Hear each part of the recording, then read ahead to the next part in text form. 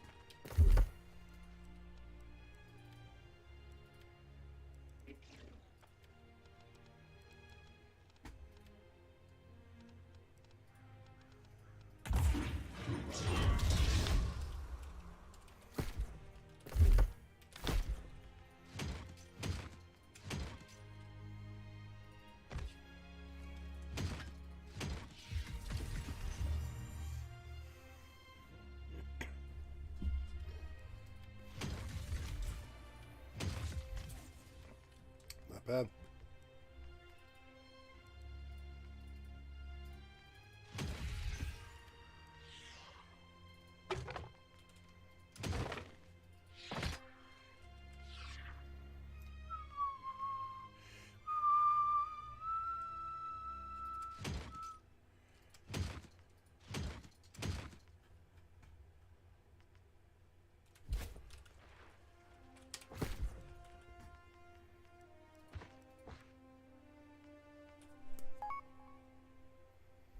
Hello, IOY. What's up, number 2? I hope you have a blessed day. May we all win.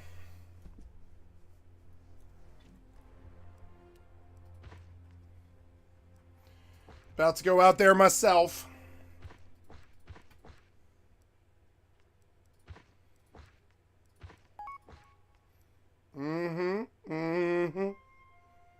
Let us all have a wonderful day. New world for the foreseeable future. I have a lot of hours of work to do. 400 hours of work. So you'll see whatever that is. 12 times 12 would be what? 140 or sorry, 144. Yeah. Or yeah, is that right? Yeah, 144. So yeah, so 24 12-hour sessions over the next month of New World, maybe some Final Fantasy 11. So usually I have a lot more diversity in my repertoire, but unfortunately my server died. I put as you can see, I put 800 hours into, well, I put 700 hours into a character on El Dorado, and my server died. And I suppose I could just switch the character, but I'd rather just restart on a new server because that's free. So that's what you'll see me do here. That's what I'm doing here. So it's a lot of work still, you know, to rebuild this character because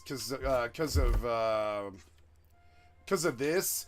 This takes, to cap all this out, is like 500 hours or something. And I've already done it twice. So I know, well, not twice. It's like 400 hours. It's not 400. It's like 300 hours. It's like 300 hours, something like that.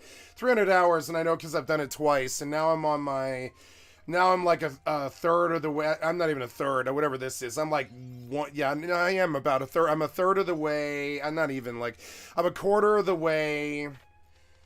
Yeah, and some of it I haven't even touched yet, but I mean, they jump up fast. These jump up fast. Some of them, these jump up real slow, but all of these, this is 300 hours of labor right here, and it's not fast. And you'll see me worry about that more when I'm capped at level than right now. I don't stop to farm a lot right now. Well, I do stop to farm, but ooh, that's good. Let's go get that.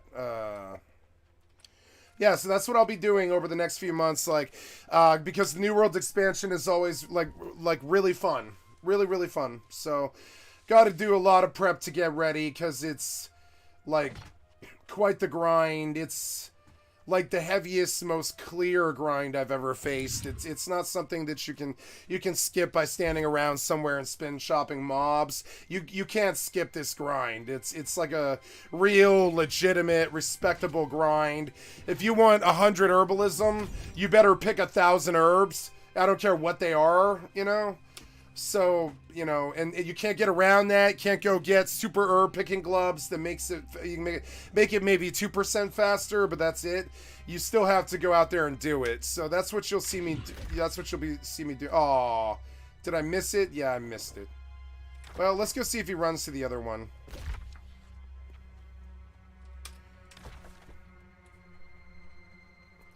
So that's what I'll be doing. You'll see that for like 2 months, and then I don't know what else is coming. And there's another game that you'll see me grind out too, because I spent $60 on it, Remnant 2.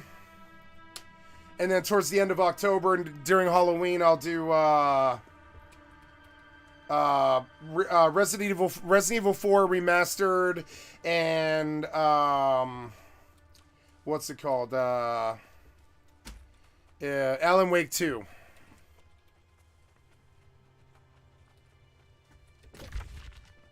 This guy didn't travel. God damn it, he just finished that one and then oh well, that's fun.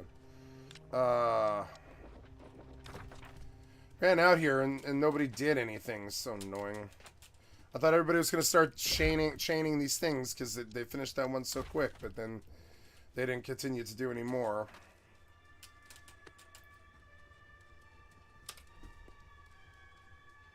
What are you doing?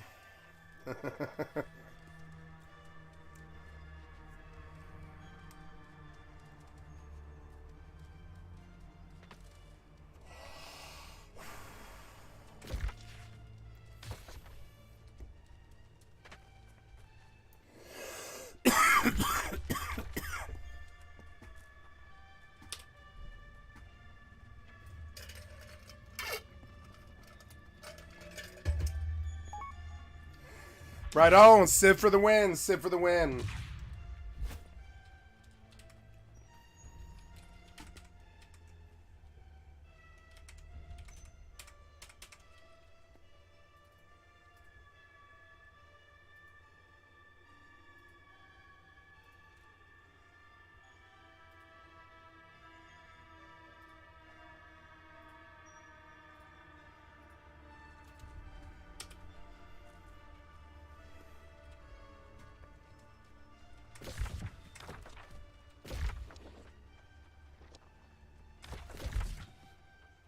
Wait, oh, I went the wrong way. God damn it, just teleport me back then. Ugh.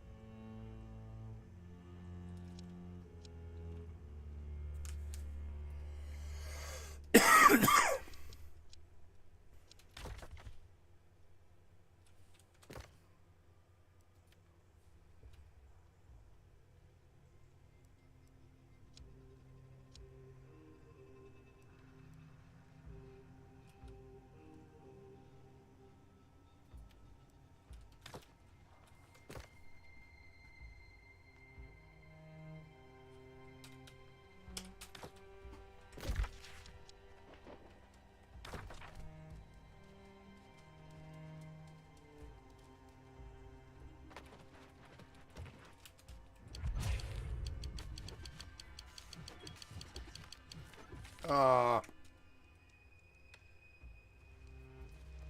Ah. God damn it. Oh no.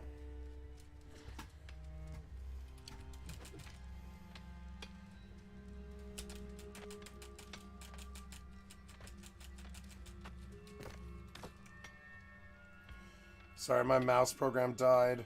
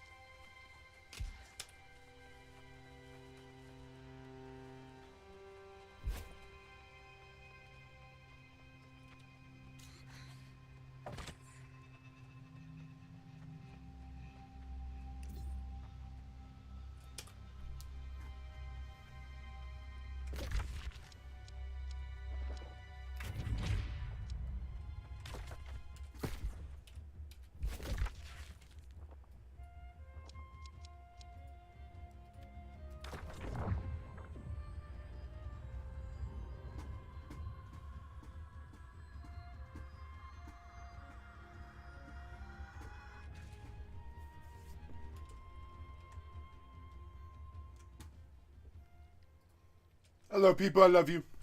It's good to see you on a Saturday night. I hope you like some New World. I hope whatever worlds that you're in, you're winning.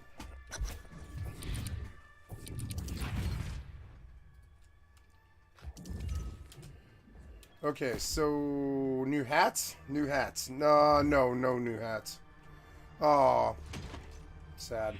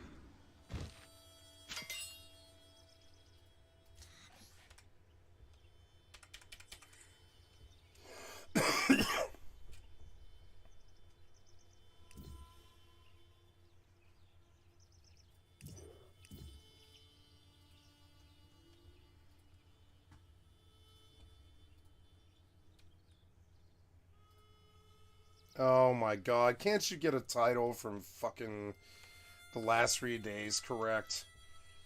Watching you fail makes me sick. Whoever designed you should be fired. And I'm sorry, but like, look at how fast it fails right in real time. Come on, man. Like, can't you get better at life and not be this horrible piece of shit? You know? Just saying. What? No. Okay. Now, okay. I was like, yeah. And I'm sorry, but like, look at how fast it fails right in real time. Like, straight up, like, I mean, really, like, come on, man. Can't you, like, at least, like, make sure the software works before you go live? Why is it legal to go live with software that doesn't work completely? Why is it legal for politicians to lie on camera Why is it illegal for them to go to market with software that doesn't work, etc.?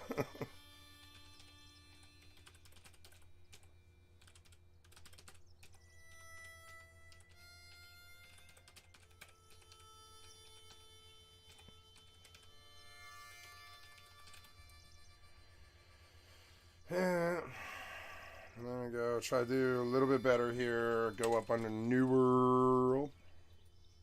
And, cool. Okay, I do see about 10 people. Thank you for dropping in on a Saturday night. It's good to see everybody. And, woo, yeah, it's a good feeling. Let's have ourselves a good New World night. Yeah. Okay, what do these guys want? I mean, I don't know. What level is this zone? It's like 30 to 40. But I'm 39, so... But I mean, I guess I'll keep doing the quest, because the quest will take me where I need to go. What's up, Danny E? How you doing? Good to see you, sir. Doing pretty good. How you doing? How you doing? Hello, hello. Ooh, shock bulb. I got 2 great big shock bulbs. I'll tell you that. 2 of them.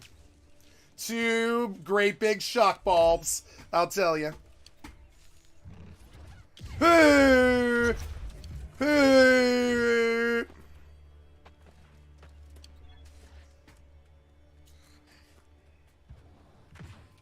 Hell is that thing? Okay. Ah! Okay. Ah. Oh, what the fuck is that? Okay. Oh, my YouTube stream was not working. Okay, okay. Well, let's go see YouTube stream. Looking for the YouTube. Hello, hello. That thing. Okay. Should be working. Ah. Okay. Ah. Oh, what the fuck is that? Okay. Oh, yes. My YouTube stream was not. No. My YouTube stream is bad because Streamlabs is bad. Sorry, they just take $1 billion and don't even bother fixing their program after 20 years or anything. It's same bullshit. Different day. Sorry about that. I fixed it. No, it's not just YouTube. It's all of them. All 4 platforms get this terrible, terrible graphical quality every day for the last 2 years because whoever works at Streamlabs hasn't used their program in 2 years. I don't know. I don't know why they're like this. I don't know how they got this incompetent, but they absolutely did. I can prove it in real time. I don't know how they let it get that bad, but they did. Where literally all 4 platforms are showing this horrible scrabbling. Thank you, Danny E, for telling me that it was so bad. You know what I'm saying? Shout out to fucking Danny because, you know, I don't know. If it's, I mean, it is often very difficult to detect if Streamlabs is sucking dick in that particular moment, or slobs, or anything really. It's just pieces of shit software that don't work. So I'm terribly sorry. That's not the experience I want to deliver, and the best way around it is to just tell me that it's happening, because it's actually literally kind of hard to detect. I have to be physically watching pretty closely to detect if Streamlabs is completely attempting to destroy my career or not directly. It's how I would word it to a Streamlabs person, but, you know... If Streamlabs is attempting to destroy my career directly... you know, ooh, that's, yeah, that's a nasty fucker. You want him? We could kill him. He seems nasty, though. Okay, I don't know. I'm flagged, right?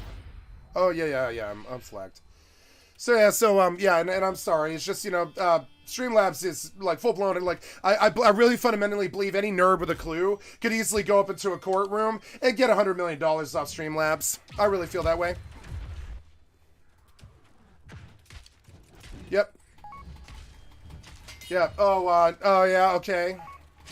Trying to leak you. Okay, thank you for the warning, Danny, I will, yeah. Yeah, I will. Thank you, let me get around to that. Leak me, huh? Okay. Thank you, Danny. I appreciate it. Let's go take a look at the, okay. This is, remove. Yeah. That is not my address, by the way. It's a clueless asshole. That's not my address, by the way, whatever he's trying to say. Don't go harass Don't go harass whoever the fuck you just linked, please. It's probably some old granny or somebody like that. Don't go harass that link, because it's like, Jesus Christ.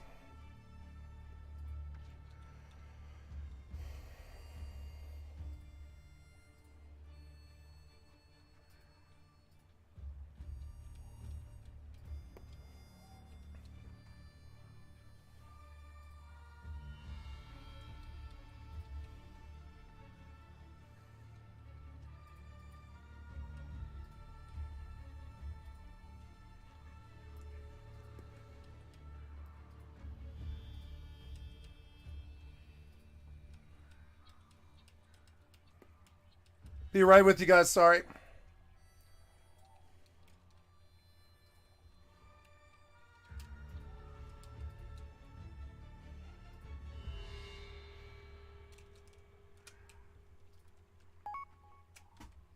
Oh yeah, he commits a felony every day. Oh yeah, I mean, oh yeah. Oh no, he's been committing felonies for 18 months. Nobody cares. Police they don't care. Nobody cares. Nobody cares.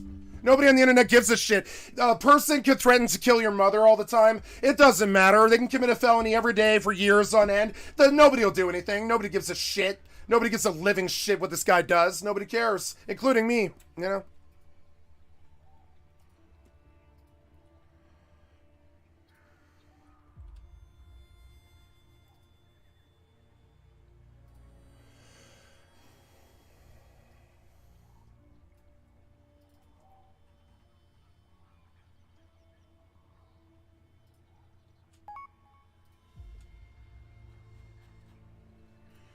What's up, Danny? This is New World. New World.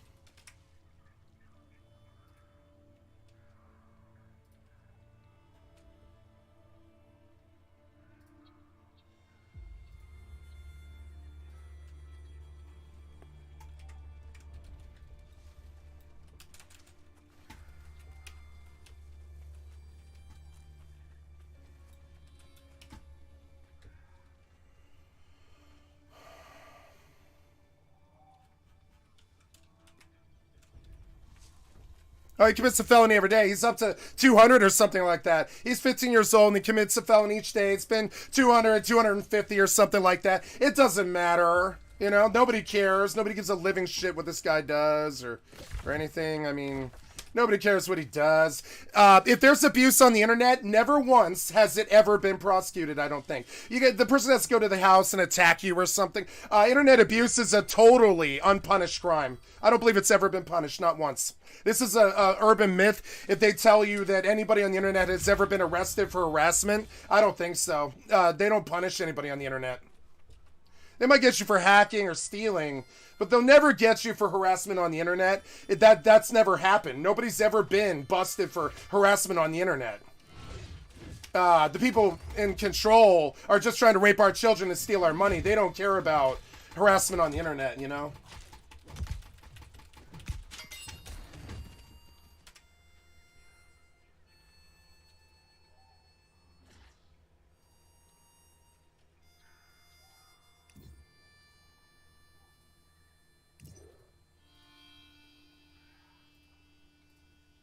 Sorry, I got to report.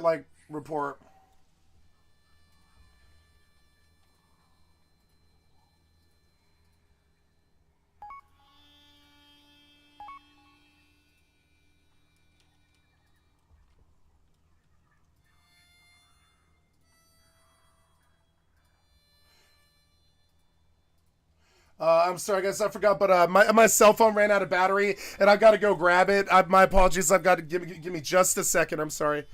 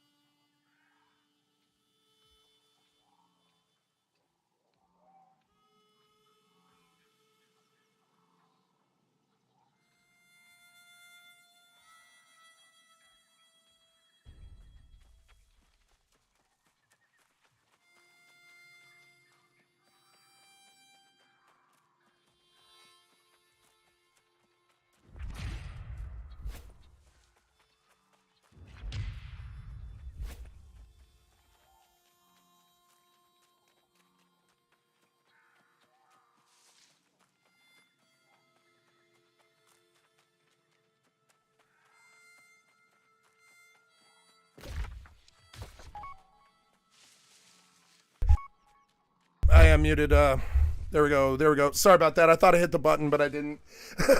Yeah, so, no one's ever been convicted of any harassment on the internet, so this will just continue on, and I'm sorry. Maybe being around, being in my community will make you a target of harassment, and if that makes you uncomfortable, I wouldn't mind if you left. I mean, it'd be cool if you stuck around, but it might be harassment now. Just block the person and you should be all right, but, it's harassment, and there's never been a conviction of harassment on the internet ever. So it's a prosecuteless crime, which is why he does it. The FBI's never convicted anybody of harassment on the internet, so I mean, unless it was already some other charge on top of a bunch of other charges they were facing, you'll see it then. But nobody ever just goes to someone. Nobody, like the authorities do not go to someone's house for internet harassment. That's a fantasy. That doesn't happen. Yeah, I know. I won't give in either. Just block the person or whatever. I'm so sorry that it's just a piece of shit going crazy. Sorry.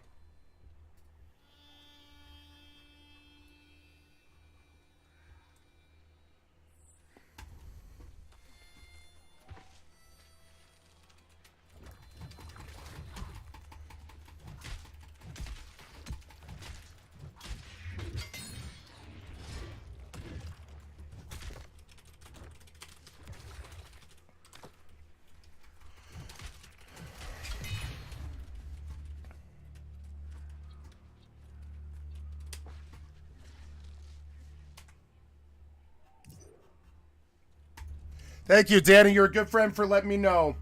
Or I would have just let it spin all night for anybody who cared to watch,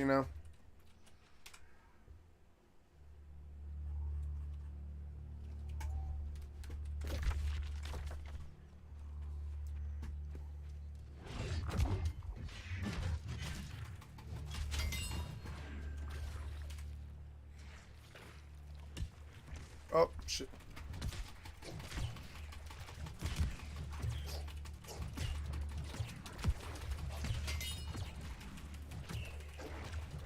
Oh my god. Why was there 3 of them? Okay. Yeah, thank you so much. Yeah, I mean, yeah. But he's got a spam botter, Yep, sorry, I'm kind of distracted here.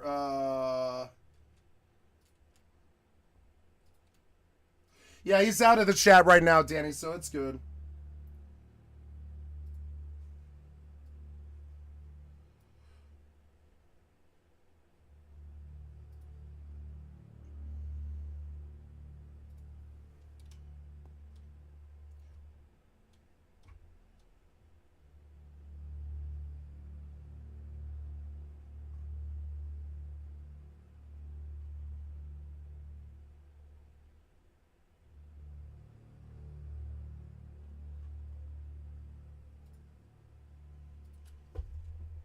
Hold on, sorry, I gotta do some,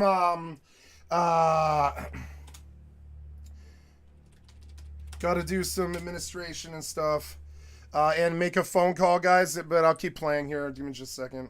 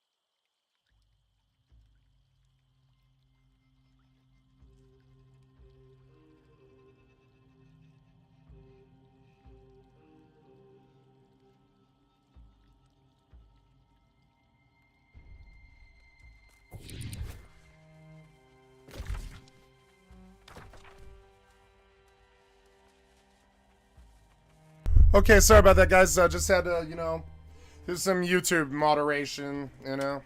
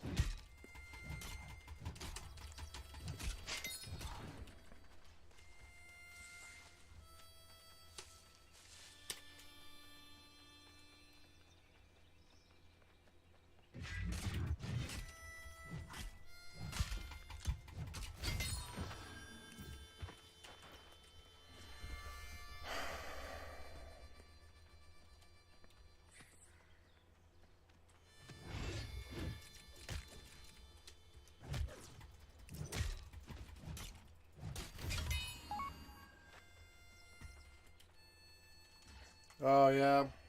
Will you link it, please, Danny? Will you link that, whatever that video is? Yeah, I'm sure they did. It's constant dumb harassment.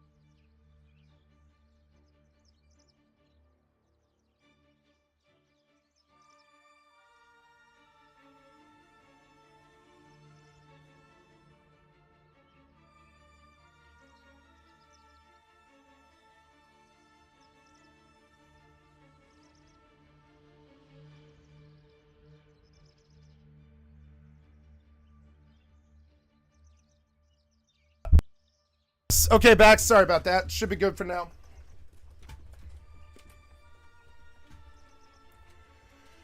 Saturday nights are fun because they don't force him to go to school, you know? Well, I don't think he goes to school anyways. He watches me, you know, 1,000 hours a week or whatever, 400 hours a week. I mean, I don't think this kid goes to school.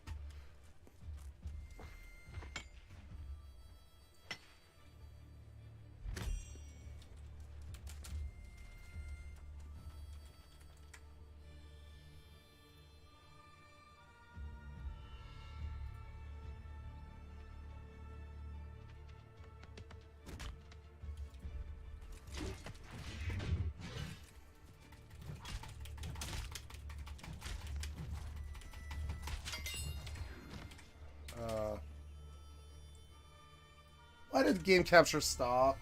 Oh, damn it, sorry.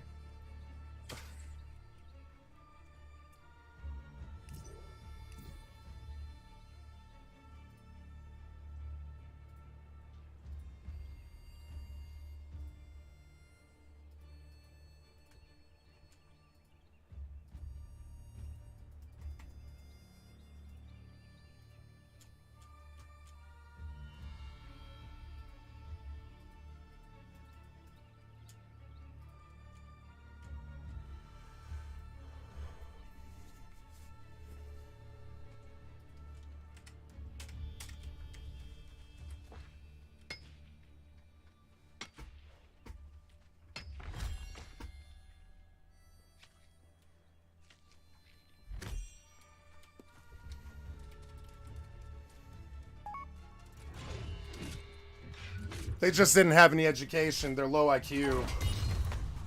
They think harassment will get them something other than jail. No. Jail.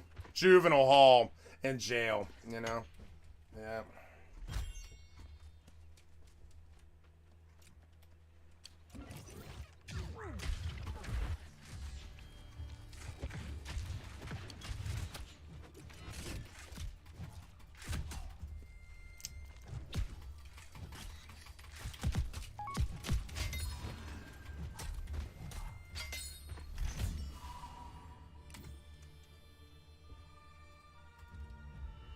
Okay.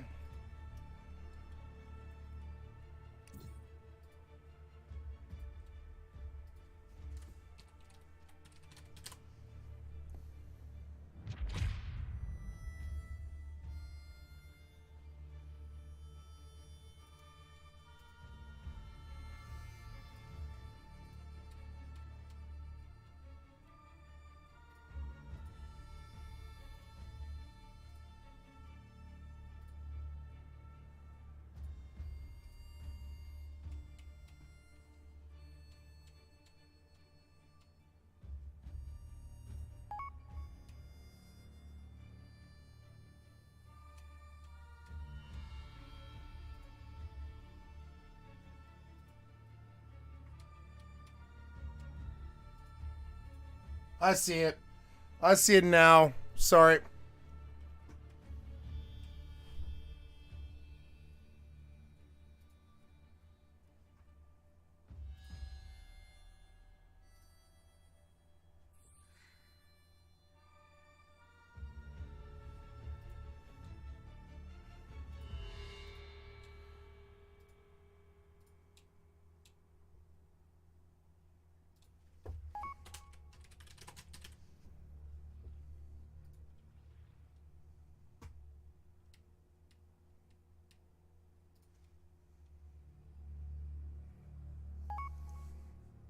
Yeah, I got it. I got the link. I got it.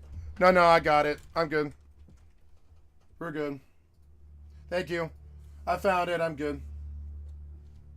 We're okay.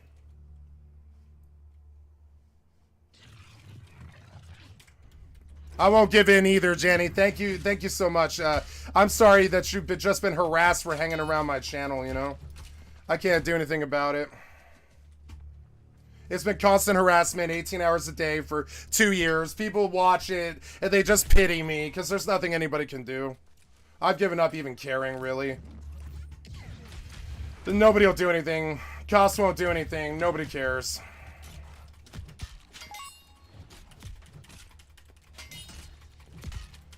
Yeah, like, you know what I'm saying? Like, this horse shit. I mean, I'm going to talk to an investigator. I'm going to talk to a federal investigator on Monday. He's going to talk to my family.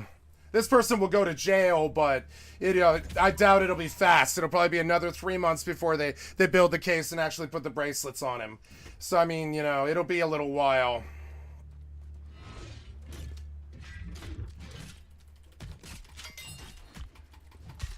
Because it's not just this. He's doing other stuff, too. Really scary other stuff, too. He's terrorizing my family now. And so he'll go to jail, but until then, it's just going to be constant craziness. Anybody who's around me, anybody who's in my channel, if you guys don't want to deal with it, I wouldn't blame you. I'm sorry. It's the psychotic breakdown of a psychotic piece of shit. I've seen it before in my life a bunch of times. It always ends up in jail. But, I'm sure you guys have seen it before too, right? It always ends up in jail. We all know it. This guy's going to jail, which is why he's acting up so badly. He's crossed the line now, and the feds and the cops are actually listening to him, and So he just gets worse and worse each day and escalates worse and worse, like somebody from the movies, before he goes to jail. He's going to jail, and I'm going to sue his family.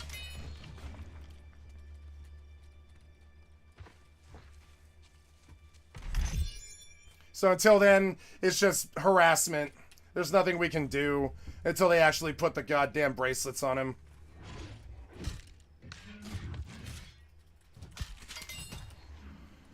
I don't really want to talk about it.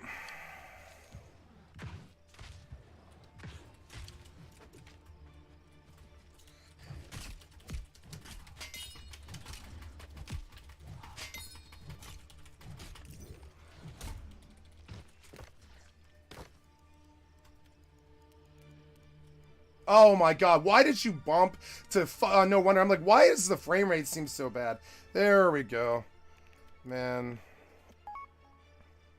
Yeah, I mean, he's already had a federal investigator for a year when he screamed at me while I was on the phone with a local detective, and that bumped him to federal.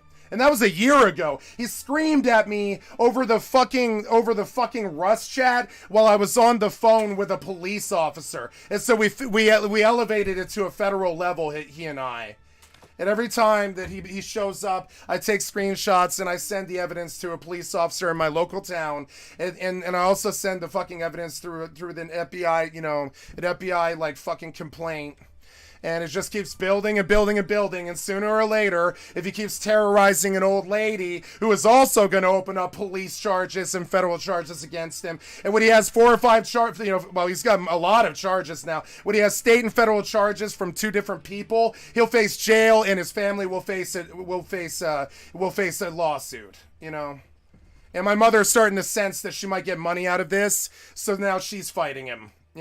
My mother's like, oh, well, maybe this might lead us to a lawsuit. And I'm like, yeah. So we'll see. This little kid thinks that he won't face a lawsuit, or his parents won't pay for his, or whoever's like warding him isn't going to pay for letting him harass me for 2 solid years straight. But no, his parents will pay big time. His parents will pay. He won't end up in any serious jail, but his parents will pay. Big time. It's been 2 years of character assassination, posting videos, harassing my family, threatening my family, bullshit like this. And now it's escalated to real life because he's a 15-year-old piece of shit with nothing, not like a hand grenade that never stops exploding. And so, now we'll put him in jail, but it'll take time, The system is not fast. That's the one thing that's the one thing I am certain of. The system is not fast, but already the local cops have now escalated and are hunting him on a local level. And when I get the feds onto him more on Monday, we're gonna call on Monday. We're gonna have a fed come down here and a cop come down here.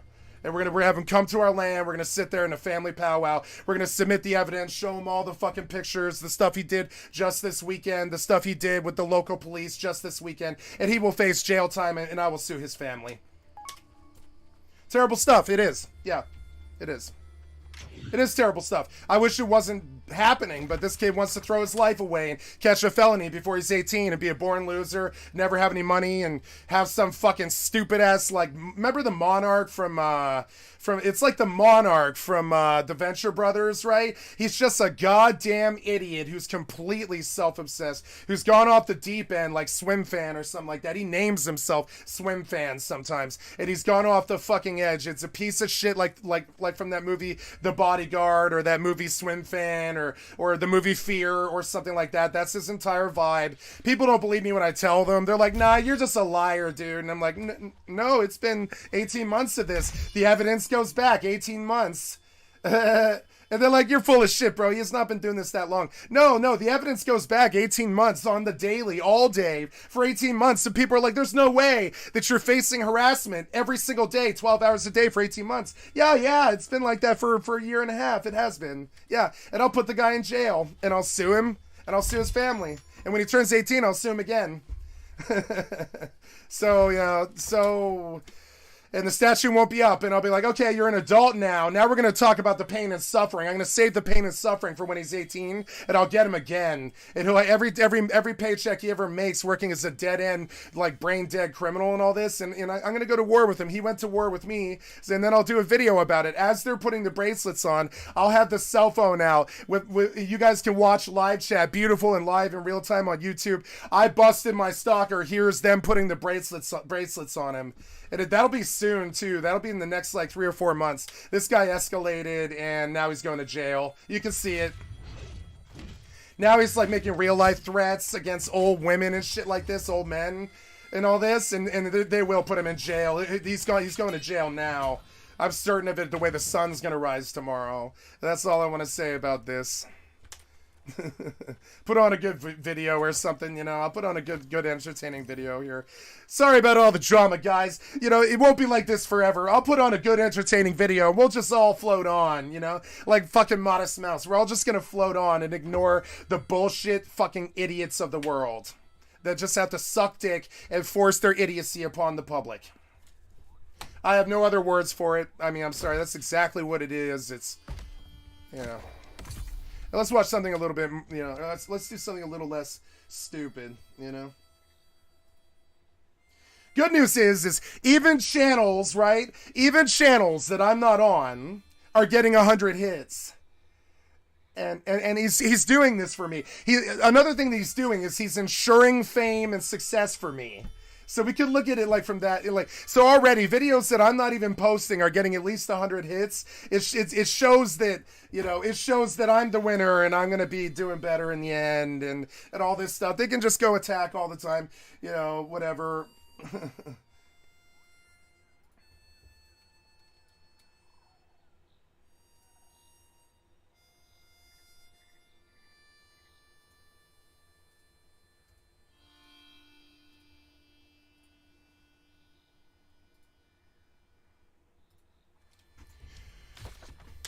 Notice that my videos have been up for a month. They don't care if like literally the first video that he linked, he screamed the N word for 15 seconds. That video's been up for a month, and you'll begin to understand that no harassment or bullshit has ever been prosecuted or ever dealt with on the internet. You think that YouTube actually does something, but no. YouTube just bans the creator and bans the person who was attacking them. That's it. They don't ever, no game company, no YouTube, no actual authority on the internet has ever done anything about harassment ever, and almost no law enforcement or police, and this is why I call them pigs.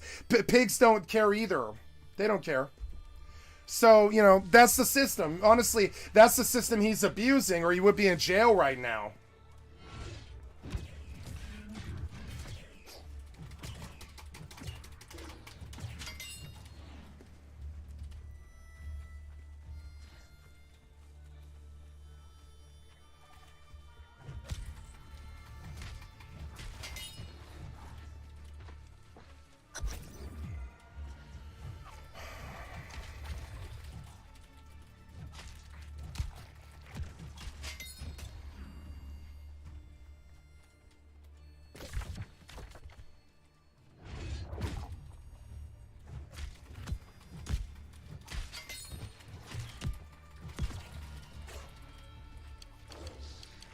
Okay, in the last week, he's caused like $600 in damages in the local police game. He's caused $600 in damages in just the last week in a place he doesn't even live. And the police came for that. And they took a record and they got it because somebody has to pay for that. He's going to pay for it. You know what I'm saying? He's going to pay for it. They'll put him in jail or juvie or something like that. He's going to pay for it. These people that he fucked in this small town that don't know him, they're going to prosecute him too. You know what I'm saying? He's building cases with other people now too. Now, okay, that guy sucks, but I don't have to beat him, I guess. Okay. It's weird how much more powerful that guy is than everything else around. It's weird. Okay, so what is it that I have to do here? I have to, like, search for information, okay.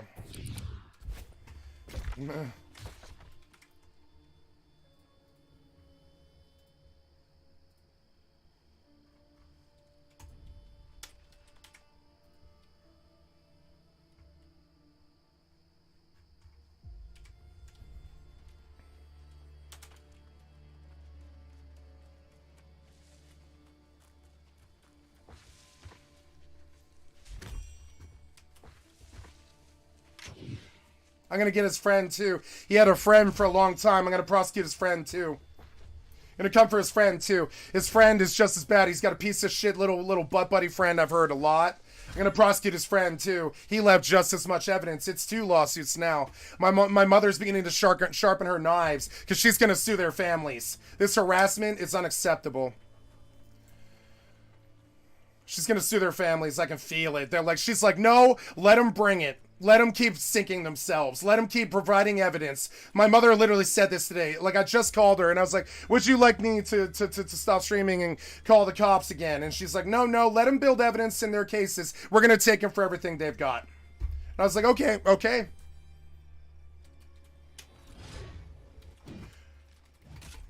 I think they think that their families aren't going to pay their legal bills. Their families will pay their legal bills, and their parents are never going to speak to them again.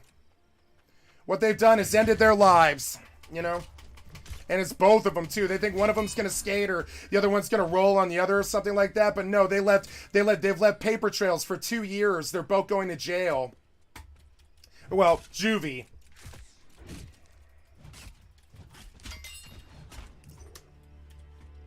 Every day I submit more evidence. They think I'm lying. No.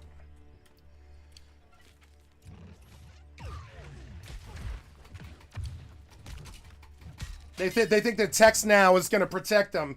Text Now doesn't protect you for shit. Text Now is not a VPN. Text Now is actually a paper trail directly to your phone, right? They think Text Now is going to save them and stuff. No. Drug dealers get busted off Text Now all the time.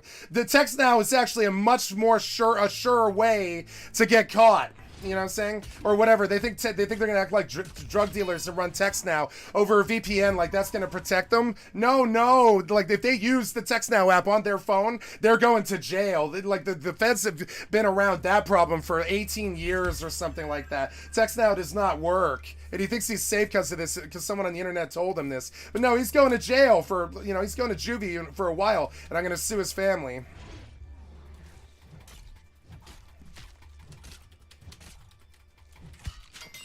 But I mean, he's been using Text Now to harass my family in real life now. So I mean, we'll get him. That's really dumb. That's like definitely leaving a fucking signature. VPN won't save you on that. That's like, okay, you know what that's like? It's like you sign up to a VPN for protection, and then you go give your email address and your IP to a Text Now app.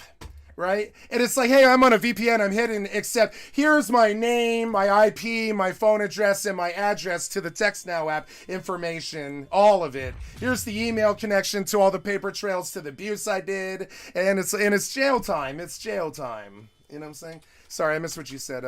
You said, that's how, terrible stuff, that's how I got busted. Really? Oh, man. How did you get busted on Text Now? For what? What happened? Yeah, like Text Now does not protect you. It's like, it's basically the exact same thing as your direct phone number.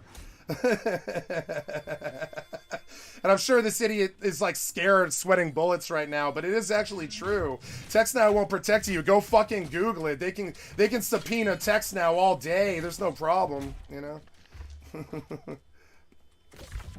They subpoena Text Now all the time. You guys are going to jail. Like, go Google it. You think I'm lying? You think I'm lying? Go YouTube it. You're going to fucking jail, asshole. You've caused $600 of damage in just the last like 5 days. You're going to jail real time for a while. Felony, pound me in the ass prison. You're going to jail for a while now. On top of it, you took it to the real world now, so like they're gonna fuck you in the ass, dude. You're going to jail. You're going to juvie, and I'm gonna sue you.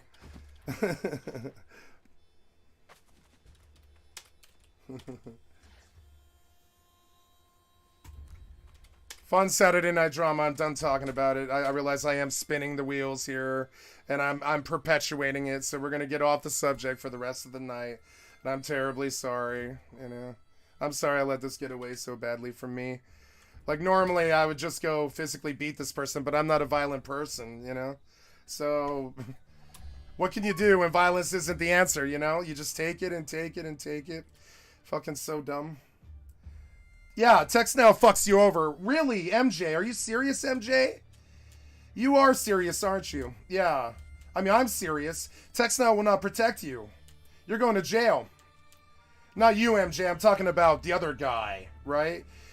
Never mind. I don't want the details. I don't want the details on your case. Don't share it. Don't share it. Let him find out on his own. Let him find out on his own. He's going to jail. They know his name. They've got his number. I mean, he's going to jail. It's only a matter of time.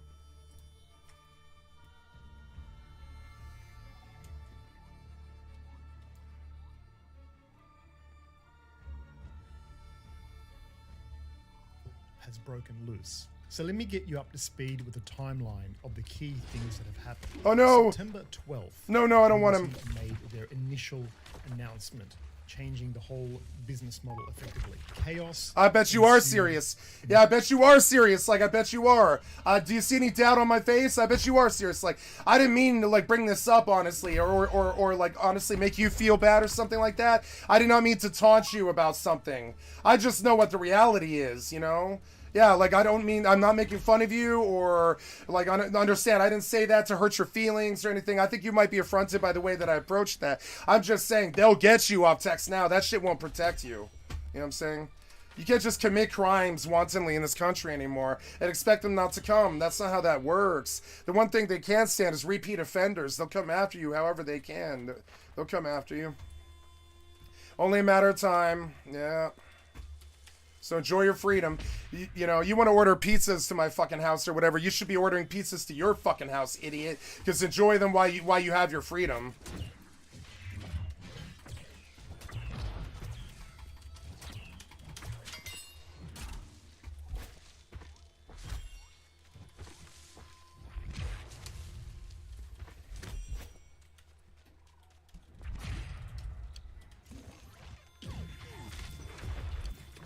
Only thing text now does at all is protect you from protect your number from the person on that phone call. But if the person wanted to, they can go back and get you. It's a direct paper trail. You committed a lot of felonies and connected your email and your true identity to it, you will go to jail.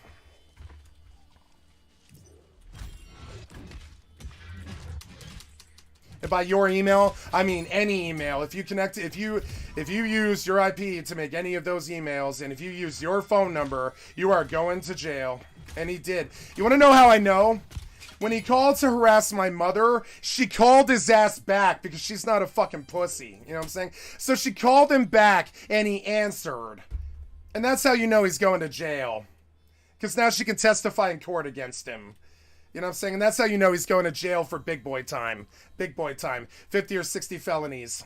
You know what I'm saying? It's been 2 years of repeat doxing, repeat felonies, threatening to kill people. He's going to jail for like 50 felonies. And then my mom called him back on that number and he answered. And that's how you know he's going to jail. That's how you know he's going to jail. Straight up. You know he's going to jail. And I don't mean to take like some shitty pride out of him going to jail. I wouldn't wish jail on my worst enemy. I don't want jail. I don't want him to face jail. He's just an idiot, you know?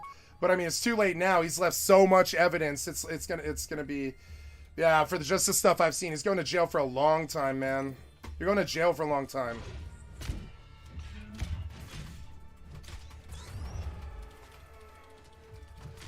That's why it's escalating. He keeps escalating every day. I'm gonna screenshot this information. I will never use it against you, but I mean, I'm gonna screenshot what you said, just because I think it's wonderful.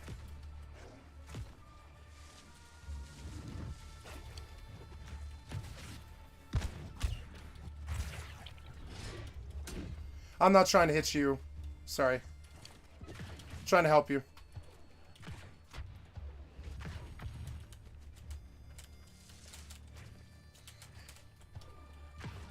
He's coming. Run, run.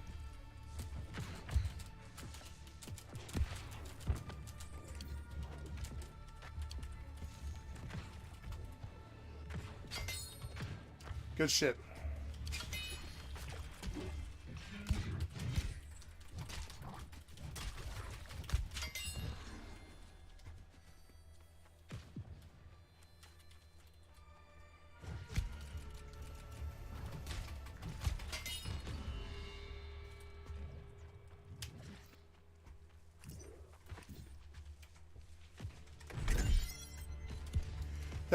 How in the hell do you think you can run when the helicopter lights are bright as the sun?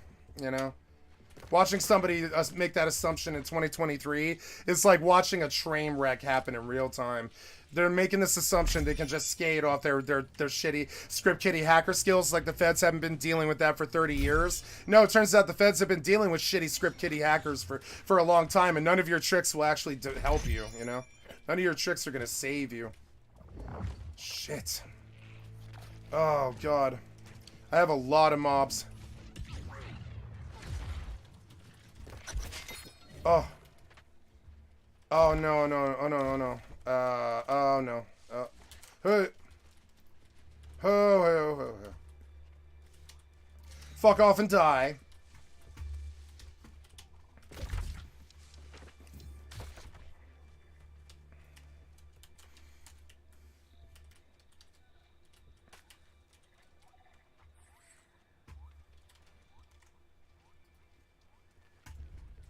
You guys are good friends. Thank you for looking out for me in my darkest time. I will never forget it. I'll never forget what Danny and MJ Ripshots have done for me today, and just letting me know what's going on.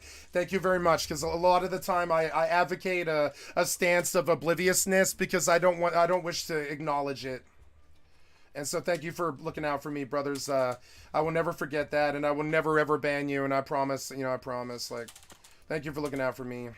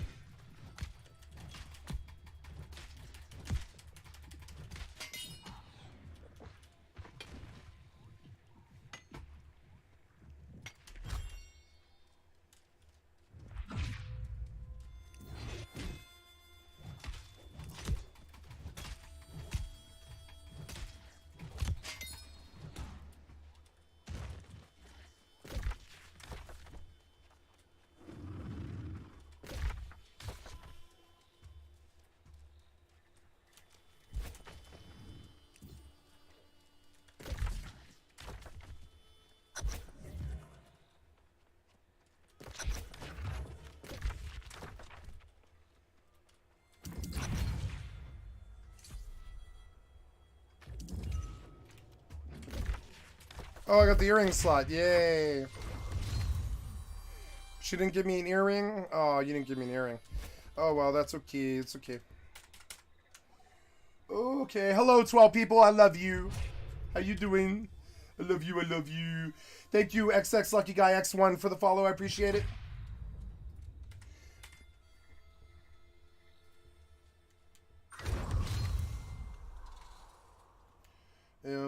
I am trying to... Oh, yep. Sorry. Just doing some admin here. Doing some admin here. Real quick. And, okay. Oops, sorry. Thank you, Yagi Boy, for the follow. I appreciate it. Yagi Boy for the win!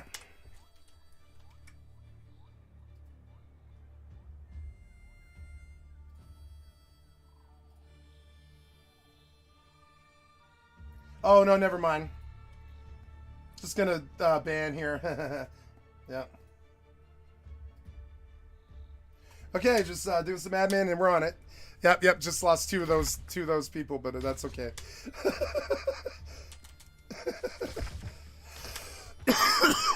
Excuse me.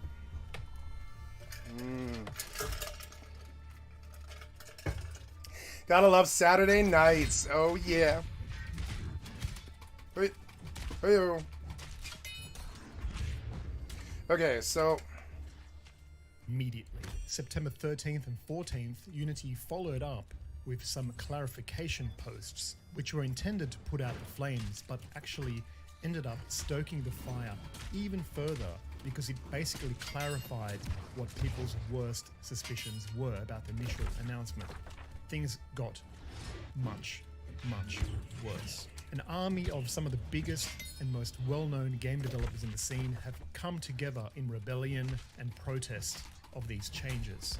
Many took to Twitter and social media with public statements voicing their opposition to these changes, cancelling future Unity projects, cancelling partnerships, and many even boycotting the platform outright. Megacrit, the makers of Slay the Spire, and even Kenny, the creator of the famous Kenny assets used in basically every Unity tutorial, and so many more. Gary Newman, the creator of the super hit Gary's Mod, wrote a brilliant manifesto aptly titled "Unity Can Get Fucked." You can find that on his Twitter. Some cheeky monkey even edited the Wikipedia page for greed, adding John Riccitiello's photo as an example of what greed looks like. And the memes just kept getting memeier. So many memes, most pretty lighthearted and playful. My own video I posted to Twitter, a 3-second video of me slapping the Unity logo, got 200,000 views, which is funny because I intentionally put no hashtags or anything just to kind of keep it within my community, but you know, that's how it goes. Unity stock prices took a bit of a dive and are now in a bit of a downward trend, so we'll see how that plays out. And Unity CEO John Riccitiello's personal Twitter got absolutely decimated by just like a stream of wild emotional tirades. Some pretty wild stuff, I have to admit. John Riccitiello, I suck your ass. Yeah. And then Unity closed its San Francisco office as a precaution due to threats. The police got involved, the FBI allegedly got involved, and I believe it was later found that the threat came from a staff member at Unity. It's all crazy, absolutely crazy, all of this. It's gone so far. And there are a lot of Unity staff who are innocent bystanders in all of this that are probably some flack. Because the gaming community is now what was that as well. And gamers don't give the fuck. They will just blast anyone. I really feel for those people at Unity right now. And many Unity employees have spoken out about this and showing their discontent about the situation. Staff member John O. Forbes wrote on Twitter, "As a Unity employee until this morning, I assure you we fought like hell against this. Brought up all points everyone has. We're told answers were coming.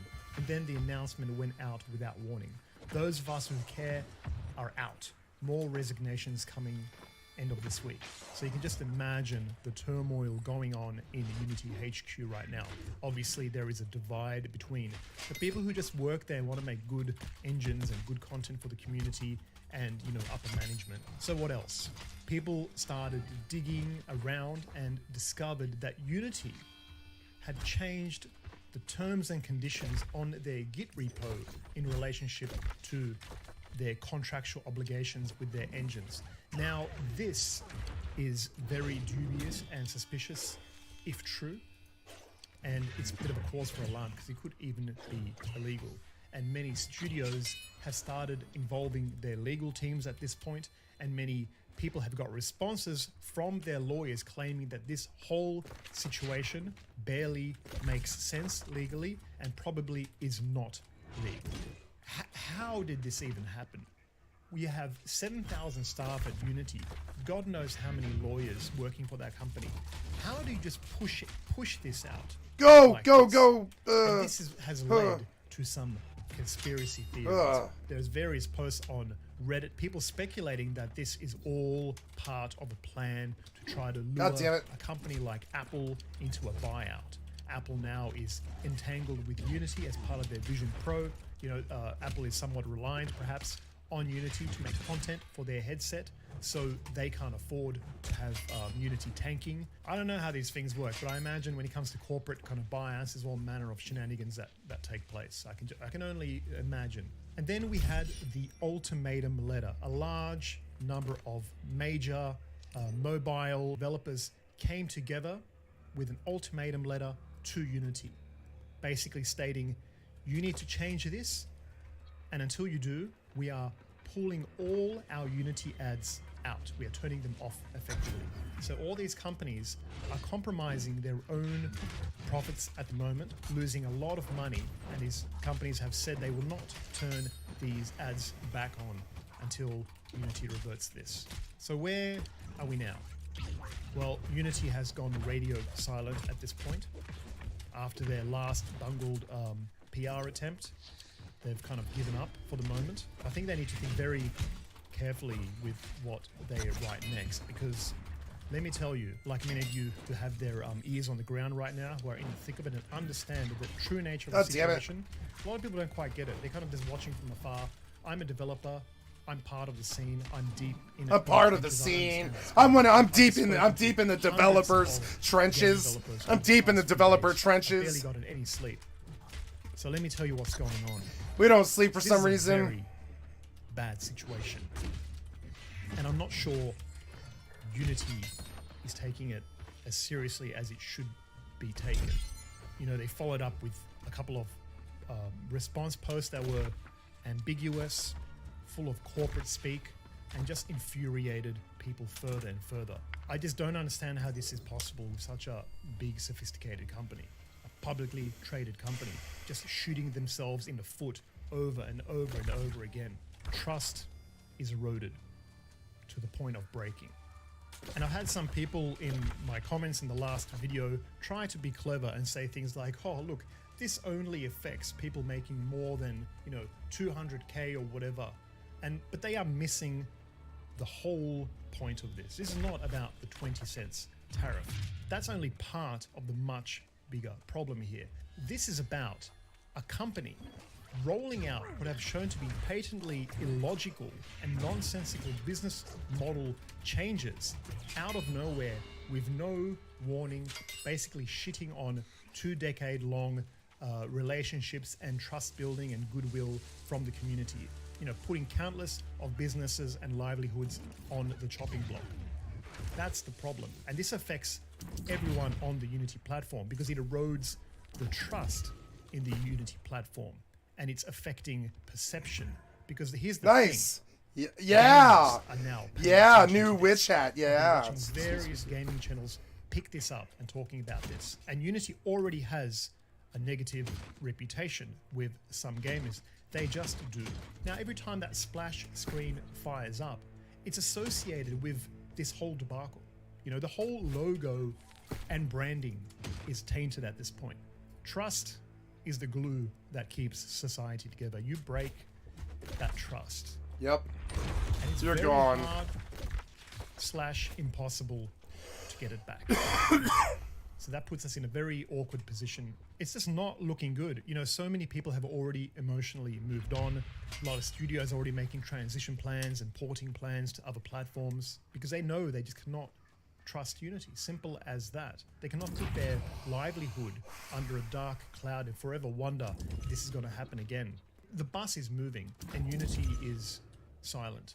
And like many, I have a Unity game currently in the works that I can't just, port over to another engine. It will just add another year or something to my, timeline, and that's just not acceptable at this point. So I have to continue with Unity. And it's hard, because I'm kind of at the point right now, at least in this current climate, where I just don't even want to see the Unity logo. I don't even want to fire up the IDE. I need to distance myself and take a break, with the exception of making this video, of course. And I think the true damage will be done when the next dev cycle's finished. When current games go out and studios have to then start their new projects and have to decide which platform are they going to use. Unity, Godot, Unreal, or other. And I think that's when the true damage will be revealed, because those platforms like Godot are stepping up at a time like this, the creator of Godot. Oh my God, what a guy. He has been up this whole time just trying to help shepherd all the Unity refugees. But he's not pushing them. He's telling them to be cautious. Don't be impulsive. Think very carefully through your decision. But if you choose Godot, this is what we'll do for you. And he's gone as far as making a roadmap plan for the Unity developers. He's talking about adding an asset store. He's talking about adding more robust integrated C# support. I mean, so where do I stand on all of this myself? Now, I mentioned kind of my position in the last video, but I'll say it again just so we're clear. You know, I am a Unity user. I don't want to see Unity go down. It's not going to benefit me. And as developers, it's in our best interest to have more game engines than less, because competition is what's going to bring out the best in these engines for us. But I understand there are some people who at this point are so insulted with Unity, with their patronizing corporate speak and just the audacity of this whole situation, that they just want to see Unity burn. I don't blame them, you know, but just know it doesn't benefit anyone if Unity goes up in flames. You know, I was there for the fall of Flash. I worked through it. And for those who were part of that will know how huge and traumatic that was. Flash, I know it's been a while now, it's been over 10 years, but that was a huge platform. Every single advertising company was using this. This is the biggest plugin in the world. I think like 99.9% of computers had this Flash plugin installed. It was a big deal. So when this thing went away, there was just a void in the market, and we all scattered, and many of us went to Unity. I did. And it's funny to think that a decade later, here I am back again in the bus to hell. I'm not sure some people realize how fast these situations can change. I've heard some people say, well, Unity is a multi-billion-dollar company. It's not like it's going to die. And to that I'll say, you weren't there for the Flash thing, and you weren't there maybe for Angular.js, how the biggest web-making platform and framework in the world at one point basically went away in a week because of some changes, and everyone went over to React. This happens. Trust me. Developers are a fickle bunch. We do not mess about when it comes to our livelihood, and if something is threatening it, we shift. We pivot very, very quickly. It happens very fast. So believe me when I say you can be a juggernaut company and it can all go away very quickly, believe it. Once something is looked down on in the tech space, when something is effectively not cool, man, it's kind of over, you know, and it's kind of where we are heading right now with Unity. Yes, software development is a zero-sum lawless game. It's a zero-sum lawless game. Nail in the coffin. It's like the final blow. It's like Kenshiro from the Fist of the North Star says, you know, you're dead. You just don't know it yet.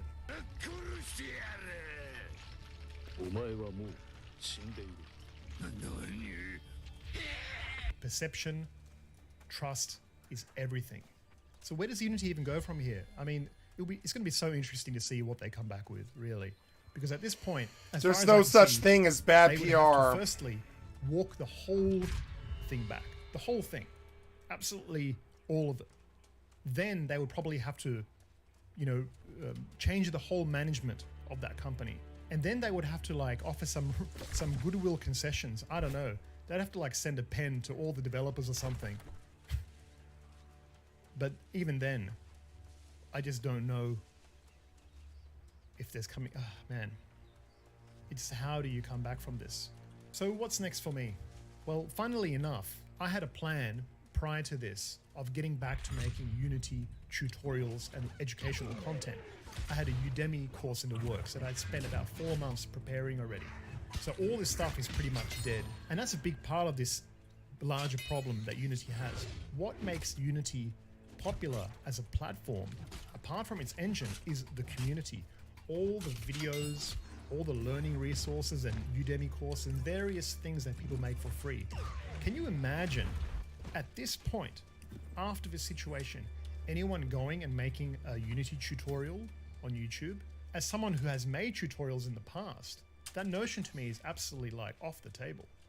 I mean, why would I? I might as well just spend the time on making Godot tutorials at this point. Once that lake dries up, all those learning resources, as new versions of Unity potentially come out, you've lost a big chunk of the value that was the Unity platform. So anyways, guys, look after yourselves. I know I've been just scrolling Twitter and my eyes need a break. Let's see what happens, guys, and we'll talk soon. No problem, man. Yeah, it took me a bit too. I went all the way around it. They designed it that way. Gotta go further up too. Years has been attacked for its mass negligence of creators and legally unenforceable contracts. Oh, or hardly has fell, anyone ever asked why. Why did one of the largest symbiotic elements? Here, do you guys need it? I gotta get back up, but I'll show you how. Parasite? A company that YouTube promoted and creators embraced was actually unmasked as the company embodiment of a trash fire. But even then, Machinima could spin this as a way of providing warmth to its creators. Creators who were inexperienced and ready to be burned. The answer is this game has always had voice chat, always. YouTube started partnering creators themselves. In its death spiral, the Dude Bro startup culture hit its maximum. But even then, that was heightened by the pressure to sell the company and jump ship. This brought on its worst decisions and embarrassment by YouTube. Yeah, I can hear you, yeah. Possibly millions into a company on borrowed time. Machinima's chaotic and incompetent nature did well to break FTC guidelines, take on various it's always had it. lawsuits, It's one of its strong points. That Machinima likely didn't even know was part of their network. But I hate Machinima. I fell, I gotta run around again. Videos secretly to competing websites where they could pocket all the money to survive just long enough to be sold. They did anything to hit the bottom line before the flat line was hit, and in its wake, its massive library of videos and shared histories were wiped from the internet. But it wasn't always this way. To understand its failure, first its success must be understood. But before we get into the video, I'd like to thank Semper for sponsoring this video, who sent me these 3 fragrances and these 3 capsules. As for what Semper is, it's a subscription service where you can find your own fragrance profile. Whether you're a beginner or someone that knows a lot about these scents, you'll find your place here. And what I mean by your fragrance profile is you actually get to pick a designer fragrance every month for about $17 a month. So there are no surprises in that field. And for that price point, you get a 30-day supply in what looks like this. And if you open it up, you can actually see how much is in there. And these like designer fragrances can go for a lot. You know, they can go for $150 to like $500. So they give you a smaller portion of that just to even like try it out for a pretty good time. So you can see what this like, I guess, expensive fragrance is monthly to see if you actually want to buy a whole bottle. It's very useful to really, I guess, explore different scents you want to try out, and it gives you, I guess, a good diversity throughout the year. Scentbird carries brands like Prada, Versace, and some indie labels like Skylar, Heretic, and Confession of Rebel. This is the Harmonious. To me, it smells like a unique forest, like one that isn't very local to the US with the scents, but it's good nonetheless. It's a bit strong. The other one I got is Libertine, which is a very fruity scent. You can tell it takes a lot of inspiration from citruses, and you know, there's a hint of like maybe cedar wood in there. It smells pretty good. I like this one. But my favorite out of all these is Sexual Steel, which has a very sharp fragrance. It has hints of like metal cord, leather. It is very sharp. Oops. So if you're interested in Scentbird, use my code JuneTheKing at scentbird.com for 55% off. It's just a little over $7 for the first month, and it's available in the USA and Canada. Back to the video. That starts in 1999, which is dated about 6 years before YouTube even launched. Machinima, as it was then, was a fledgling art form where creators puppeteered video game characters and typically applied voiceover in pose to tell a story. Hello, and welcome to Grubs the Box. Can I take your order? Machinima the website was a newly established host to many fan-made Machinima videos, as per this screenshot of it in March of 2000. On the bottom right of the webpage, proudly displaying ownership was Strange Company, a company based in Edinburgh, Scotland, directed by none other than Hugh Hancock. In tandem with other like-minded websites, Machinima grew a creator and viewer base throughout the years. But as typical for websites in this time, advertising and any other revenue sources did not come as easy. By the end of 2004, exhausted with the rising hosting and development fees upwards of $1,000 a month, they were approached by Philip and Alan Debevoise, who are brothers, and offered to purchase the website while maintaining Hugh as a minority shareholder, 5% to be exact, of this newly established, well, at least newly incorporated as of October 2004, Machinima Inc. The most notable thing hinting at this change in ownership was again the copyright in the bottom right of the screen. It wasn't until the start of 2006 that Hancock posted about resigning as editor-in-chief to work on his own Machinima projects, and the changing of ownership was made widely public. This was accompanied by a Q&A a week later where questions were both directed at Hugh and Philip. Within there are two things of note, both answers from Philip that reveal the future of Machinima's success. Firstly, Philip accurately describes and sees Machinima.com as a hub for its own content form. It is an aggregator.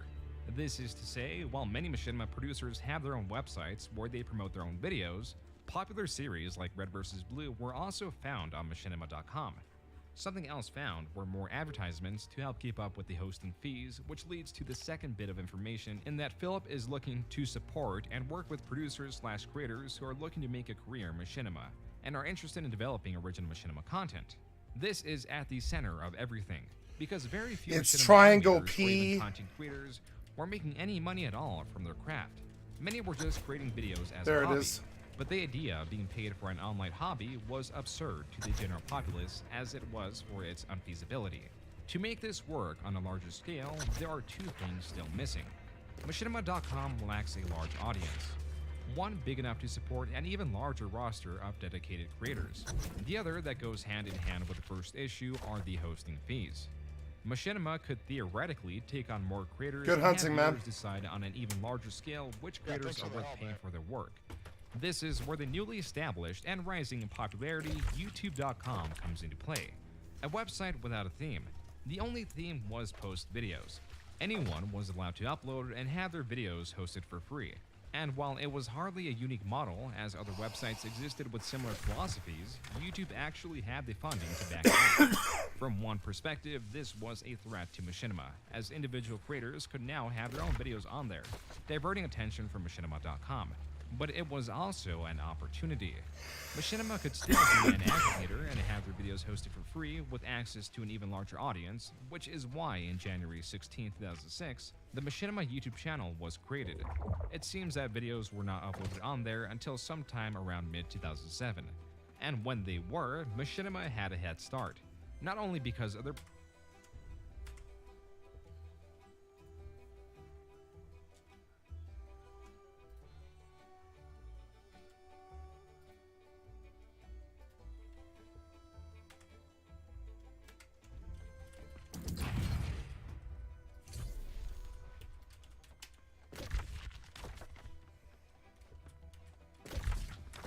He keeps Paper Trail confirming that he's committed crimes in real life, and he thinks he won't go to jail, but I mean, he keeps Paper Trail confirming the crimes that he's committed. He's going to spend a lot of time in jail. They won't be able to help him. His lawyer won't be able to help him. He keeps confirming crimes in the chat with his names.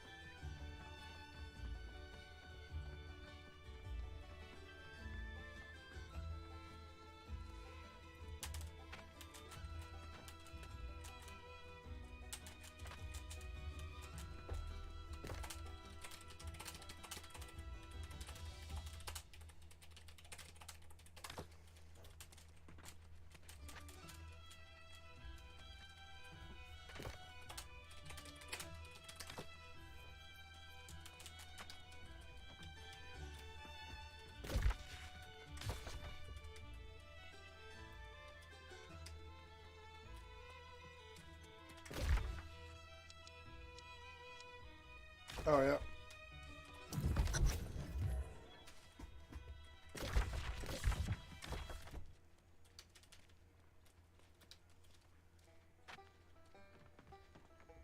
God, I love Banjo.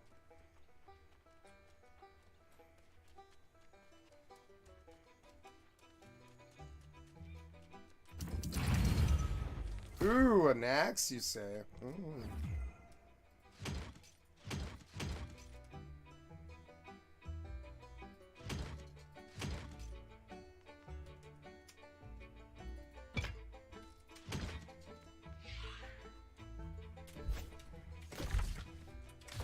Nice. Ding, ding, ding, ding, ding, ding, ding. Ooh, I got 7 points. Not bad, not bad. Let's jump up to the next level of strength. Yeah. Keep it coming. Yeah. I'm gonna respec because my natural intelligence got to where I can just go like blah blah, and then dump dump dump dump dump dump dump dump dump all the way up to 178. Almost there. Another 16 points, and I'll reach 200, which gives me 10% damage on stunned, slowed, or rooted enemies. Which, I mean, that's pretty good. I guess I'll have to get a stun and a slow because that'll upgrade my damage. Oh, I have a great axe point. That's a good thing for my power level. Yeah, this empowers my execute fairly well. This thing gives me heal for execute, which I'm gonna take though. It's a higher value thing. And then this one next. Yep. And then next, does reap slow? I don't know. Yeah, it does. It staggers them. Yeah, it does stagger them. I forgot. Yeah, Reap does stagger them. You're good point. Very astute. Yeah, more astute than I was. I was like, I don't think I have a slow, but I guess I do. Reap does slow. Yep. Oh, I stand corrected. I like it. What's up? Hells yeah. That was, yes, Aquinas. What up, Aquinas? Yes.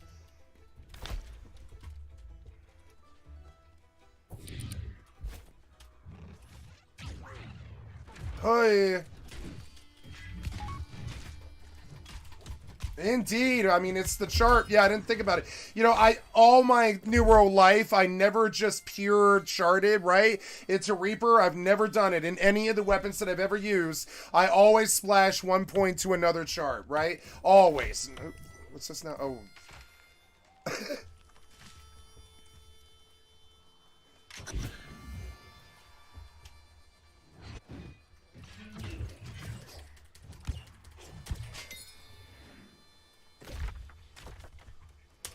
Yeah, Reap is a nice combo there. Yeah, I like this axe. Yeah, it's good. So I went pure Reaper, I guess. Yeah, pure Reaper, pure Pyro, pure Reaper Pyro.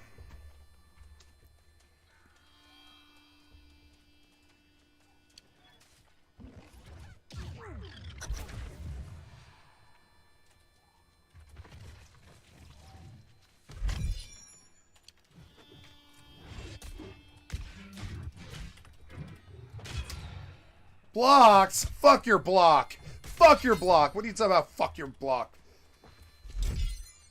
I better put a bag down. Yeah. I better put a bag down. I'm going to get slaughtered here if there's PvP at all. And it'll piss me off so bad if I have to run. I better put a bag down. Yeah, definitely. Yeah, I'm just going to put a bag down outside this monument because, yeah, because I'm not fucking dying here. There's no way. I love having my flag off. I haven't done it in a couple of years, but I really like... Well, no, that's not true. I flag for when I do PvP missions, but usually I keep it off because I don't want to be interrupted. But these days, I'm like... Now I feel like I'm good enough at the game where I might actually contend with some of these people. So I keep the flag on.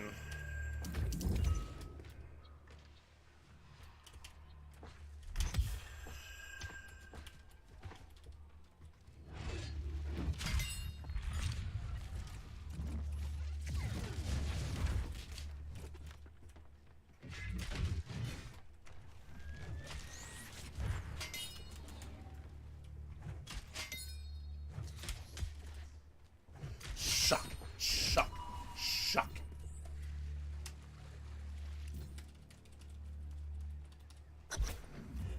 Yay for playing video games all damn night.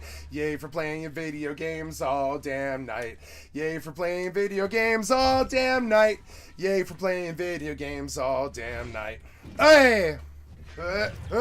Don't run. Stay here. Yes, stay here. Die, you ghosty thingy. Whoa. Whoa. Demon. What's up, demon? You want some? Oh, I done smacked you. Oh. Oh, yeah. Hey. Oh, yeah. Hey, sure. Hey. Hey. Hey. Full health.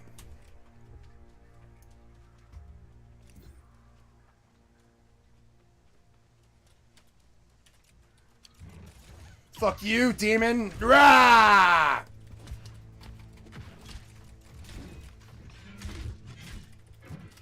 Whee! 1408, 917. Mm-hmm.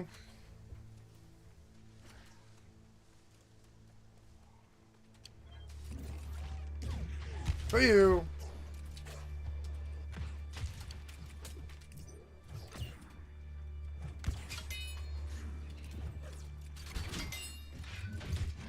Don't run.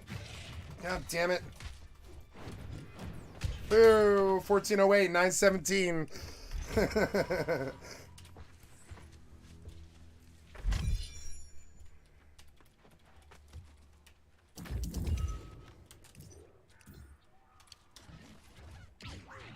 Boo.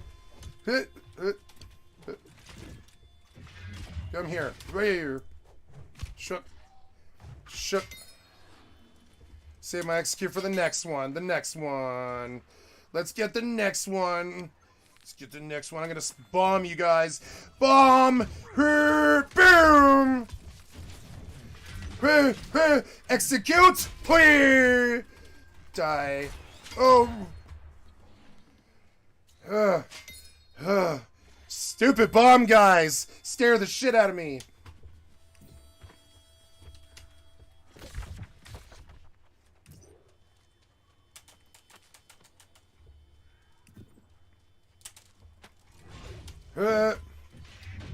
I missed him. God damn it. Ah. Yeah, I don't really want to get hit by you. No. Ah. Oh. How about I bomb you? Yep. Oh, blocked. You dick. Shop. Purple. Shop. Purple. Shop. Marijuana. Marijuana.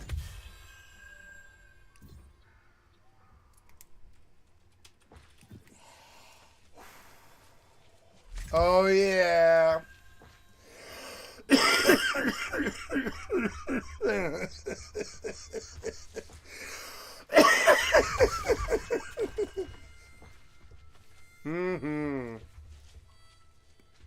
It's a good, peaceful time in the graveyard, picking some marijuana flowers, candles and buckets and shit. Windmill. Gotta love the atmosphere. It's like pretty cool. Sun in the trees, so the nice glowing sun and stuff. More marijuana. Yeah. Even more marijuana. Can I get it? Yeah, I can. I can. All the marijuana. Hidden stash in the marijuana. 3 hidden stashes in the marijuana plants. 3 hidden stashes in the hemp plants. Was a good crop. Got me some gold there.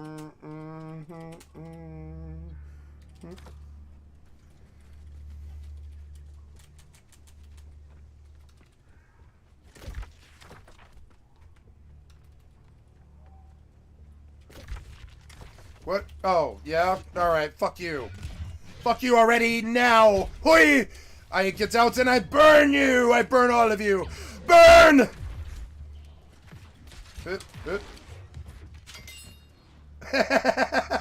What was that? Did he blow? Yeah, he did. That's what she said. Okay, you blew all over your friends. I mean, I didn't blow myself like you blew yourself, you know. Die. Shasha, shasha. Where? Here. Here.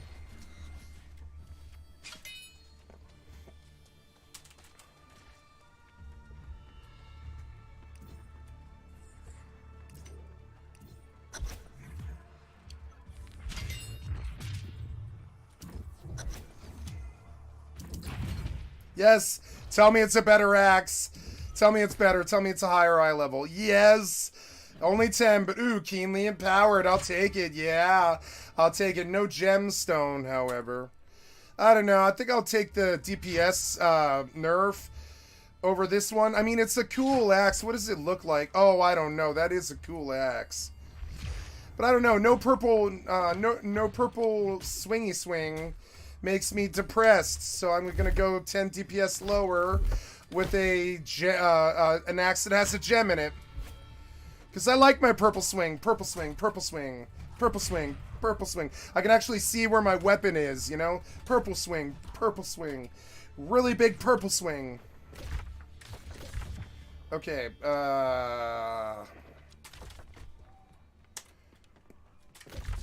down the road to the next monument. Bang me some ghouls.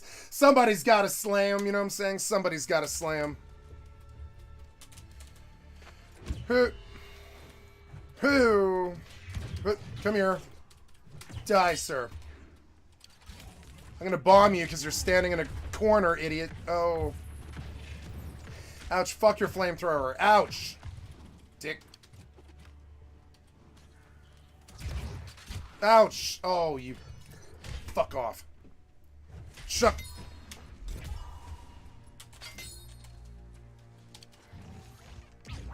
Ew.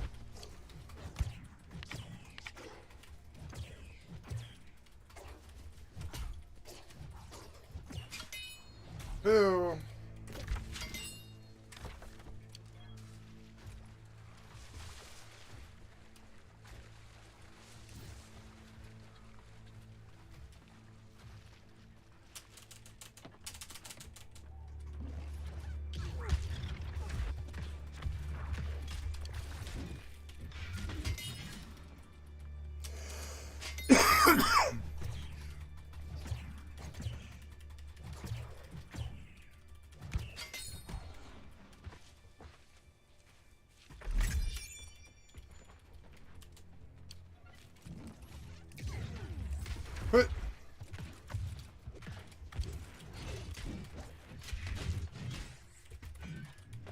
Oh, you let it through and you shouldn't have. Chunk, chunk, chunk. Uh-oh. What's this dude? Stinky. Oh, no, he's stinky, guys. He's stinky. Oh.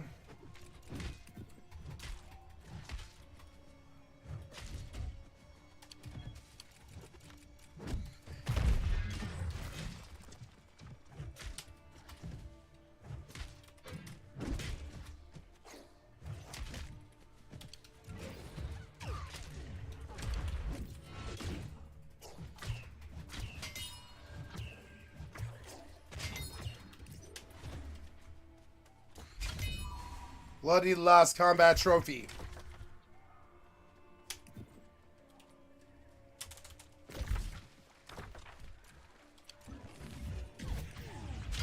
That's some money. That's gonna be some money, like 200 gold right there or something like that. Oh. Alright, you. Die. Alright, you. Die! Oh. Die, you stupid witch man! Die!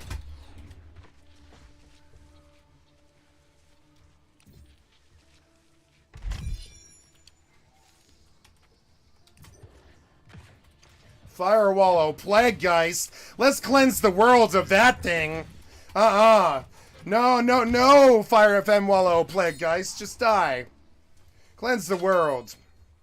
Cleanse the world of the terrible affliction of the idiocracy and dark ghosts of attack. Dark ghosts of attack. Die. Prayer, bloom. Prayer. Ha, ha. Ow.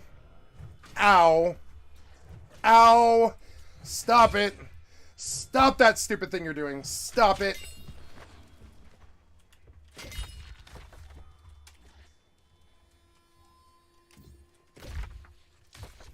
Can't take my heavy attacks for very long before you're just chunk. You know, you just, like, you know, it's some actual power, you know. Can't just sit there and take heavy attacks from a great axe.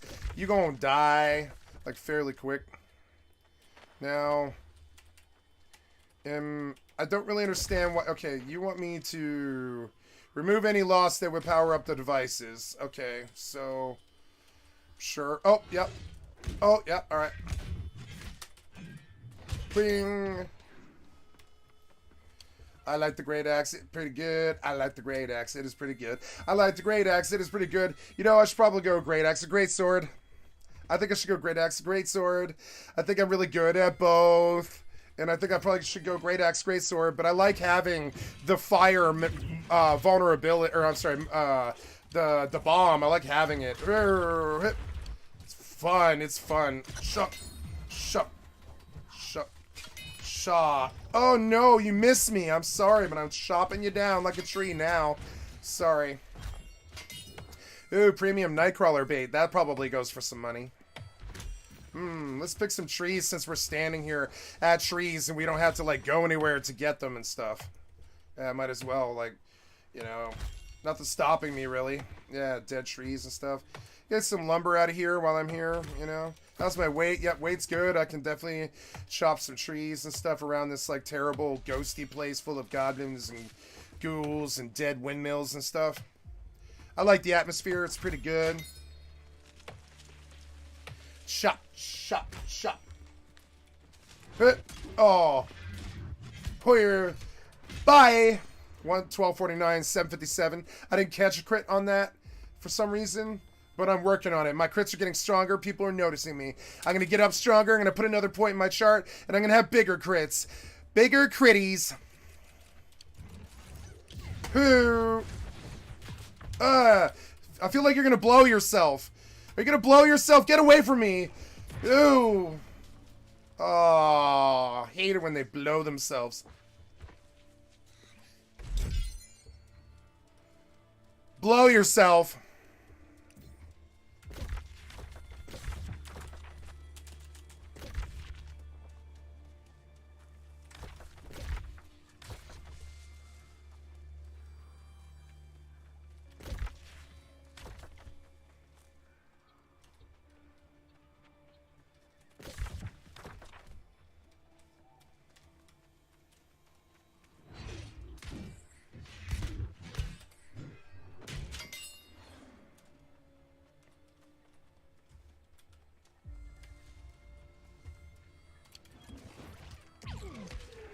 Boom! Ouch! Fuck was that? Oh, no you don't. These things are so slow. But that was wrong. Shouldn't have done that. Shouldn't have done that. He was just a little boy. Poor little feller. Shouldn't have done that.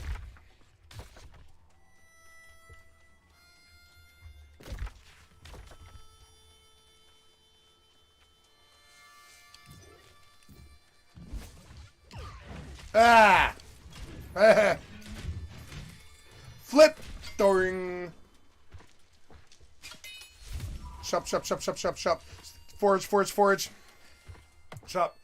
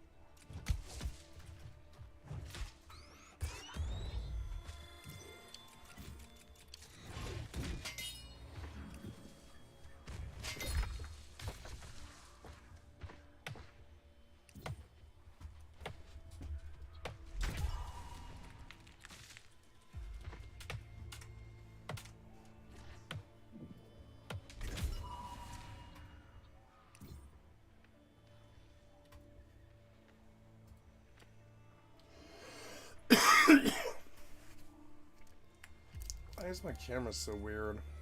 Oh, damn it. Try to fix it.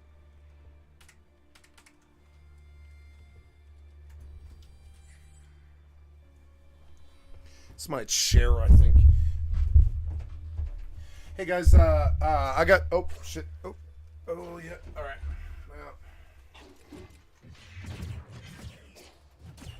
I gotta go pee, and I'm gonna fix my chair. I'll be right back. I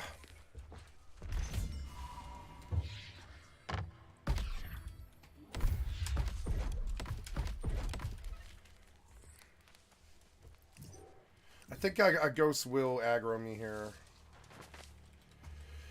Go hunker down in some grass, and hopefully they'll leave me alone. I'll be right back.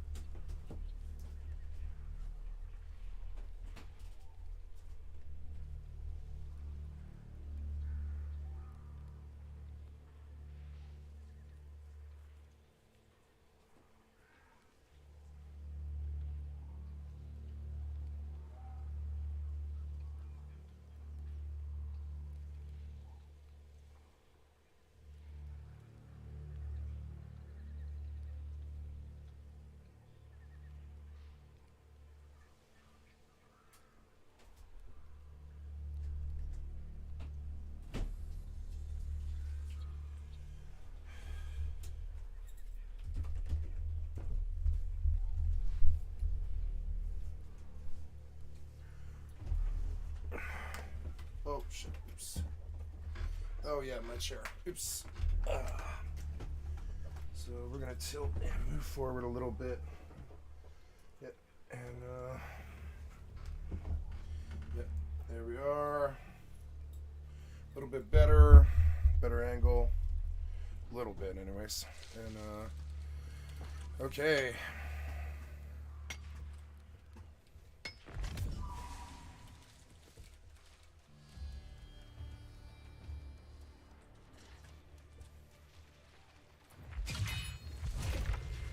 Oh, I'm going the wrong way. Oops.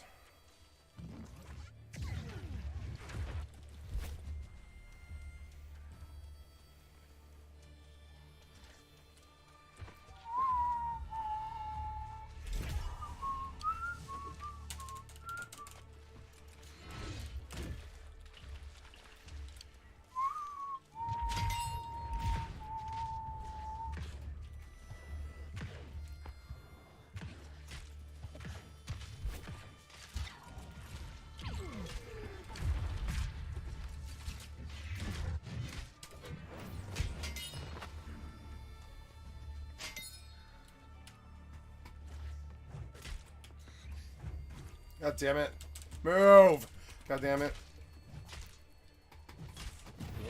Oh, ouchies.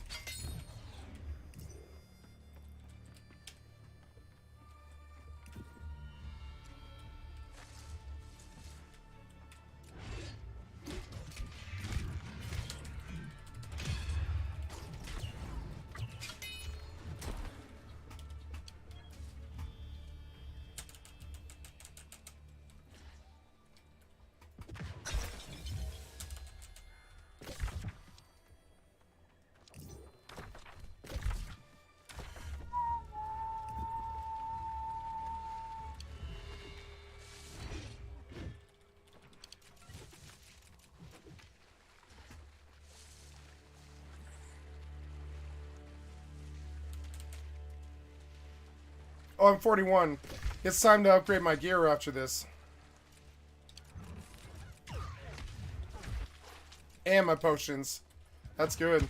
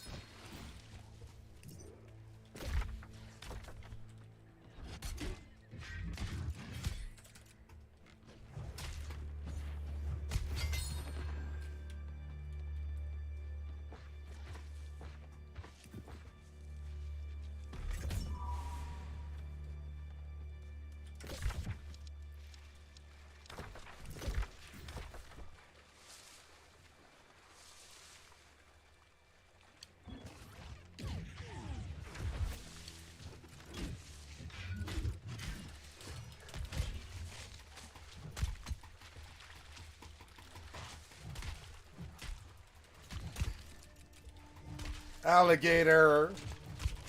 Shaw. Shaw. Shaw. Shaw. Alligator scales. Alligator scales. I have to get alligator scales. Alligator scales. I'm gonna change my spawn to here.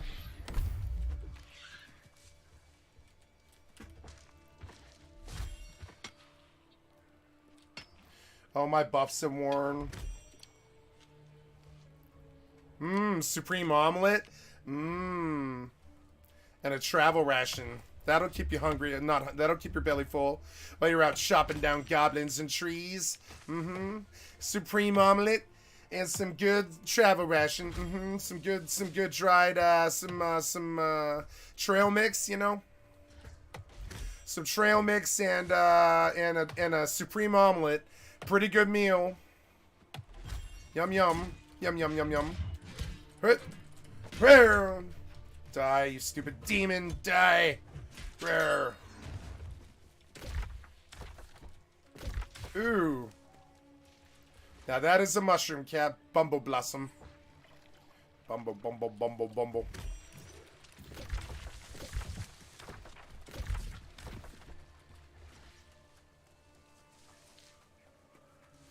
Big versus ENS ESL Pro League. Counter-Strike Global Offensive. Okay.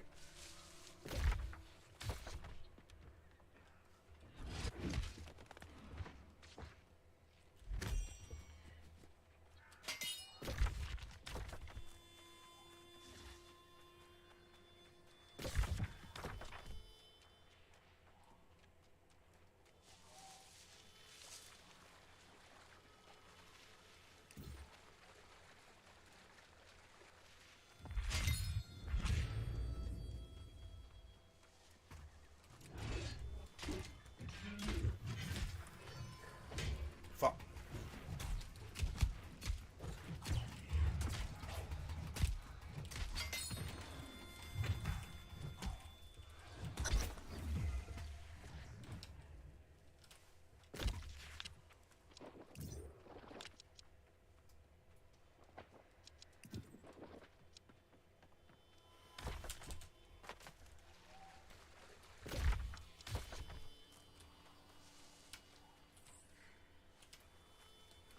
Bumble Blossom. 3 of them. 4 of them. That's some good money. Get some good medical pots out of Bumble Blossom. Good stuff, good stuff.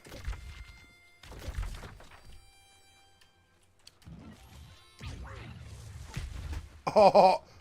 Oh.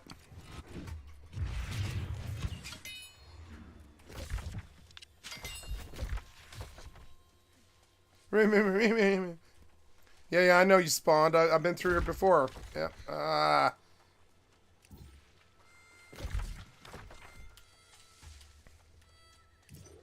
Now,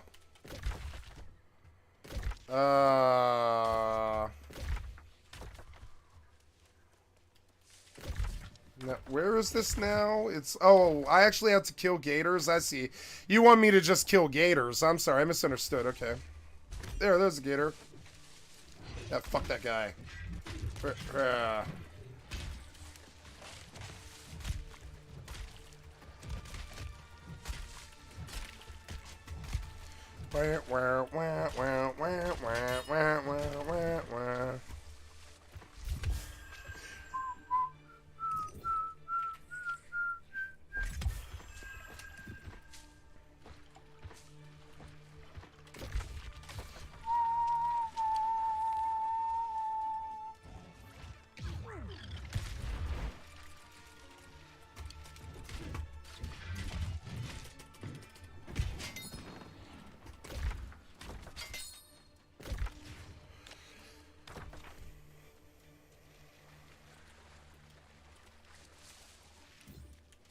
What is that?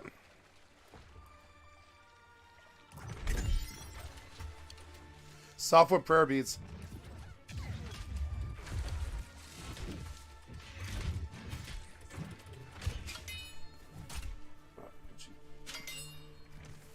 Ouch.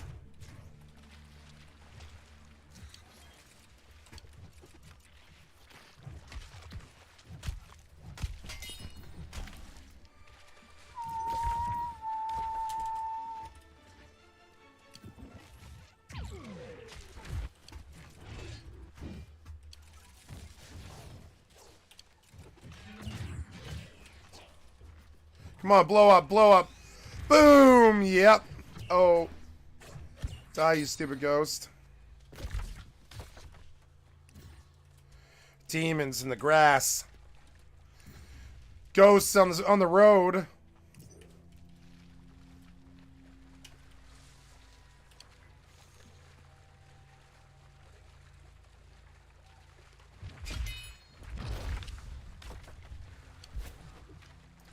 Oh yeah, this is a fishing landmark, is it? Oh, it is. Hey, there's a gator.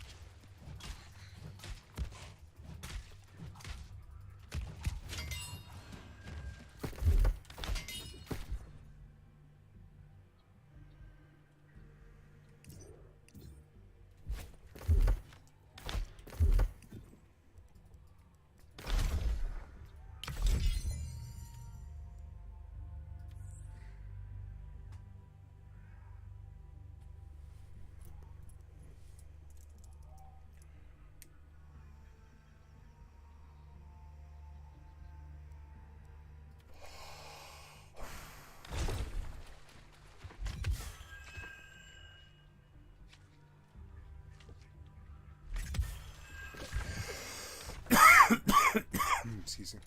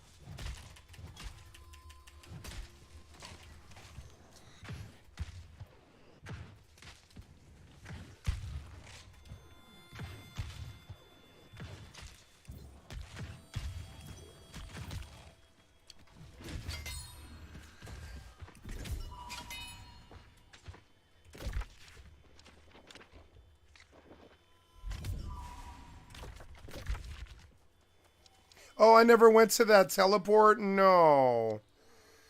Oh, well, I mean, there's like there's quest turn-ins everywhere. Now I kind of went the wrong way. I got all the gators I need, but I do need that. Well, no, I'll never be out this direction again. I need to go turn in the quest line. Damn it. It's annoying when you're torn. Ooh. River cress. Oh, ah. Flip shop.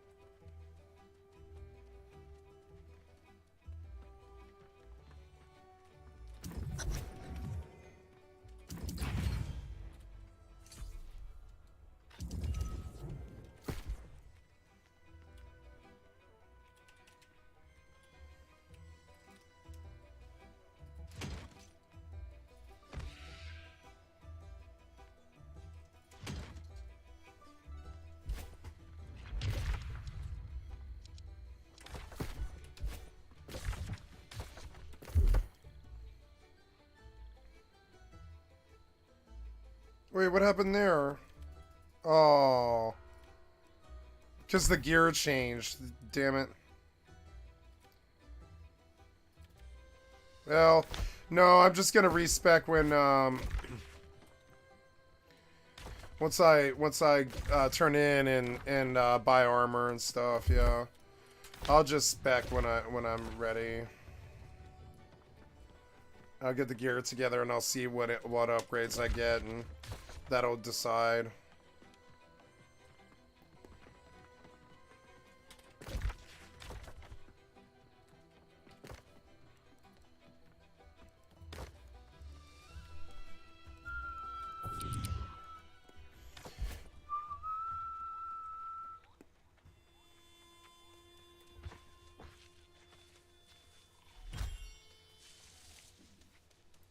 Bumble Blossom.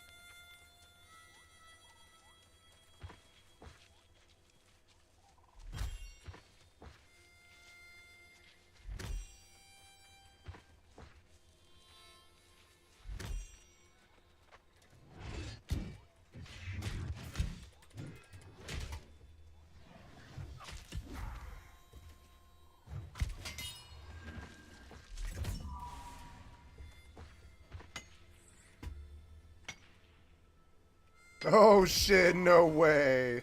What up, man? Yeah. What up, what up, what up? Nice, nice. This is somebody in my stream. How's it going, Skycat? You doing well? Yeah, I'm doing well, man. Doing well. Just leveling. How are you doing? I'm good. Just popped out to say hi.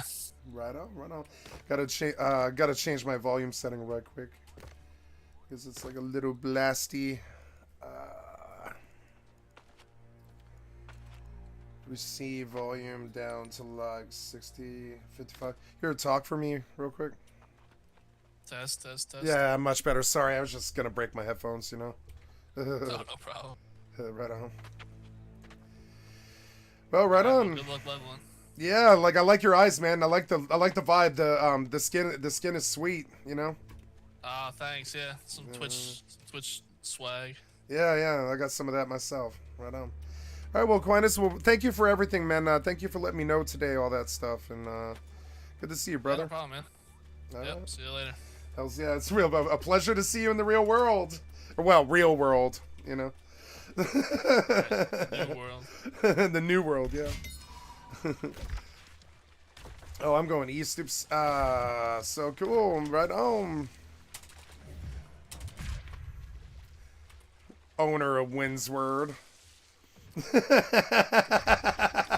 He's owned Windsward. That's insane to me.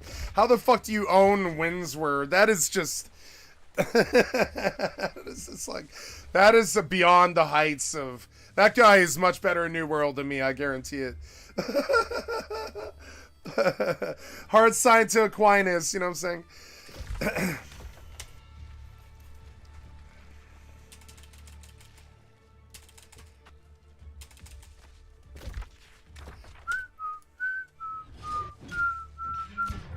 One of the good-ins! Yeah! One of the good-ins! One of the good-ins! One of the good-ins. It was luck, yeah, honestly, yeah, you just hear, yeah. I mean, it's the world. Sometimes there's people in it. Yep. It's good. I love the MMOs. You might actually live on the same server. It's actually fucking awesome, you know? Yeah, I just saw that they're offering like 20 levels on the battle pass, and here I am leveling like a sucker. Right now, I could just shell out money and just get the last 20 levels. But honestly, I'm really enjoying myself. I'm not gonna pay for it. I'm just gonna enjoy it. I paid for this game already, and I played it a lot. You know. Shaw.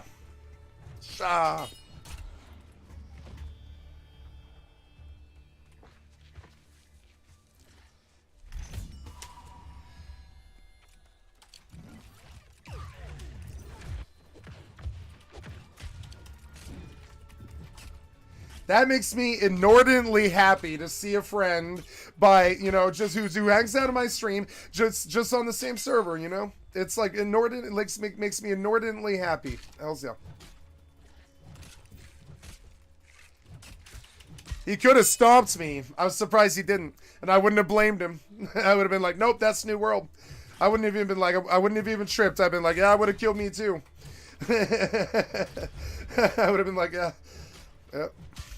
Thanks for not killing me, brother. You could have, you know. So that's a friend. If they're not killing you, that's a friend. Ah, I came out too early. I forgot to buy gear, and I didn't spec, and I didn't. Oh, well, thank you. Fuck, hurry up, you die. I don't know why I left town. I didn't buy any.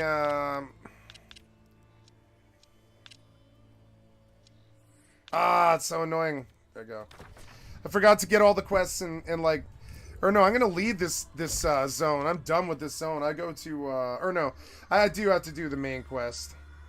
That sucks. I was there too. I should have just finished, but I can't believe I left without like, I left town without like really gearing up, and I don't really feel like that's the right thing to do. So yeah, like I need to grab all these other quests, and well, no, I need to leave. Well, I don't know. I don't want the other quests, but I do want the auction house.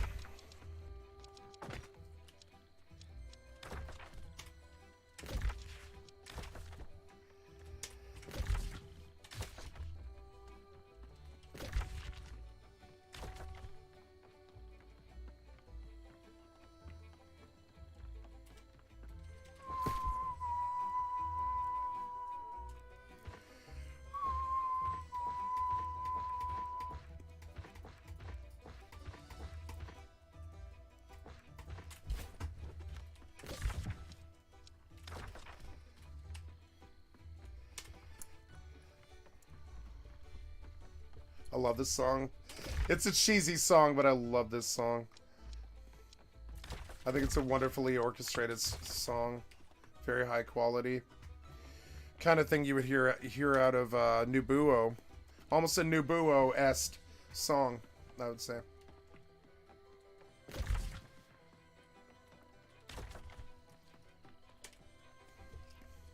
This is my favorite part, where that you start getting these like downward progressions. I love that part. The rhythm's really fucking good. It's like a march. It's actually a very strong march. You want to march to it. Huh, huh, huh, huh.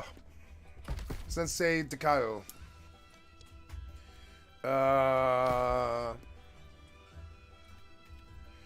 Okay, so I am buying new weapons of the two-handed variety.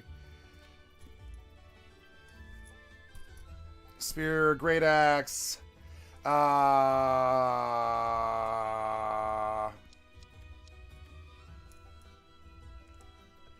we go, 419. Yeah, I'll take it, sure. But I mean, yeah, it's like a little bit better, but it's got a gem slot on it and it's stronger. I mean, yeah, it's stronger, yeah. So, and that guy has mortal power.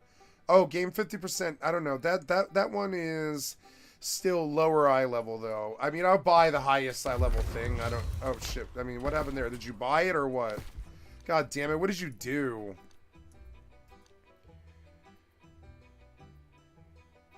Wait, did I buy this or no? No, I didn't. Okay, and then magical weapons of the fire stave. Sure, I'll take it for 12. Sure, sold. Okay, all my gems are probably in... Shit, I don't know. Everfall? Or no, I'll just buy the gems I need. I frankly don't care. Or, well, yeah, I'll buy the gems I need. I don't care. It's fine. Or, well, yeah, I'm out of gems anyways. Yeah, I didn't stack them. I didn't, like... Oh, yeah. I guess I'll have to do everything. So we'll start with hat, right? And we'll do each one by one. Start with hat, which will be light armor, variety... 50 gold, hat, light armor, headwear. 100 gold, I'll take it, sure. I mean, it's kind of expensive compared to that, which is 2 eye levels shorter. But I mean, I'll take the defiled cloth hat, I don't care. It's got dex on it, which isn't my favorite. I would take, frankly, intellect, yeah. I mean, but the harvester hat, that's a good harvesting luck hat. I don't want it.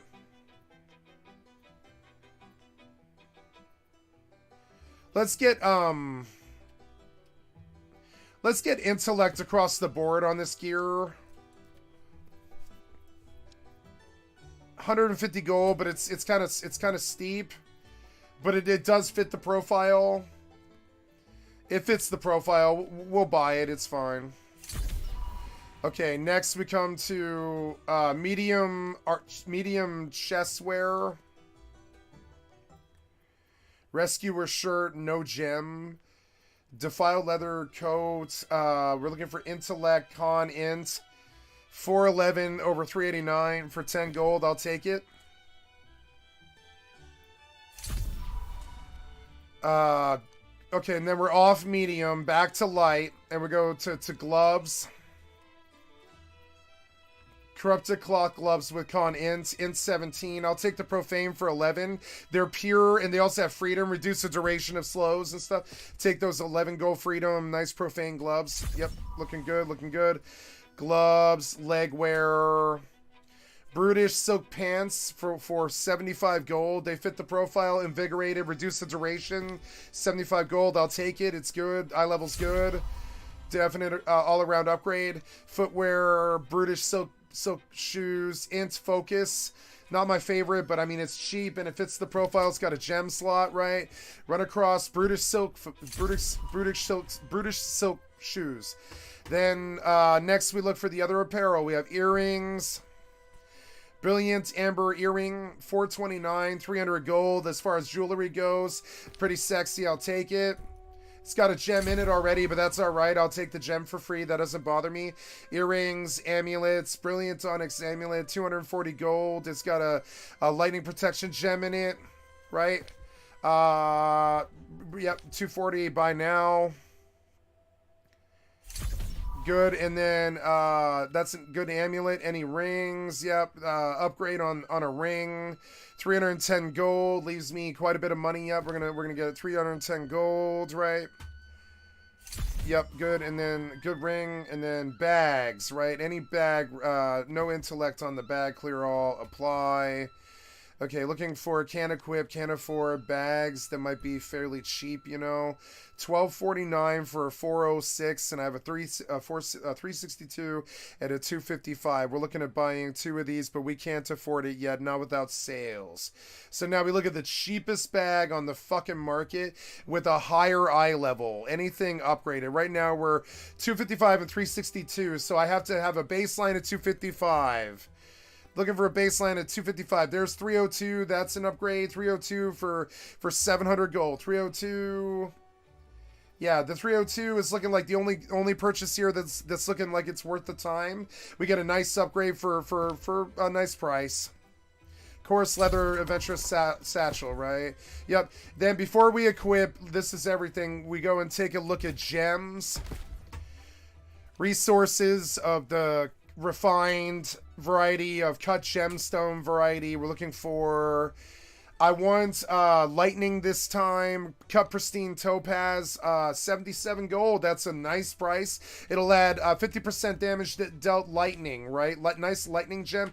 Put a lightning gem on this axe. I'm feeling like some lightning on my axe.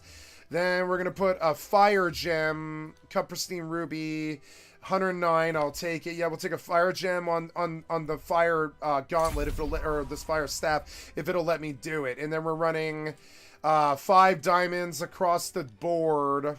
Look, they're getting cheaper now, which is good, but I mean, I can't really afford to blow this kind of money on cut pristine diamonds, so we come down a tier. Cut brilliant diamonds for 11 gold for 3 of them, but I want more. I'll take these 3 for 11. That's a really fucking good deal. I'll take it. Cut brilliant diamonds, right? But I mean, yeah, I can't fuck around even at 73. That's still too much. So we come down a little bit lower. Cut diamonds of the 85 cut diamond.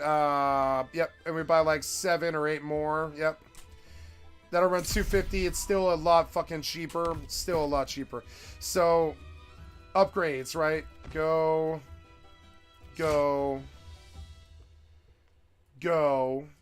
Upgrade with 2 Ds for a double dose of this pimpin'. Break it down. Run it. Run it. Run it. Run it. Run it. Run it. Run it. Eye level went up significantly. 420 at level 42. Doing pretty good. It's Aquamarine, right? I don't know what that one is, but I guess I can go look. It doesn't hurt me. Equipped item boosts intelligence by at least 80, right? And we ran the intelligence much higher, so we reach 10% damage to light and heavy magic attacks, because that makes my the one thing that I really want out of the intellect chart, right? So we go, and now, before we do this, we go, yep, and then we equip the gems. We have a fire gem for the fire gauntlet. Can't do that. So lightning gem. I thought you could put fire in the gauntlet, but you can't. But that's okay. It was still a nice cut pristine ruby. I run it on the next axe that I buy. We have nice cut brilliance for the first few pieces of gear.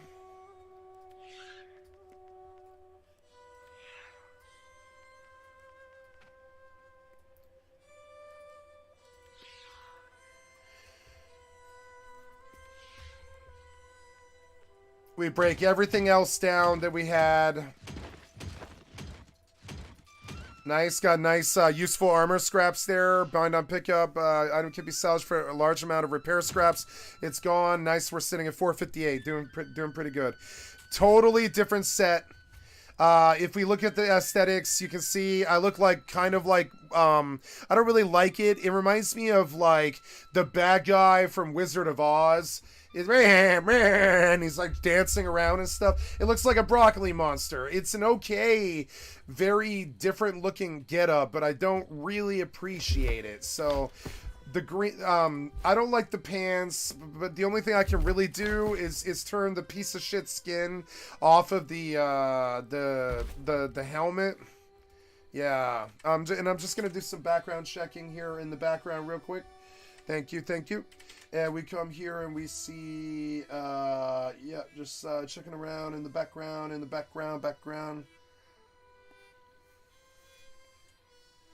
Okay, yep, looking around in the background, doing pretty good. Okay, looking pretty good. Just double checking the stream security. And yeah, we're the stream security's good. Okay, we go down and we keep going. So next we come south and turn in, and it's annoying that I have to do that, but I mean, yeah, I guess kind of have to. Actually, I guess it's not really that out of my way to go get that portal. I need Trestle Shine anyways.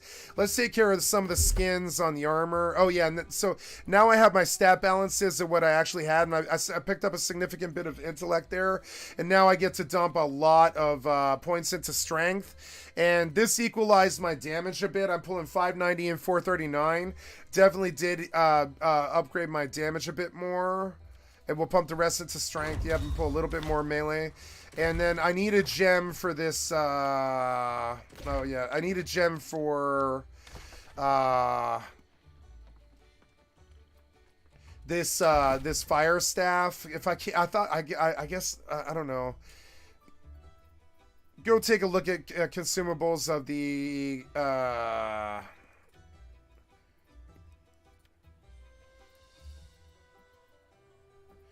coatings and tinctures and trade skills and stuff, recovery, event consumables, Recovery. No, no. Well, yeah, I have a lot more work to do. I need refine resources of the cut gemstone variety. We're looking for. I don't know what to put on a stave. I frankly don't.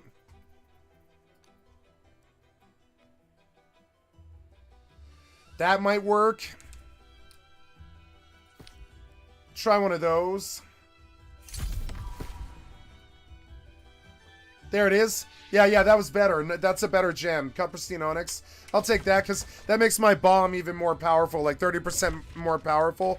Speaking of the fire staff, I believe I've maybe misspec'd the fire staff here a little bit. It's annoying. No, wait, no. Oh yeah, map. Territories, right? Weaver's Fen, standing gain. So now we're looking for season 2 activity card. Selecting highlighted square to stamp the card.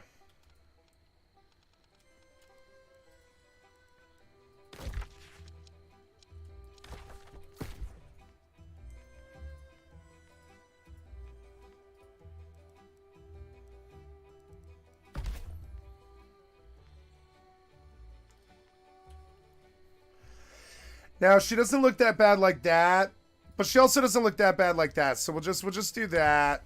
And she looks okay. She looks acceptable. I don't like the color of the chest piece, but it's alright. It doesn't bother me that bad. I don't like her socks. I think they're generic and shitty looking. And so now I'm just like, you know, what else do I need here? I got everything covered in terms of the gear. Now I gotta do potions. Damn it, I ran away too much again.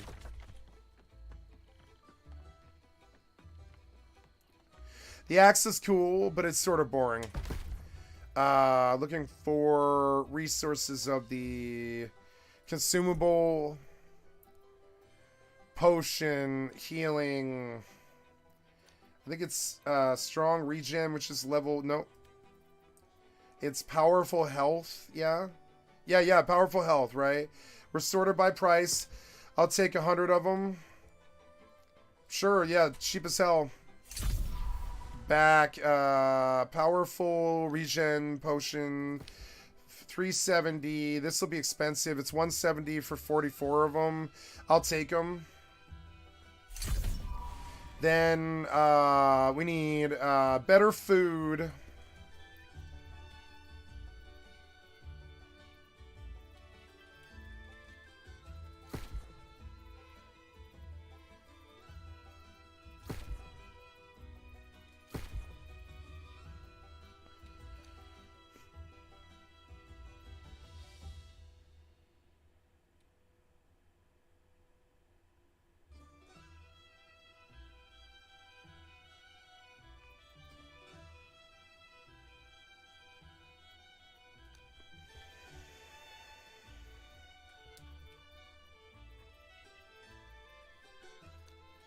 Corned beef and cabbage. Oh, very cheap, very cheap. Oh, look, it's really good. It's cheap, it's cheap. I'll take it, all of it, all of it, all of it. That'll sell after the expansion really well. So, yeah, I'll take that. That's just sold. Take my money. Take my money, sold. Yep.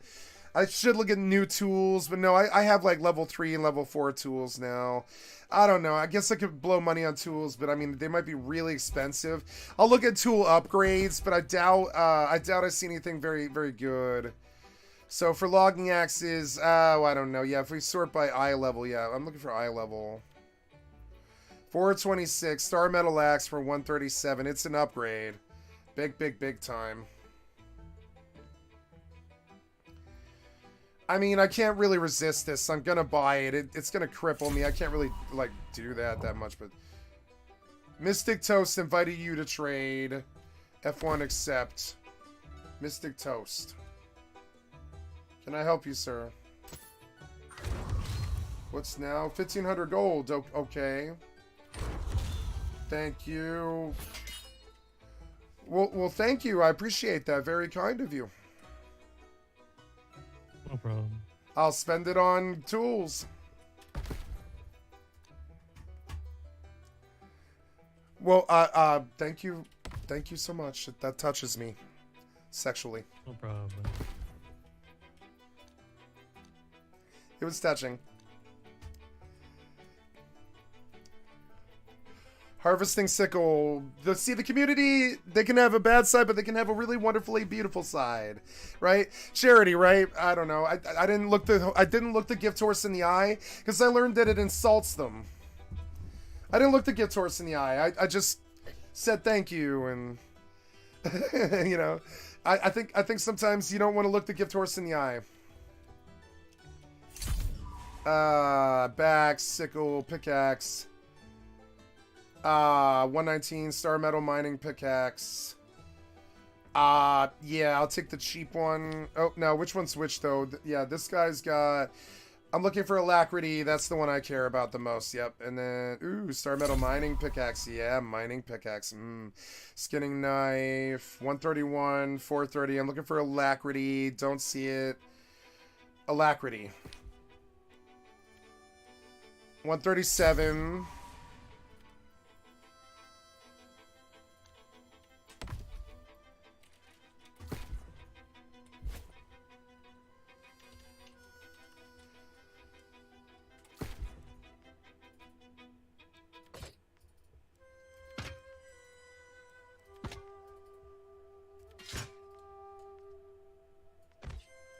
Oh, I must buy food, consumables of the recovery variety. Health recovery. Yeah. Is it satisfying meal? Satisfying meal. Level 40. Yeah, level 40. I want, like, I don't know, 100 of them so I can just pound them. Fuck it. There we are. Okay, what else? I want a, oh god, what are they? Efficiency pot or whatever? Efficiency or whatever it is. No, it's like, what is it? It's a tincture. Oh, a corruption tincture might be, actually, corruption and blight tincture might actually not be the worst idea. I think I only need tier 2s of those. Yeah, I'll take a stack of those. 13 for a gold. I don't know about that. We'll do... like an actual supply of them. Yeah, here we go. I want like an actual supply. This will fully remove the corruption affliction, right?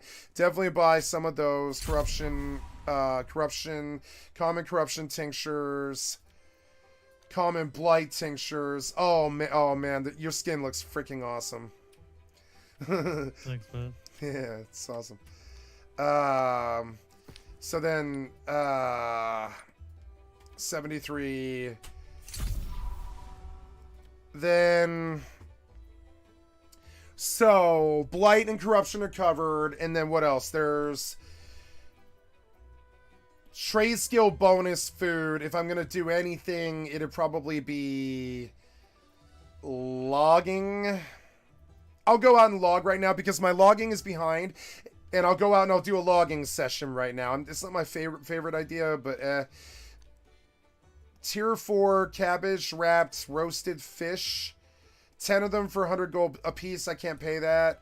So we go herb roasted cabbage. We see 19 gold. This is not a bad price, actually. But 18.50 for 5 of them. That's a possible thing.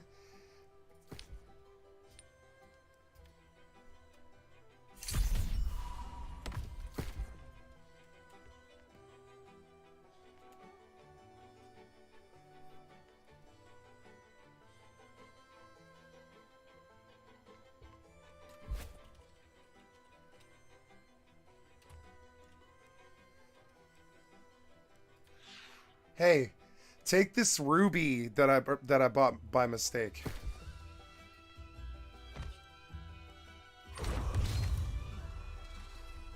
And then it feels good, right? Yeah. Then it's an exchange, right? Yeah. You need wood? No, I'm going out to chop wood, actually. Quite the opposite. But thank you for the offer. I need the skill up. Skill up.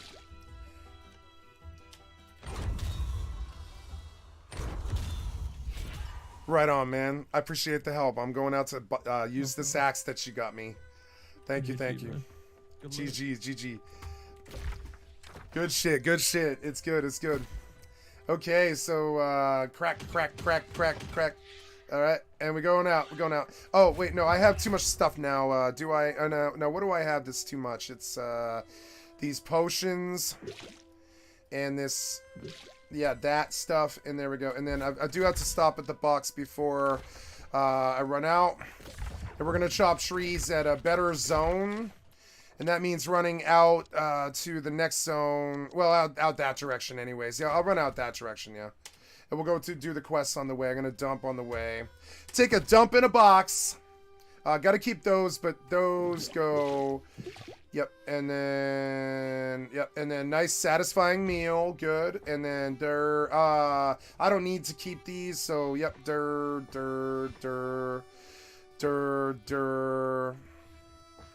I love my community. I love them. I can't tell you how valuable it is when somebody actually offers you some help in an RPG. I can't tell you how really powerful that is to me. It means that we're not dead as a society. Instead of tearing each other down, you see somebody actually doing something nice for somebody, even if it is charity. Even if it is charity, it doesn't matter. It is powerful for me. Powerful.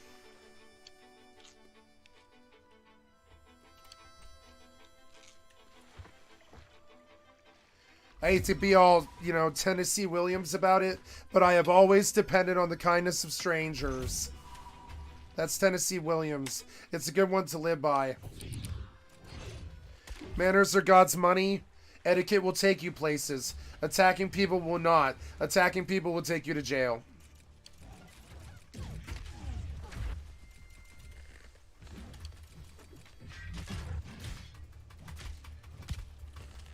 Die, boar. So we shed a tear of joy for the kindness. Gonna kill the negative music now. And let's go listen to some drama on YouTube. YouTube drama.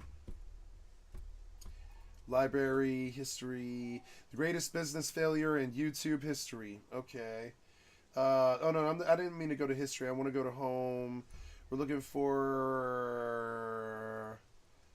Hoi. Crafting has drastically changed in the expansion in multiple ways. Crafting has changed. Okay. Ways in which you craft, for example, named items. You can recraft them now. You can craft, recraft artifacts, and you can craft best slot gear much easier. Though it will take a lot of time in return. I want to show you all of the different parts and pieces and how they come together here. And we're going to start at the faction shop because that's where you actually buy quite a few of the resources that you need. And then we'll also look at the trading, the crafting stations themselves, and we'll look at the gypsum kiln too because that is going to be very important as well. So we have to scroll down a little bit here until we get to these two resources. These are your main resources for crafting. The first one is a chromatic seal, a seal that allows you to craft in combination with a golden scarab and create a 700 gear score item with some of the perks they desire. So the typical 2 out of 3 perks craft. This is not automatically immediately guaranteed 700 gear score. It's just easier to craft with it. It increases the gear score. Oh wow. So you don't actually need all of the pieces. I'll show you in a second. And then we have the Azoth inductor here. This has a weekly cooldown to buy. And this allows you to craft a 700 gear score item with a prismatic scarab, which is the 3 perk locked version. So this is the better version of this version. You can see the price difference as well. One is 5,000 gold. I don't know how many tokens this is without a discount, but somewhere around 20,000. And then the Azoth inductor, I think it's like 75,000 by default and 25,000 gold. So quite the investment. And from here, we have to go over to the trading stations because that is where we can actually do something with it. Now, you may remember, if you've played before the expansion, normally crafting with golden scarabs is quite relatively easy. Well, not that easy, honestly, but it has a few bits and pieces that you need to know of, but then it's fine. So you have your mats, you have your attributes and timeless, and you have your golden scarab. This will not work with the new tier. So if you want to go for the mithril tier, which you can see here, then you do need this chromatic seal. This is a mandatory requirement of the craft, at least at the moment. So you can't just craft with the golden scarab. You can't reroll. So you Golden are spending at least scarabs. 5,000 gold per craft. Golden Here scarab. you can see I can still use obviously the highest tier resources, the new ones, and I would now end up at a 700 gear score. And what's interesting is, if we take a look at what I have right now, you may notice something is missing here. I don't have the food buff right now. I have the full armor set and I have the earring and I have the trophies up, but you don't need all of it. I can do the same thing and just use the food buff here and take this all off, and it would have the same outcome. I would still end up with 700 gear score. So that is very much worth keeping in mind. We're gonna take a bit of a shortcut here, but here we are. And here are the mithril pieces. Another very noteworthy thing about these in particular is they're all balanced. You see, it's this equal elemental and physical armor, and that is the case for name drops and stuff in general, most of the time at least. I am assuming that that's the case for literally everything in the expansion. I'm expecting we will not see weighted armor anymore, and it will just be balanced armor, and you choose physical or elemental defense through your gems and not through your armor type, which is a lot more balanced and a lot better because you could just skew things too much in one direction with certain setups. So I think it's a good change. So again, here we have 670. I love my new axe. Thank you for my new axe. Thank you, thank you, thank you. By 10, so this is enough to get to 700. Yeah, thank you for my new axe. It's all shiny and blue. Would not have Yeah, I love my new axe. It makes me happy. Yay. I reckon most people are just going to skip the clothing and just go for the buff food because that's more straightforward, unless you want to save the money on the buff food. Then we have our resources here. That's all locked in. You see, especially for the chest here, we have a ton of prismatic ingots. So this is 32 days of cooldowns. Here we have another 24 days of leather cooldowns and 14 days of cloth cooldowns. There's a lot of resources going into this. These also need the old cooldown resources. So every one of these needs an asmo for a craft. You're going to spend a lot of time on this. This is not going to be... It's very unlikely that somebody's going to craft a full mithril set with prismatic scarabs, just because of all the cooldowns going into it, and especially the resource cooldowns. Of course, you can buy these from other people and you can craft it quicker, but it doesn't seem like the most efficient method when there are other ways to get exactly the pieces you want anyways. This is more so, if there's one specific piece that you can't get, then I think this is where this comes in, and you say, okay, I'm going to use the resources here to craft this particular one, or maybe a weapon with specific perks or something. Then you have your craft mods here, you can choose them. Let's actually take some good ones here, so give me a second to find them, because there are a lot here. Elemental aversion, always good. Refreshing, we could take refreshing, and then I think I want health. Ah, there's a health perk. Here we go. Note to self, next time check for Azoth before you do the craft. We changed it up a little bit, now we've got freedom, and we're adding Azoth here.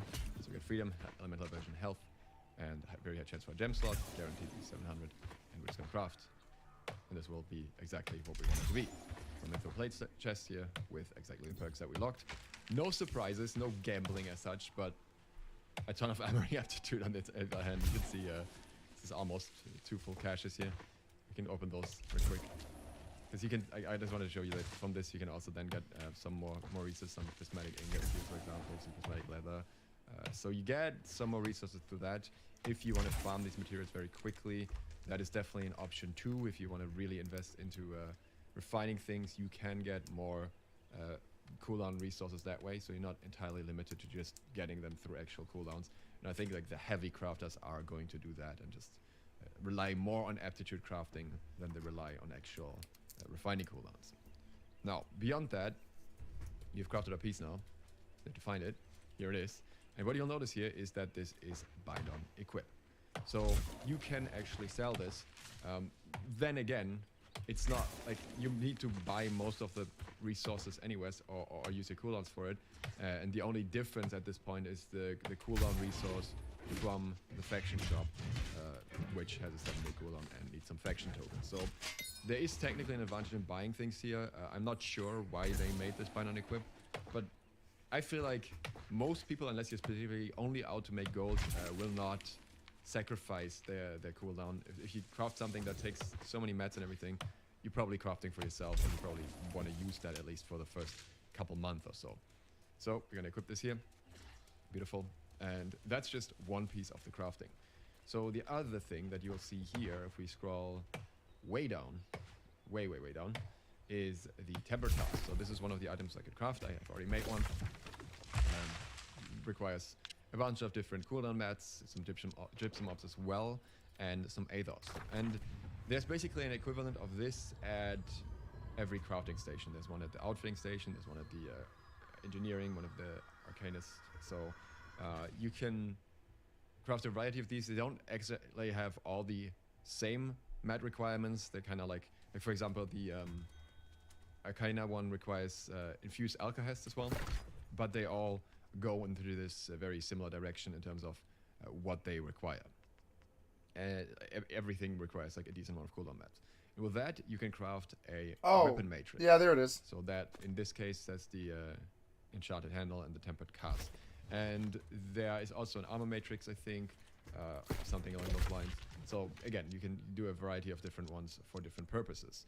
And this is important because this is another thing we will need. And for that, you need to go over here to the gypsum kiln. And this part is, in my opinion, likely almost better than what we get from normal crafting. Because if we go down here, scroll past all the stuff that's not really useful anymore because it's locked to 600 for the most part, we get to these things. So I have all of the artifacts in my inventory right now because this is the artifact test character. And here you can see upgrades. So let's just take auto. It's just the first one I have right here and also the one that I missed in my artifact video.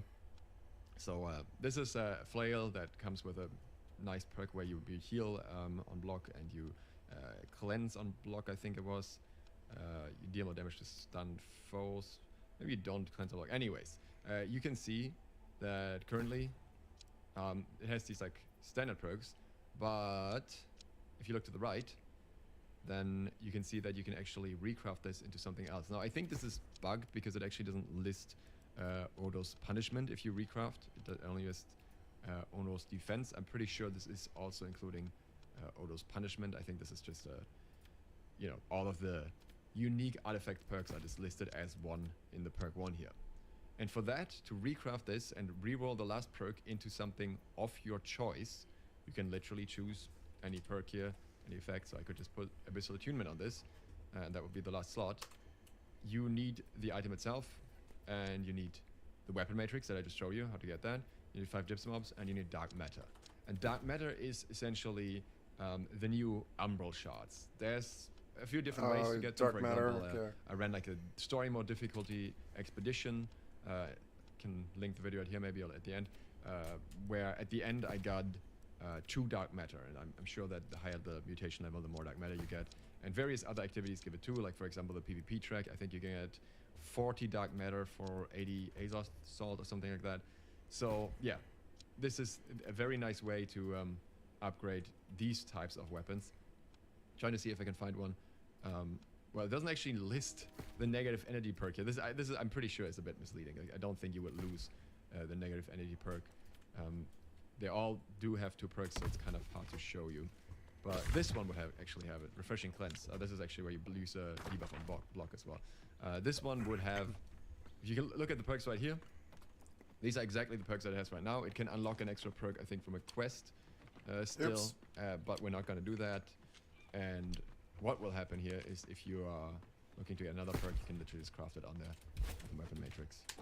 Now suddenly I would have an extra ability perk right here. Pretty cool that you can actually use the player perks on the shield as well anyways, by the way. So, very, very nice. I think this is a very cool system to optimize the artifact to your playstyle, even though they will still have a few perks that you may not care for, like maybe you don't want life stealing, you don't really care about that. I wouldn't, for example. But I do. I care about very that. Good. Little addition here, we actually did find a way to get dark matter, so we can actually do a craft here, and I can show you how this works. On one hand, the first thing I want to show you is, if you have a named item that has 650 gear score, for example, or the name drops from the new expeditions, you can do the recraft for the 3rd perk. It's like a 2-perker, and it guarantees 700 gear score, making getting 700 gear score fairly easy with this weapon matrix, with this upcrafting, and with the dark matter. So dark matter is going to be very important, and so are the resources for crafting things, which will be in high demand very likely. And not only can you do that with these 650 ones, it does seem to work with certain lower gear score ones as well currently. trying to see if I can find one that is actually listed as lore. For some reason, they all show up as.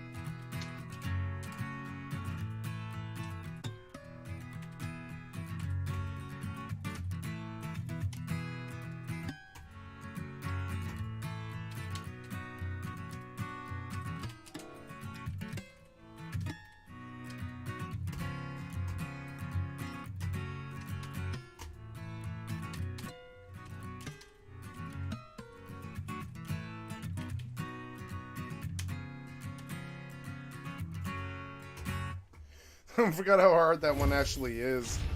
At least I got 3 stars, but I was like, man, I forgot how hard that one actually is. That's like a harder one.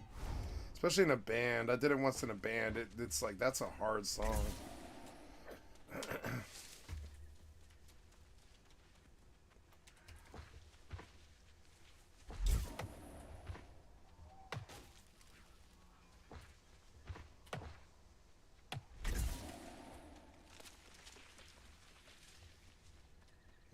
Bumble Blossom. Okay, so back to this video. I like this information, but I think it's too technical for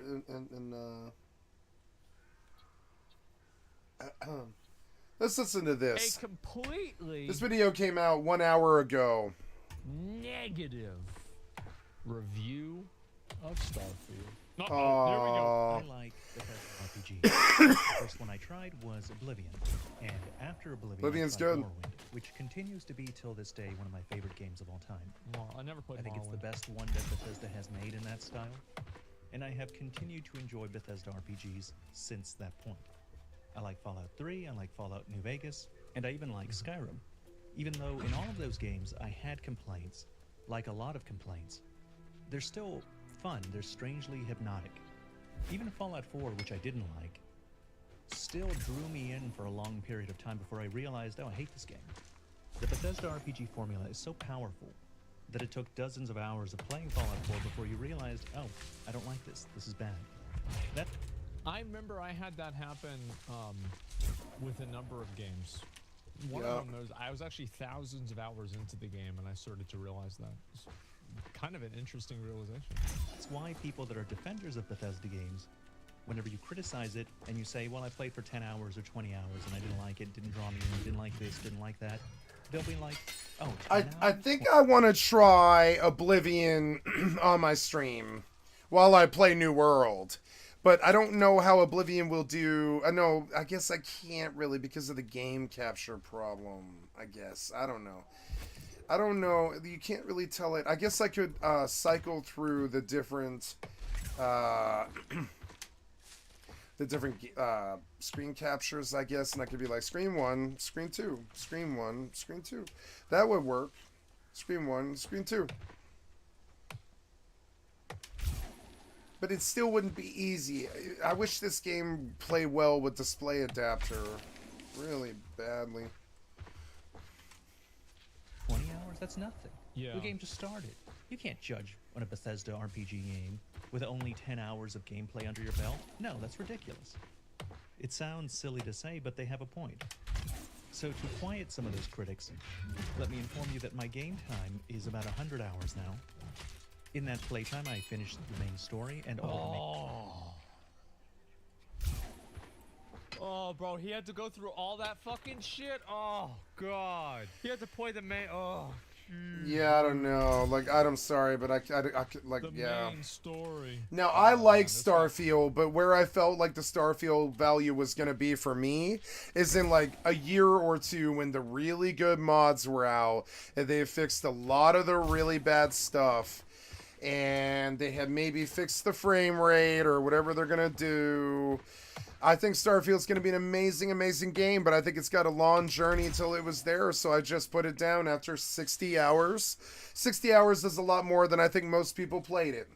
And I think I played my 60 hours, and I can feel the way that I feel and do the things that I do. I don't think I'm being bad or having a bad opinion. I like Starfield. I think it's like a, as I told my friend Begon, I think it's a good 9.2. And eventually to be super good. And, you know, I saw evidence of Fallout 4 being a much, much better game than I thought.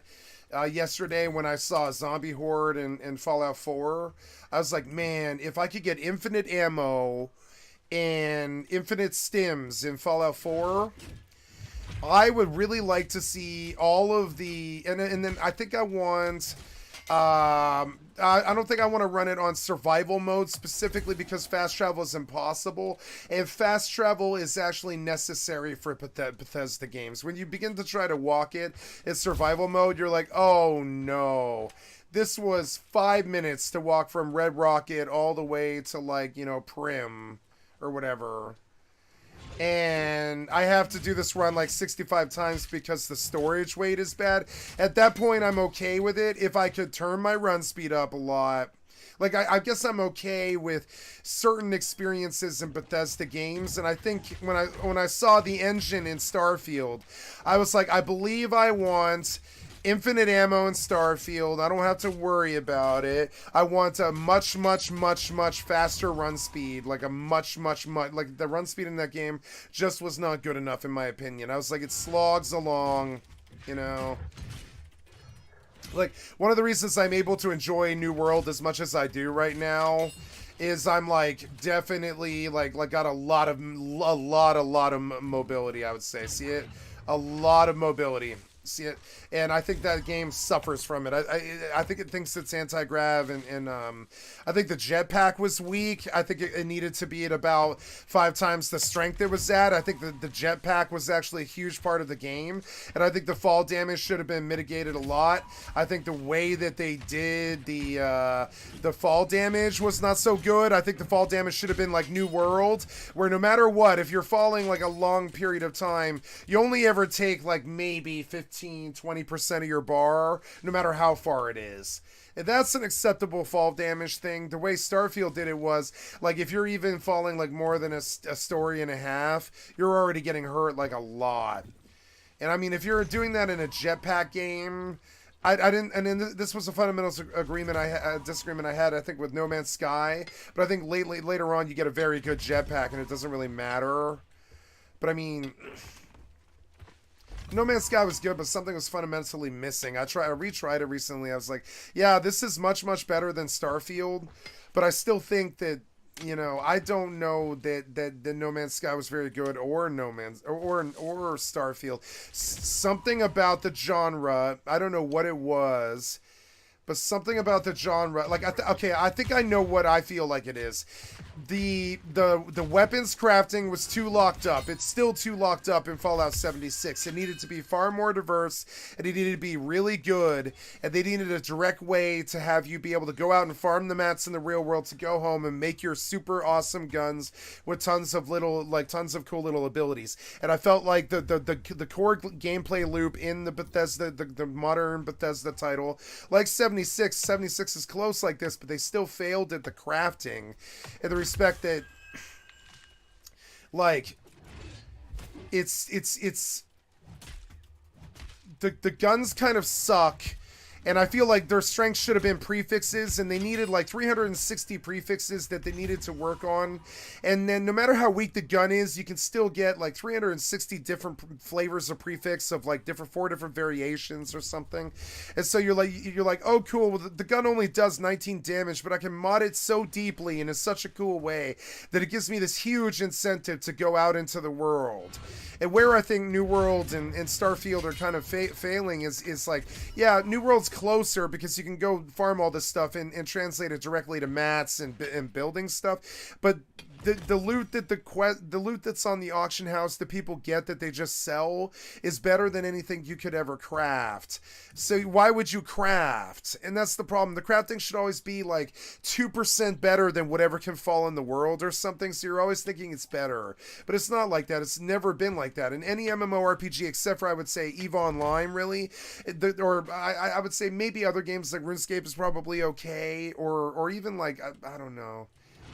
I don't know. I struggle to think of a good crafting game. Like Minecraft's good. Rust is good. Rust has good crafting because you can get like an AK with up to 9 different attachments that you made out of high qual and scrap that you had to go out in the world to get, and that thing gives you the power to go out and murder somebody really strong, like really well. And that made the crafting loop much better. Much better than Minecraft, I would say. When your survival like was pretty much directly dictated to what you could craft, at least at the beginning of the Rust wipe, you really care about what you can craft, and the crafting was good and stuff. And I think these other games are kind of failing this. Now, New World didn't fail it that bad, and I'm sure the crafting is good. Like you can craft, like the crafters are the ones making the money. So I suppose I should get down that path and start using all these materials that I'm farming in to craft to craft the armor smithing and the sword crafting and stuff. And I think I probably will. And take an earnest look at like actually maining New World for a little while until a better game comes along, like PAX Day or something, because I think this is the PAX Day. This is like the PAX Day execution, kind of, sort of, with the execution of WoW, and I kind of want like a PAX Day sort of Rust approach to medieval fantasy, and we'll see how those fanboys do when they've got a fence with me. All those little kids that rely on triple beam headshots and stuff. Let's see how you do when you've got a fence with me, you know? I'll stomp your fucking ass. That's where my skill set has always been, you know?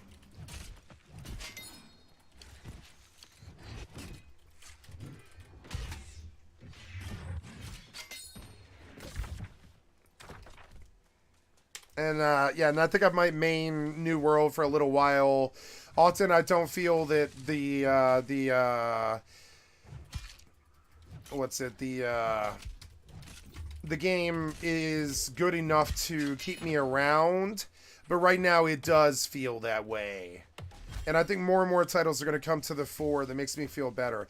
I look at Starfield and I look at all of Bethesda's games now as, like, it's weird because I'm torn between wanting to do the experience legitimately, and I think that's what I'm going to do. And I'll switch between conversations on Oblivion and farming in New Worlds and leveling in New World.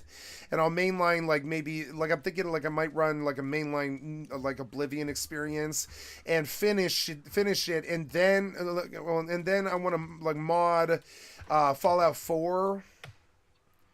Or, well, really, I know where my favorite Bethesda experience is Fallout 76 custom mode.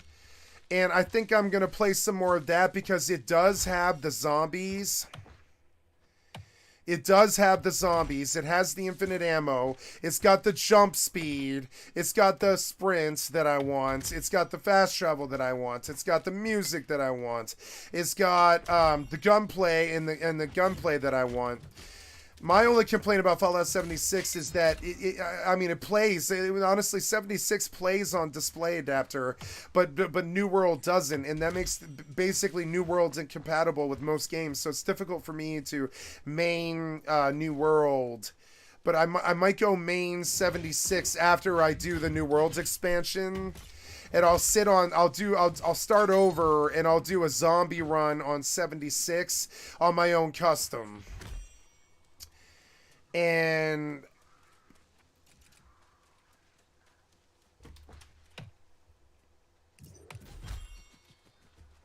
I don't know. I wish I could get these, but I can't. Like, I'm looking for experiences that they don't put in their games anymore. Like, there's like 3 games that I can stand right now. EVE Online, and New World, and FFXI. Because they've got the depth that I'm looking for. They don't make games that I'm looking for anymore. It's fairly tragic. I think about it all the time. I'm like, okay, how can I make the Starfield experience good? I'm certain there's a good game in there. I'm certain that Starfield is like a 9.5. I'm fucking certain of it. I think somewhere in there is a game that rivals No Man's Sky, that has a really good story and all this. I just don't think their execution at launch was good enough yet. I want to see it in like 3 to 5 years when the community's really sunk their teeth into it. And they're like, well, let's see what we can do with the engine and see if we can make it better. And they fix all of the frame rate problems and all of the bullshit, and people fix it. Eventually, I trust the modding community. I don't trust Bethesda. I truly do still feel like I could do Bethesda better than Bethesda can do Bethesda. I really went through the ringer for this fucking video. Major faction quests. Yep. And started the game over several times, picking different skills to focus on each time. Yep. And my conclusion after doing that is that it's much of what I expected from a Bethesda RPG. Yeah, And I think that's it's a how I lot feel better than too. Fallout 4, which is the only one of these games I that don't. really like I didn't think. So I had a lot of fun. Wow. Now, see, I thought Fallout 4 was a really good game, like just fundamentally, and I'm about to prove that when I play it on my stream not on survival mode, because the fast travel is too. The fast travel and only being able to save when, you know, but I'm going to do it on very hard. I'm going to do a very hard run of Fallout 4, and I'm going to do it with zombies. And I'm going to do a very hard run. I'm going to do a nuclear difficulty run of Fallout 76, and I'm going to do it with zombies that spawn on top of me. So I'm constantly fighting all the time for everything that I'm doing in Fallout 76. And then it suddenly begins to play like single player Rust. And that's what I'm looking for. I'm looking for that single player Rust, that single player Elden Ring, those difficulty levels that are actually good. Like, I would say the difficulty level on this game can be actually good. You know, this game will kick your fucking ass. This game will kick your fucking ass. If you're out there in Brimstone doing something that your eye level isn't good enough for, this game will kick your fucking ass, stomp you in, and send 7 mobs on top of the 7 mobs that you already have. You got to bail out of the monument down some back way, taking the small amount of fall damage to drop some major amount out of the monument and away into some river and down the path through the gators and shit, and fighting your way through the gators to live. That seriously, I've done that in Brimstone like 50 times or something. It's not an easy game. It plays like Elden Ring sometimes. It's like you have to actually get out of the mob's pathing. You can't take damage from 5 mobs, or suddenly your health bar is 20%, but you're still tanking 5 mobs. It's kind of like hardcore WoW. I want the hardcore WoW experience in every game that I play now, and that's the value to me. And I didn't know how to explain that to Bagon when I talked to him about this recently. I was like, I know that Starfield is a good game. I fundamentally believe that it is like a 9.2, but they have not made it the game that I need it to be yet. And when they do, I fully expect it to be something like turn up the difficulty, turn up the amount of spawn of animals, fix the frame rate, fix the NVIDIA DLSS, fix the really the load times were all, oh no, oops, sorry.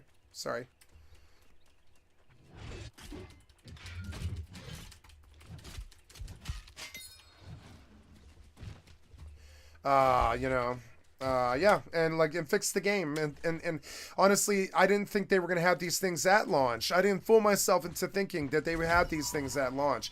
But what I saw there is what I always wanted. It was my single player, like, okay, you know, like, for somebody who has a lot of hours in Fallout 76, I don't know what they are, but between the different versions of Fallout 76, I think it's somewhere around like 3,200 or something. And I played a lot of it recently too, and I love Fallout 76, but my complaint with 76 is I think you're going to break my heart when you take this game offline. And we'll see about how I feel in 2030 when you take 76 offline and you break my fucking heart. And the fanboys are going to be like, do you love 76? Well, here's the offline copy of it. You can see the modders are still going to save you. Even in your graveyard, Bethesda, they're still going to save you in the end. And so the modder boys are going to fix my problem with that, and they're going to release Fallout 76 offline. And then I will think that Fallout 76 was a perfect 10. Only then. When I have my own offline copy of Fallout 76, I will say, I believe Fallout 76 was the perfect 10 that I always kind of thought it was. You know, I always thought it kind of was the perfect 10. But not until I have an offline version. Now I have an offline version of Fallout 76, which is Starfield. And if I could... Now my problem with Fallout 76 is, with Starfield is I wanted to play like Fallout 76, where you can run around like an MMO, and you can kill everything, and it's like the best, really, it's like it's the best single player MMO ever made, and I see the potential there, but I don't see it in this crappy single player Bethesda experience that they wanted it to be at launch. But I mean, it's on Xbox for $1, so what you get, what you pay for. You can tell Todd covered every like shortcoming that he had. And I respect it, and honestly, but what I don't respect is I get scared when they say you can't have an offline 76, and I get scared when they say you can't have a multiplayer Starfield, and I'm like, okay, what if they, and then, okay, in 10 years, in 15 years, no, it'll be like 20 years, in 20 years, it's like in 20 years, is Starfield going to be a good game? Maybe, if it's multiplayer. If it's not multiplayer, I didn't fundamentally believe that the Starfield ever deserved a score higher than 9.2, which is where I left it at the end of the 60 hours and stopped being able to want to play the game. I don't want to play the game. I don't think it has graphics like this. I don't think it has frame rates like this. Like right now, I'm pulling 103 or whatever, 198 on New World, and that's like triple the frame rate that Starfield is pulling. Starfield cannot give you this kind of latency and frame rate in 1440p, and that was initially my fundamental problem with Starfield when it first launched. I was like, motherfucker, I paid like $3,200 to be able to have a fucking really good PC that does 1440p in 2023, and it's got like, 5 gigahertz, and it's got, now it's got 64 gigs of RAM and a nice 3060 Ti that's giving me nice 110 to 120 frames per second on a fucking 105 inch fucking squared 105-inch television and another monitor, and I got what I paid for. But see, now Bethesda thinks that they're gonna just sit there while some industry pundit like slams Todd right to his fucking face and asks him directly, why didn't you optimize the PC version of Starfield? And the guy who's asking is pissed off. The girl's tittering behind her hand, and the other two people are trying not to laugh. And I'm sorry, but that sucks, man. Todd, you should not have let that game become an industry joke. If you can't get fucking 120 frames out of it, which is what I consider to be the industry norm right now for big, large screen gaming, it's like 120 frames to 165 frames per second. 165 hertz to 120 hertz, 120 to 165. That is what I consider modern gaming to be. Starfield would not perform at that level, and it is an actual and real complaint to say that it doesn't, because that's not what I paid for when I shelled out $3,200 fucking dollars. And yeah, the PC gamers, man, they're complaining about this, and they should complain about this. It's sad that some modder has to add DLSS to the game. It's sad that Bethesda didn't add that to the game. And I have a lot of valid complaints about Starfield, and I felt good about the 65 hours that I cooked on the game currently as it is. But I mean, you know what happened during that 65 hours? About 58 hours in, I had to erase my save and start over because I stole a ship on an alien planet. And then when I did this, it locked up the NPCs at the Starfield port, and I couldn't get out of the ship that I had stolen because I couldn't access the shipwright. And the shipwright NPC was glitched no matter what city that I went to, and I couldn't get out of the ship that I stole, and the ship that I stole didn't have any guns. And I was not the only person that this happened to. So on top of it, I was one of the like 100,000 that fell victim to a horrible bug as usual right at launch and like 10 days into the game. I'm like, well, if I could lose this 60-hour save, what else can I lose? If I can lose this 60, it was very difficult for me the next day to log in, you know? And I showed the stream what happened. I showed it to him. I was like, yeah, look, I can't access the ship right to put guns on this ship. And now I'm on this, and I don't want to change the difficulty level off very hard. I went 60 hours in on very hard, and I didn't want to change it, right? And I was like, I want my very hard achievement for beating Starfield and saying that I did it. But the version of the game right now, I figured what I was going to end up doing is like in a year, I'll come back to Starfield after they modded it and patched it and fixed it, and I'm gonna put a cheat patch right on stream. I'm going to do it. I'm going to show Bethesda that I'm doing it. I'm going to say why I'm doing it. I'm going to cheat so that I can get my achievements by fixing the putting a mod in that makes it so I don't lose my achievements if I mod the game. And I'm going to mod the game into something that's like, you know, I'm going to mod the game into something truly fucking beautiful that plays like a Fallout 76 that's off the hook with a jetpack that'll fly you into the fucking sky and shit like that if you got problems, and the actual No Man's Sky shit that I was looking for out of fucking Bethesda. And I'll say it how I want to say it, motherfucker. I have thousands of hours in every single Bethesda game, and I'm sorry, and I'll do that to this one too, but not in the current iteration that it's in right now. You deadlocked that game on frames, you deadlocked that game on DLSS, you deadlocked it on the combat design. There was not enough mobs and they were bullet sponges. Like, honestly, you don't need bullet sponges in 2024. You need tuned RPG systems. And it's okay for a mob to die in 4 seconds, but it's not okay for a mob to take 5 mags. And I saw some bullet sponging there that I just, especially in very hard, which is, you know, the difficulty level that I want to be at. Like, I saw some bullet sponging there and I was just like, I'm sorry, but I just, you know, coming from Elden Ring and shit like this, bullet sponging does not make for a good fucking boss fight or a good game. I'm sorry. And so then I look at that. I'm like, can we mod the combat? You know, Skyrim really is a fun game now. With 100 mods, Skyrim is a really fucking fun game. It's like a genuinely fun game, like World of Warcraft. And I think, okay, well, if I can go to Starfield like that, and I don't have limits that Bethesda placed on me, and all this stupid ass shit, and if I want to make a fucking tuned up goddamn jetpack in the first 50 hours of the game, I'm gonna mod your fucking game until I can do so, because I don't know why you're fucking limiting on a goddamn jetpack when you know how good jetpacking is in No Man's Sky. What was with the Starfield jetpack? It sucked dick. I'm frankly sorry. I feel like, I'm sorry, I don't care how many points you put into it. That jetpack sucked dick. When I think of fucking jetpacks, I'm going into the sky right there like the fucking Rocketeer. You guys remember the Rocketeer? You know?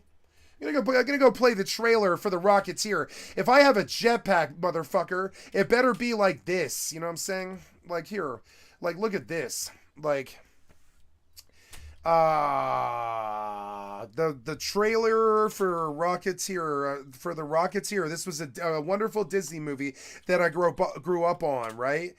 Trailer, right? I'm sorry, but your jetpack was freaking horrible, just freaking horrible. So here's an old Disney movie that I really love, and that's the RP that you stepped to the scene with a jetpack, but you weren't ready with it. You weren't ready for that jetpack, so your jetpack sucks. It won't go forward. It won't give you any sense of momentum. So now I want the modders to go break your code and fix your game. You treat her nice, Clifford. Remember the Rocketeer? I'm going to watch this movie tonight. I loved this movie. Loved it passionately. It was like this thing about defying gravity. Sooner or later, you can just leave the fucking ground like some veritable fucking... I hate to use the fucking horrible Marvel example, but I mean, it's the apropos one. You basically leave the ground like Iron Man or Superman, and it was a really good movie like that. I'm sorry, but this is the fantasy that you're selling...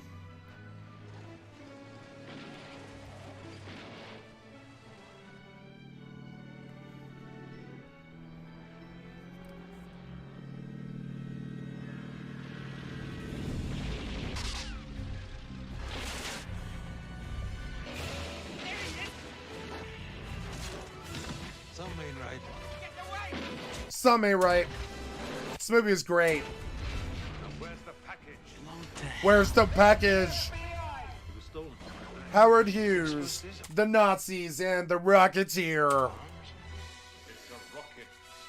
This was such a fucking good movie on Disney. You got Disney Plus? Watch this movie. This was the fantasy that they were selling in 1991. Here we are in 2023, and Todd's got a jetpack game, and he lets you go 18 feet with it. Fucking disgusting. Frankly, disgusting. I saw a good game there, but it's not there right now. I wouldn't touch that if I were you. I would touch that if I were you. Bang, bang, bang, bang, bang, bang. You came to see me, wouldn't you? I don't know. The hood ornament. Stand clear. What was that? Yeah! So much better than fucking Iron Man. So much better than Iron Man. Yep. Are you trying to kill yourself? Yeah, I'm strapped to a bomb. I'm trying to kill myself. Yep. I like it. Yeah, that's what I said. A rocket man. I will not rocket, Eddie. Not next week, not tomorrow. Now. Keep your eyes open for this thing. I'm the Rocketeer. Why didn't they make a sequel to this awesome movie? You want to see your girlfriend? You gotta bring us the rocket. I gotta go alone, or they're gonna kill her. I'm working for a Nazi agent. God, they used to make good movies. There's the rocket. We've got the girl. The rocket will come to us. I love her, Eve. Does she know that? She's gonna find out. I love real movies, you know? They stopped making real movies when Marvel came. So, you know, and that was the fantasy that Todd was selling. And it's frankly sad. It's, you know, that was the fantasy that Todd was selling and screwed up on. So now we go back to the the video that I was watching. Here we go.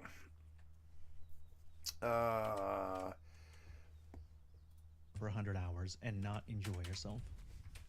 But I have a lot of complaints. I have a lot of... I've played games for 100 hours and been pissed off the whole time many times. Like, yeah, I think that's like the norm for me. I've played Starfield. Let me show you guys.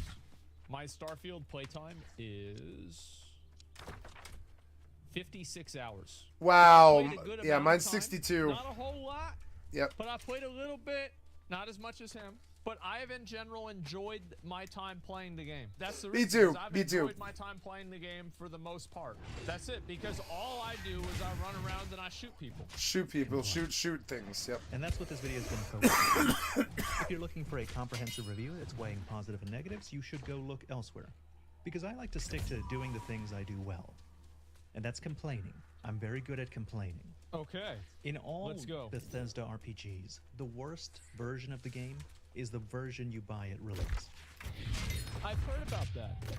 That apparently Bethesda does such a bad job at maintaining their own games that the community doesn't want them to update their own games. Oh because my it might God. break some of the mods that have already That fixed do the fix the problems that game. the updates Yep. are supposed Yep. to fix. Oh They're my like, God, I "Please, never thought just about it leave that way. Alone. Stop, Leave it alone. no, we don't want a 1.1, 1.10, no. Just here. We fixed it, it's fine, just stay away. Yep, just stay away. Starfield seems to have a bunch of planned DLC already. Oh, good. And they've announced that Oh, there are going to be good. I major bought it patches to the already. game as it goes forward. Thank God. And so complaining is... I'm gonna type this on his video, and I'm gonna say the jetpack is woefully...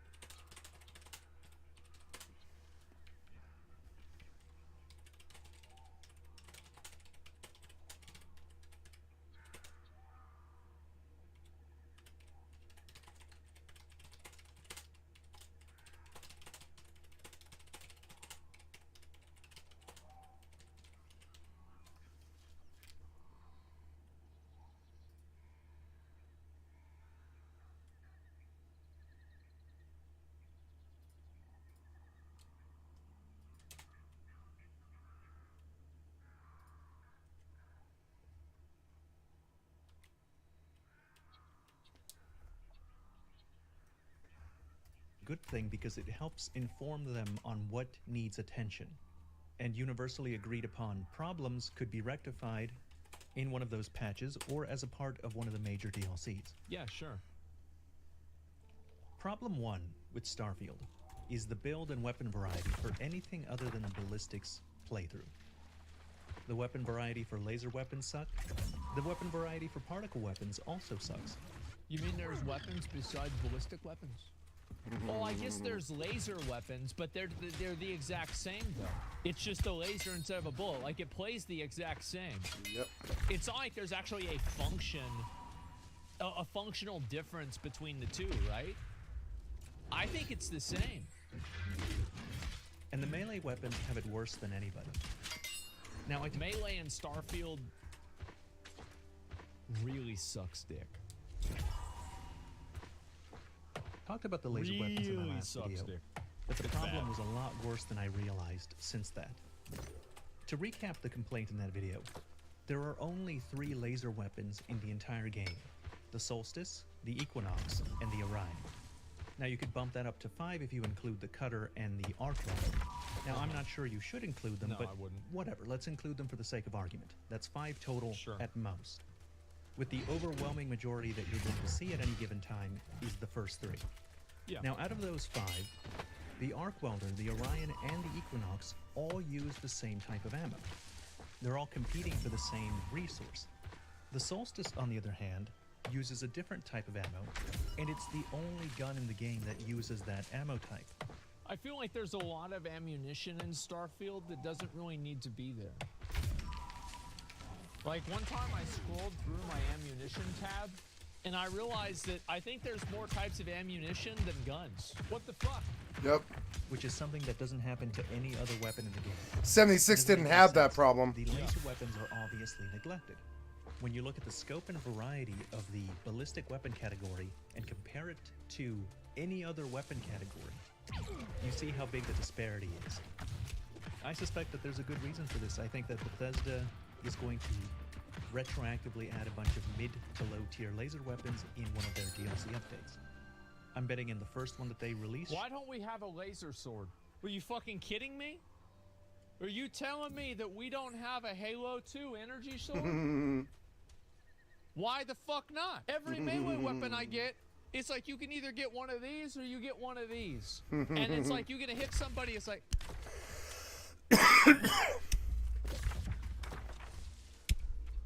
doesn't do shit.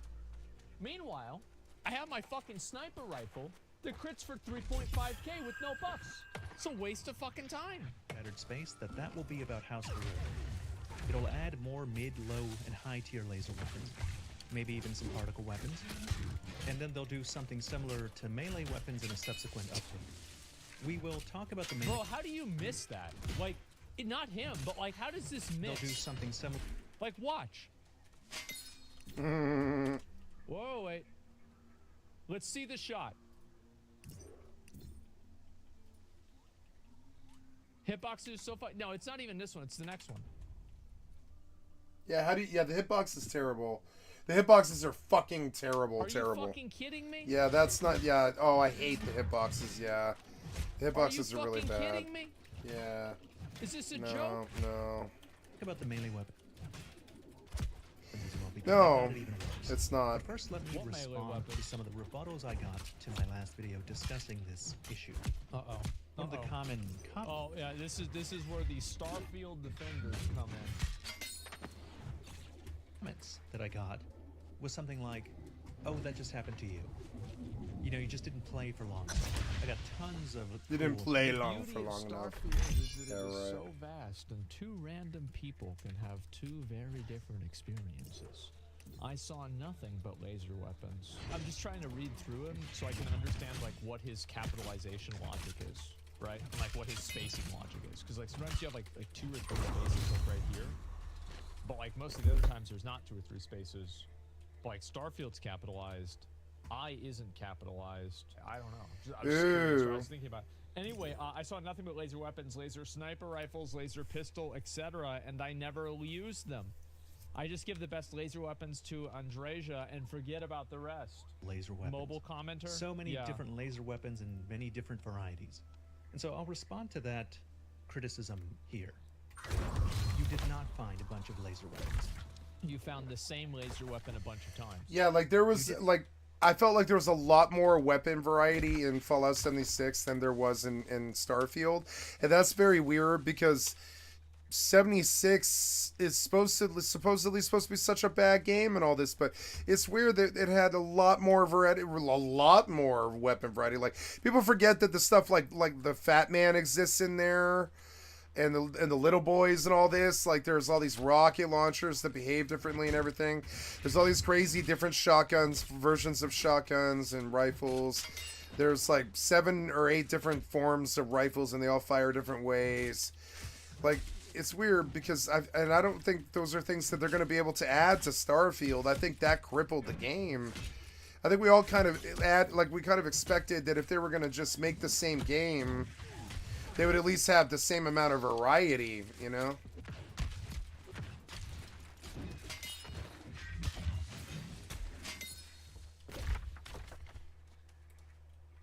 What is my shit at now? Map, storage. Season 2. I don't know.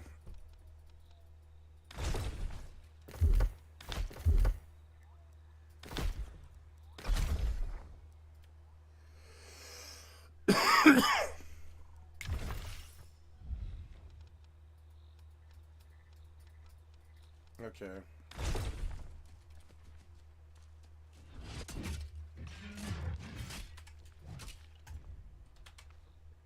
Didn't. Nobody did. What you found was different varieties of the same 3 laser weapons. True. So true.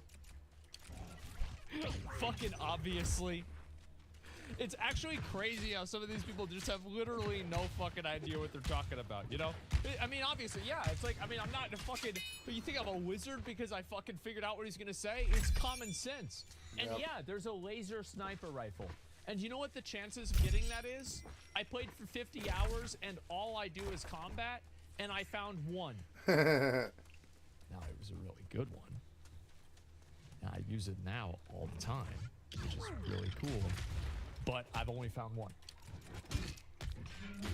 You found equinoxes, solstices, and Orions with different weapon look at mods look at the- or perks on the shots weapons. there.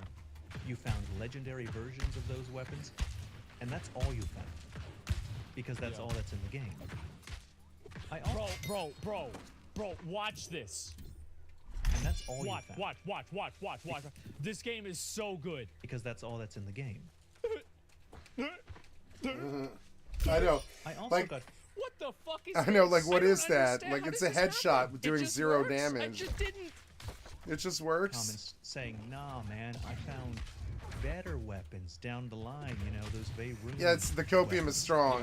And those are not laser weapons, those are particle weapons. You want to know the real problem with this game? I'll tell you one of the problems is that every fucking gun is the same because there are no ballistics in the game. The only ballistics that exist is with the heavy guns, and even they have almost no ballistics whatsoever. Almost every single gun is effectively hit scan.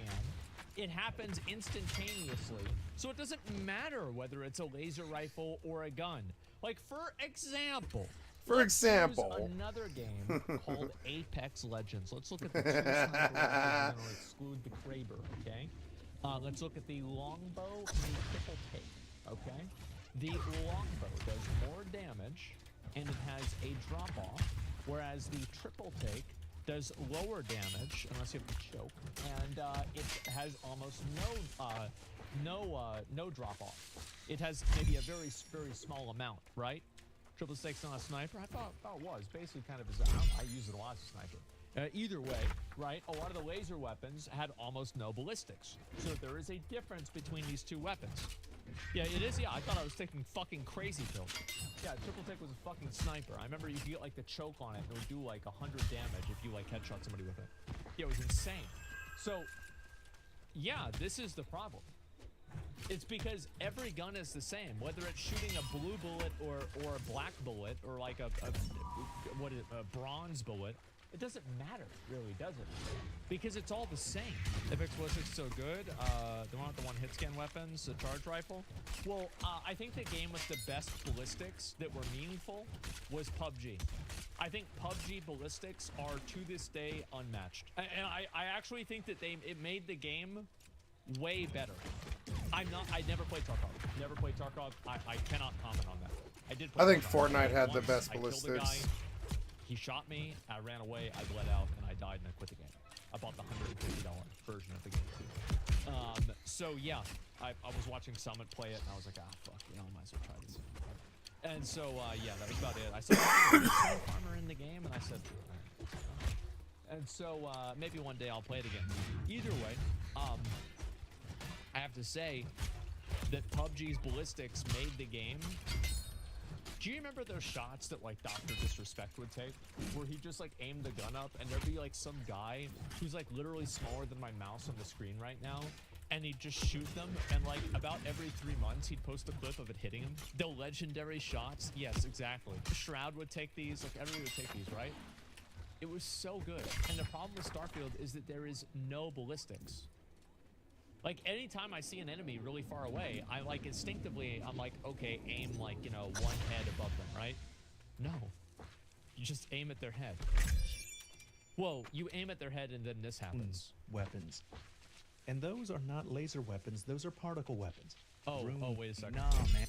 Because that's all that's in the game. This is what happens. I also... That's really impressive. What do you mean by ballistics? Ballistics is like this. Bullet drop. Idea. Bullet drop. You shoot the bullet. Uzi, M16, and what's a sniper? A short sniper name? Fucking.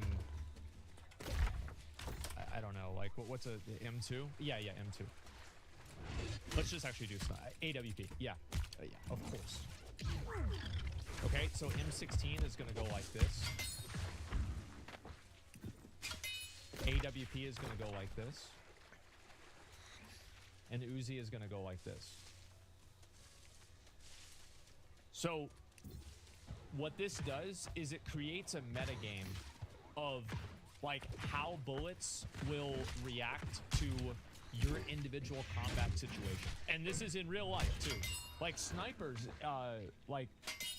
in real life, legitimately, if you're making a very, very long distance shot, my understanding is that they have to some degree, account for the curvature of the earth. This is real fucking science. Oh yeah. Mm-hmm. Oh yeah. So yes, I think it's very interesting in games whenever they have this. It might be annoying. Well, wind is obvious, right? Wind effects, like everything else is obvious, but like it goes to the extent of the curvature of the earth. Got comments saying, nah, man, I found better weapons down the line, you know, those Veyroon weapons. And those are not laser weapons, those are particle weapons. But just to emphasize the point I'm trying to make, let's count them. Let's include all of them, because after all, there's some logic to saying that that's what an absolute cock of a game, bro. Let's include... What a cock of a game. You see that? Are you fucking kidding me? Like, this is the... Like, whenever I look at a game, I'm not thinking about the kind of weapons are in the game. This game can have one weapon for all I care. But it better fucking work. Yeah. Jesus. Yeah, I get the same kind of indignation. After all, there's some logic to saying that that's the case. The laser weapon perk that you can get does affect the laser part of the damage of the particle weapons. Laser weapon Again. Perk that you can get does affect the laser part.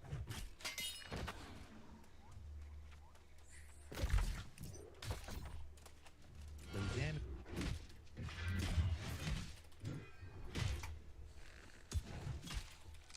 It's a low accuracy weapon. What's the accuracy on the Orion? That's the gun he's using. I think it's about 65%, something like that. 62%.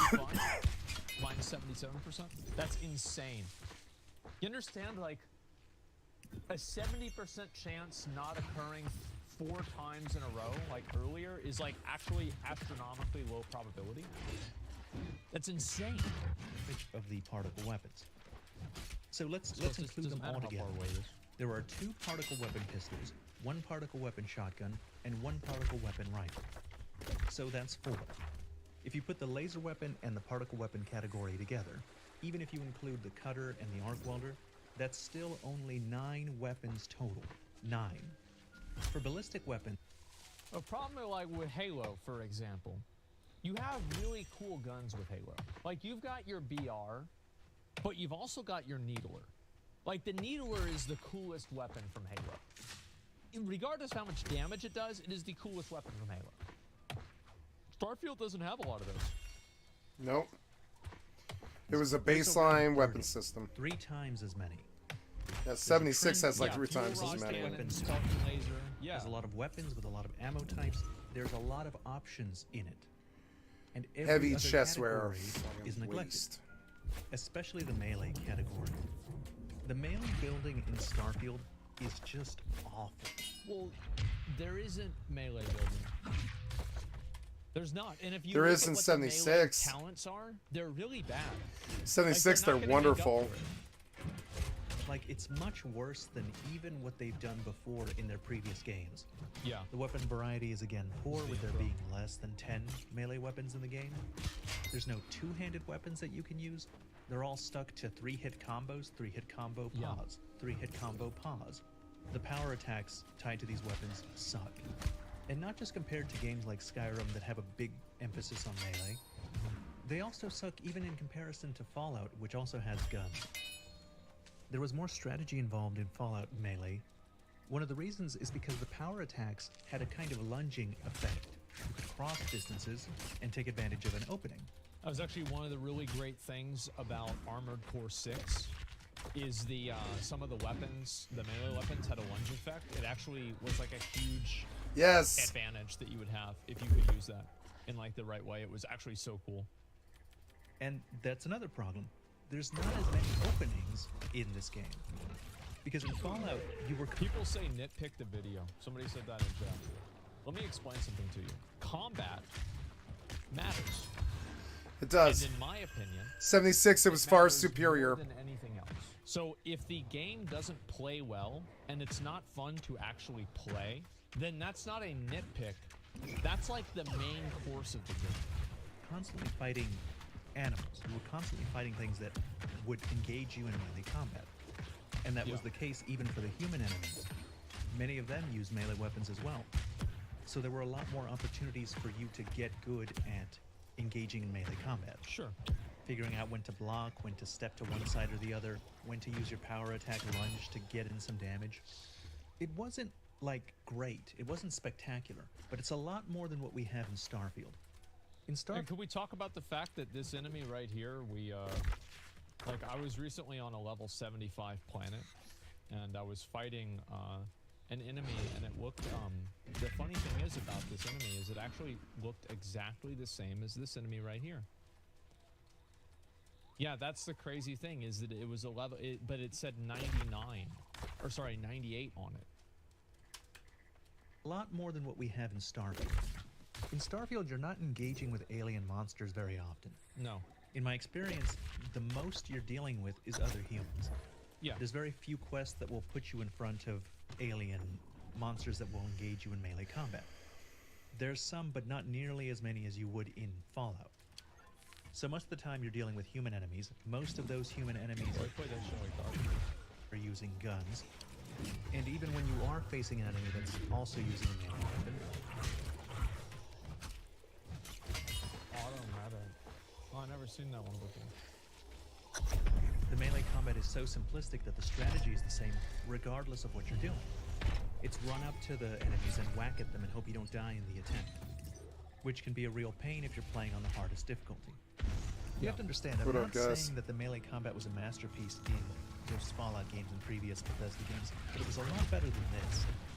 A lot of the times the enemies will run away from you in Starfield. They just start sprinting away from you. And I chase them, but I often can't hit them again while they're running away. And I would have been able to if I still had my lunge attack from Fallout.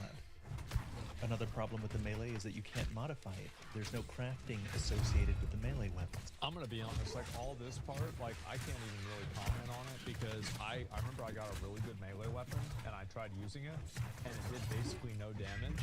And I thought to myself, okay, let's go back to the run. And I never did melee. Thank you very much. It's like the whole thing is an afterthought. There's no attack speed rating on the weapon to compare one to the other. And I think that might be because they all have the same attack speed. I'm not entirely sure, but they all seem to attack in the same way. I don't know why, but just like the way he said that just sounded so sad. And at that point, why Yes, do you fire have different types? staff.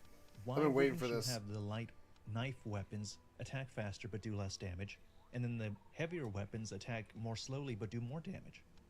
This is space. Why isn't there some kind of energy-based melee weapon? Why isn't there some that work like a stun baton and do EM damage? True. I thought the weapon variety was bad for the laser weapons, but if it's true that all of the melee weapons have the same attack speed, then I was wrong. The melee weapons have it the worst. Because that means that there's not 9 melee weapons. There's one. There's one with different skins. Yeah. At that point, it doesn't matter if the dagger says it's different than the cutlass. If they... I had this same thing happen. Like, I looted a sword, right? I looted an actual sword. Like a fucking, it was like some sort of like Japanese like sword, I think, right? And I used it, and it was like, wait, this is the same thing as the other one. swing at the same speed, and there's no other variables to them, then they're the same weapon, and one is just objectively better. Why don't we have two-handed melee weapons? Why don't we have high-technology shields to go with the one-handed weapons? Why does everything seem to be so underbaked and give off the impression that they intend to do something about it in future updates? Well, I'm sure they'll fix this Here's a on good the example. second DLC. Why can't we have an evil companion? Or at least... Yeah, that's true. All my companions are pussies, and whenever I start killing innocent civilians, everybody runs away. I can't ever play the game, man. And then I try to get Sarah. I said, bitch, get the fuck out of here. And then she says, no, I'm not going to leave. You have to do my quest line. I don't want to fucking do your quest line. Get the fuck out of here. I don't care about your shit. One that's not such a goody two-shoes. All of the major companions are the ones in Constellation. And those are the only ones you can run. Remember what I said about how I described this game narrative with the word safe? Pussy shit. Let's list out their qualities for a second. You got Sarah, who likes being honest and being nice. You got Sam, who likes justice and being nice. You got Barrett, that likes it when you avoid confrontation and being nice. And then you have Andreja, who likes helping people and being a nice person. And that would be fine, but at the moment, Constellation is the only place where you can get these important companions. You can hire some randos from bars, but that's not the same. Why can't I have an evil companion join me as part of the Crimson Fleet questing? The game lets me join. You should have an evil companion that occasionally turns on you and tries to kill you. Like anytime that you're under half health, there's like a 1% chance that they'll start trying to shoot you. The Crimson Fleet. It lets me be an evil bastard. It lets me take on quests to engage in piracy. Patches. But it doesn't give me a fleshed out companion to enjoy that with. Make them bald. And this next thing, this is the biggest problem I have with Starfield. This is the real one that bothered me. Bro, how do you miss that? Thing. This is the Starfield. This is the real. Are you fucking kidding me? No, not at all.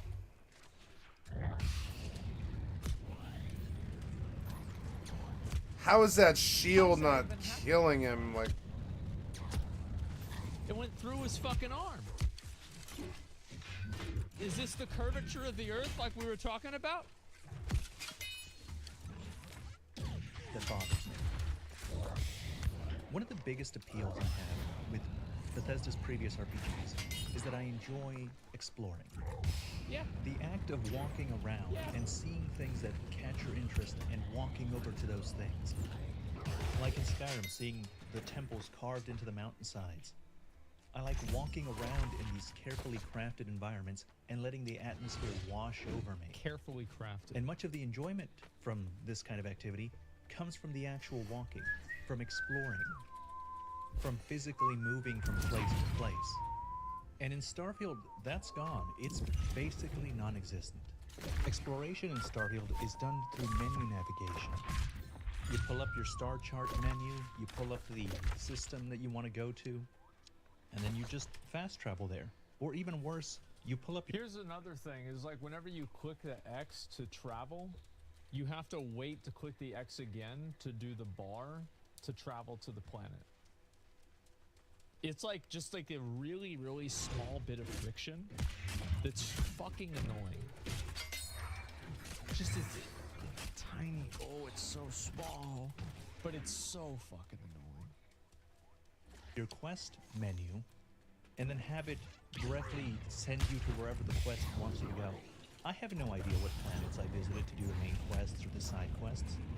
I don't know what systems those planets were on. I don't know what they were close to or far away from. Yeah. And even if I touch down on a planet and decide to explore, there's nothing to explore. Well, that's not true. There's rocks. And after the rocks, there might be another rock. And then there could be a geographic anomaly, and you could scan it and get 20 experience. There isn't anything there. The Or a areas cave on the that has planets rocks that you in it. visit will have some points of interest that seem to be handcrafted. But between them, they're handcrafted and then multiplied. So like if you go to like 10 different camps, you've been to about 100 different camps. is like 5 minutes of procedurally generated bullshit. There is just nothing satisfying about exploring in this way. You know, I saw a lot of people getting upset that you couldn't actually go across the whole planet. I don't care about that. You know, I'm gonna be honest. Like, yeah, it's kind of cheesy, but like, I really don't think that's a big deal. There were invisible walls at certain points, and you couldn't go any further past those points. And I just don't agree with that criticism, because why would you want to explore the whole planet if the whole planet is like this? There isn't anything there. If anything, I wish the planet was a lot less explorable. I wish the planet's explorable area, which was much smaller. You couldn't just land anywhere on the planet. You could land on specific areas, and these areas had more tailored content. Like, I don't want to go into a cave and find some more mineral resource nodes. I don't. Especially whenever the mineral resources are just completely invalidated. That's another big problem, is that, like, if you have an outpost somewhere, you are generating literally hundreds of thousands of these resources at will. Yeah, or you just buy them, yeah. I don't care. I don't want to see another research tower and you kill all the ecliptic mercenaries in the area and you go up the tower and... Oh, I don't mind that. I like killing the guys. That's the fun part of the game. Gives you a little bit of information on the planet's resources. I don't care.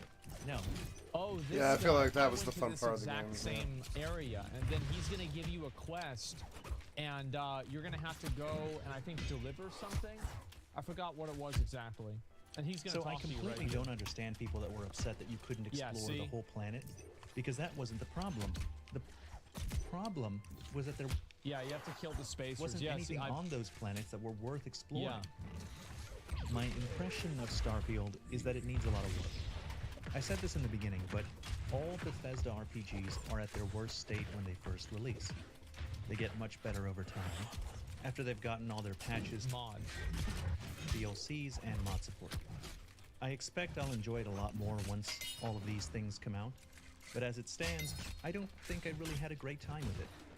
And my recommendation to people thinking about getting it is to wait. And that's the end of this video. Please unsubscribe and unclick the bell notification. Hopefully you've been alienated, and if you haven't, I'm sure I'll get to you in a future video. Until then, thank you very much for watching.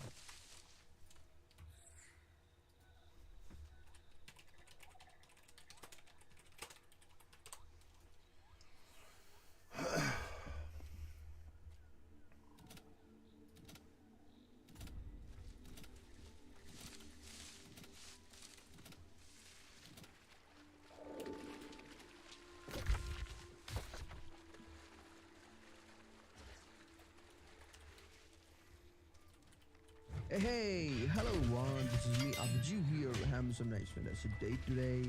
Today I'm going to show you guys is modding Oblivion for the first time in my YouTube channel. I'm going to show you a guide. So these are some of the amazing features of the Bevelix mod guide which you could find in the Nexus. The link I will post in my description as well. You could check that out. And the modding is pretty simple. Hey, I will give you a brief description about the Nexus mod website along with a brief description about the Bevelix mod list inside the Nexus website. First, let's talk about the Nexus mod website itself. For example purpose, let me just choose a game, let's say Skyrim. When you choose Skyrim, the Nexus website will direct you to a place where you could download mods that are compatible with Skyrim. To download the mod, you should first choose it. So you could either search it over here, or you could do a Google search and then type a Nexus mod at the very end of your search, or scroll down in the Nexus mod homepage of the game which you want to mod. Below the more mod list, you could filter the mods in regards to popular by 30 days or popular by all time, or in terms of more trending and so on. Usually newbies click popular all time in the list to find the most downloaded mods, which are perhaps the most lore friendly and game changing ones. Also, you could search it on YouTube to find the most popular mods that people use in the community. Here I would randomly select a texture replacer mod which is very popular, called Amedian Bone Book of Silence. When I scroll down, there is description, there is requirement section where it shows this mod does not have any known dependencies. That means this mod doesn't require any additional files. There is another mode called Immersive Armors. Now to directly download the mod, you have to go to the file section, scroll down, and then click manual download right over here.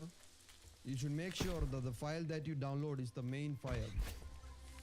You could easily identify by the total downloads, which is not really preferred because usually new updates that come in the list might only have few downloads. A basic guide to download and install mods for Skyrim. I already made a video in my YouTube channel. You can check that out if you want. Bevelix mod list is actually not a mod. It's a gateway to the many amazing mods. When you go to the description, it gives you detail about the Bevelix mod guide. It also gives attachment to the author's YouTube channel, to channel, Patreon and so on. You could support him or her there. You could scroll down and see the system requirements, minimum system requirements. Now when you scroll down even further, you will actually see the Bevelix mod list, which is a list that is subdivided so for us to easily understand and download in the right order. For example, when I click show right here for the base texture pack, it gives you not just the links to the mods which you have to download, it also gives you a brief description of the files you have to download and whether it is necessary according to your taste or so. So the actual motive of my video is to give you a helping hand to easily install the mod list for Oblivion. My guide starting from this video is mainly targeted for everybody starting from the newbies to the pros of modding. 99% of the mods which you're going to install will be mainly focused on the Bevelix mod list. And there are very few mods, maybe 2 or 3 that we will focus from an outside source. That is my personal favorite mods. So to know more about the mods which you install, make sure you do a detailed reading before downloading along with me in the following guides. Everything starting from the stability mods, the base texture pack, to the very end I will cover. Also for safety purpose, make sure you create a backup of your Oblivion game. I have tested and tried this mod list so many times, I guess more than 4 times. This is probably going to be my last time because after I mod this game using this mod list along with you guys, I'm going to actually probably stream the game and finish it. and now we're gonna mod the game again. So this is pretty serious stuff. This is going to be short and precise, so without further explaining, let's just get straight in the video. I'm going to make everything concise, easy to understand. So all you need to do is, first, number one step is go to this mod list. The link would be in the description down below, or otherwise go to Google and search FFXI mod guide, whatever, you just type in and click the link which leads you to the Nexus site, Nexus. And if you're fairly new to modding, you need to create a account in Nexus mod website. Okay, so make sure you go to Nexus and create an account. Then you could download the mods that are bigger in file size. And the next thing you need to do is go to where your Oblivion files are located, and it's located on G. First thing you need to do is click data files, make sure everything is ticked, and then click OK. Click options, choose the best setting. You have to start off with clicking ultra high or medium, whatever your personal preference is. I'm going to click ultra high, and then I'm going to change the resolution to my desired one. Make sure the anti-aliasing is none, and then enable HDR, and then full screen, VSync if you want. Tick all of these three, and then click OK, and then click exit. Now we need to open the Oblivion game itself and do some certain changes before actually getting straight into modding. So we're going to open the game by clicking play. Go to options, click video, turn all the settings to the highest value depending upon your system. My system is pretty old still. It's an old game, so all the high settings will work appropriately. We're gonna change the initial shadows to the highest. Self shadows on, shadows on, grass on. No, turn all of these on. Don't turn bloom on, okay? Scroll down. Don't turn anti-aliasing on. Then click return, click exit game. You're gonna go to the official FFXI mod list, scroll down, and then you will see something called Rybash, which is right over here. This is the tool that we will use to install the mods. So click download it here, and then click files, then click manual download, and then click slow download or fast download if you want to support the mod order and the website. Click fast download. After you downloaded the mod, it will be in wherever location which you have downloaded. Just click the file, give the permission, and then click next. See, I have LS called Skyrim, I have Oblivion. So I'm going to turn off the Skyrim and then only choose the Oblivion. I'm going to click next, and then click install. See, I'm using the GOG version of Oblivion. You guys might be using Steam version. It's absolutely fine. Click next, and then please select which Rybash installation, if any, if you want to run right now. You're gonna click Oblivion, and we're gonna click close. See, we have the Rybash installer right over here. And if you want to go search where your Rybash installer is, go to your Oblivion folder and then click Moppy here. This is where your Rybash installer is. You could send it to your desktop as a desktop icon. Now let's go back to Rybash here. This is the installer that we want. This is the installer what we're looking for. Okay, the first important thing you need to do is click sort by and make sure it is in sort by load order. Now if you're new to Rybash, you might be awed by the things that are over here. Don't worry, it's pretty simple. as you could see, these are the DLCs.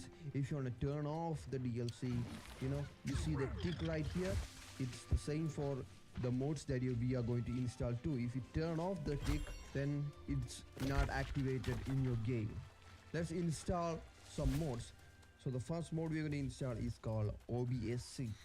For OBSC, we don't need Rybash. Anyway, we're going to choose OBSC by clicking the scroll button. OBSC is here. You're going to choose this 22.7 and open that. Here are the files. You're going to, you know, select all of these. By the way, to open mod files, you need WinRAR or EZZip. Go to your Oblivion folder. Just drag and drop all the files right here. Now double click OBSC loader. Make sure that everything is functioning. Click exit. See, if you want to mod this game, you definitely have to playtest how the game functions with the mods, right? We need a save file from the Nexus website. The links would be in the description. Just go to the files, click manual download, and then click download. Slow download or fast download. Go to documents, go to my games, go to Oblivion. Documents is here, my games, Oblivion, and then open the saves and drag and drop this file just like this. You could playtest the game by clicking continue or clicking load. You could go to the location where you could playtest the game by selecting the save file. Now after installing OBSC, we need something called boss or the loot. I have experience with the loot, so I'm going with loot. Click files. Streamer tips part 2. If you are streaming and you use Streamlabs, I recommend you use OBS, and here's why. Streamlabs can be very intensive on your CPU, especially when using animated overlays like this border or the Kalu I have in my corner. When I switched to OBS, I didn't see any frame drops or any noticeable causes like lagging to my stream. Another reason I recommend switching to OBS is because the total presentation of the stream. It looks a lot more clean and you have a lot more customization on OBS than Streamlabs, but it is a little bit more complicated, but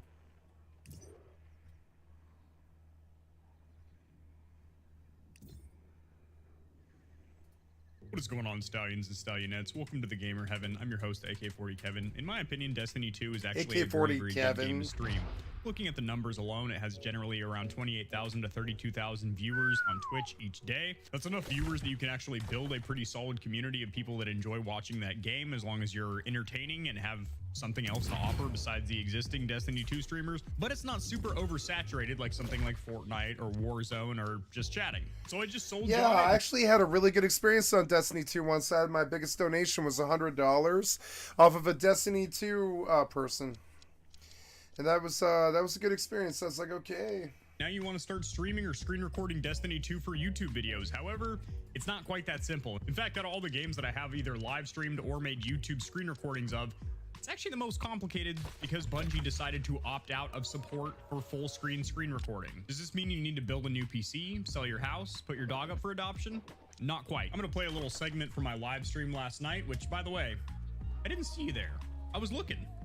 Front row of the bleachers, didn't see you there. I'm going to go over some settings inside of Streamlabs OBS. These will be virtually identical to OBS, as Streamlabs OBS is literally just open broadcaster software with another layer of plugins and add-ons over it. And these will also apply to XSplit Broadcaster, Twitch Studio, or any other kind of screen recording / live streaming platform. Let's get this thing.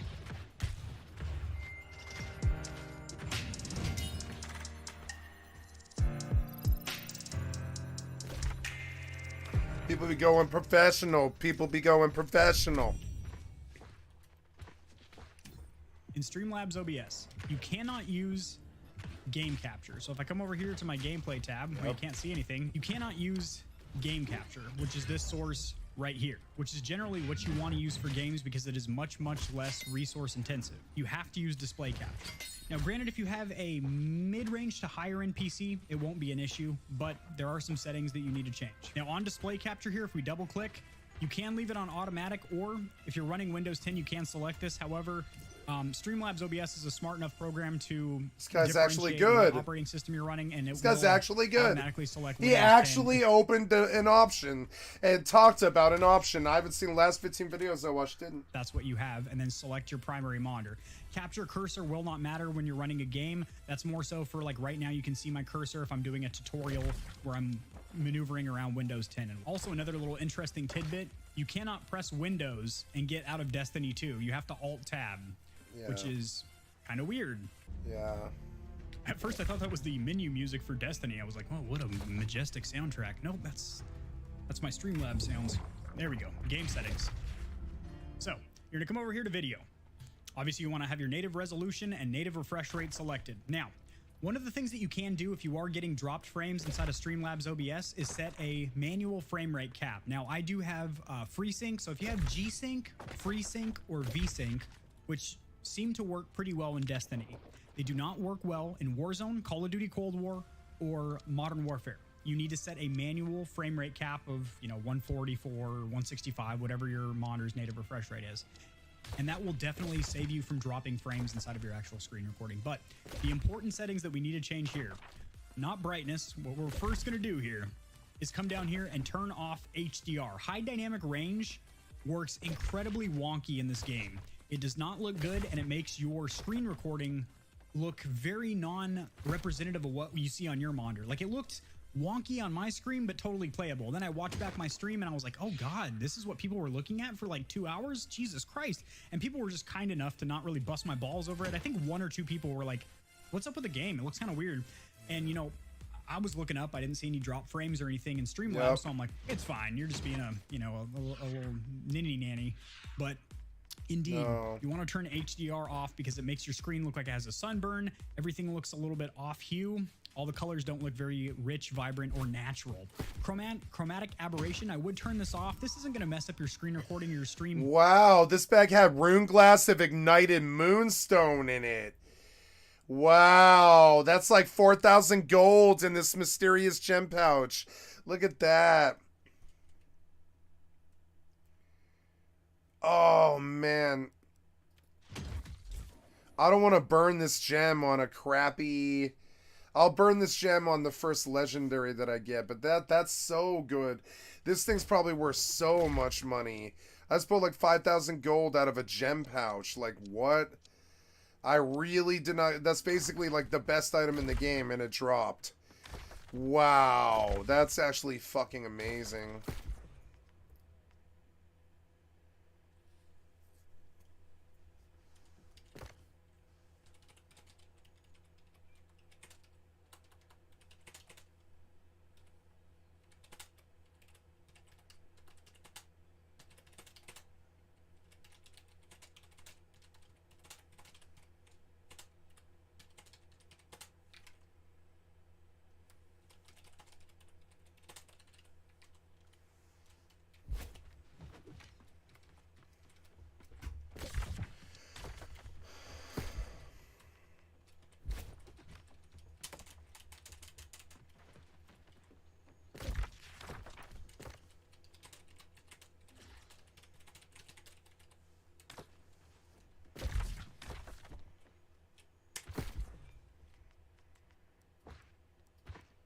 That's such a good little rune glass of ignited moonstone.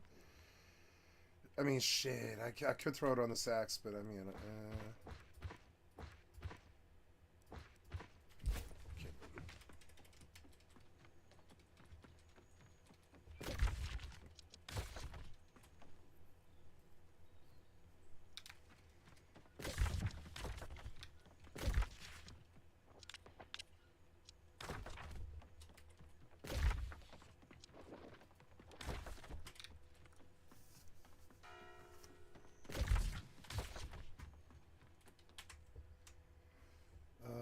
But what chromatic aberration does is puts a little bit of blur around the outside of the screen, which simulates basically a camera lens, how everything would be slightly out of focus on the outside.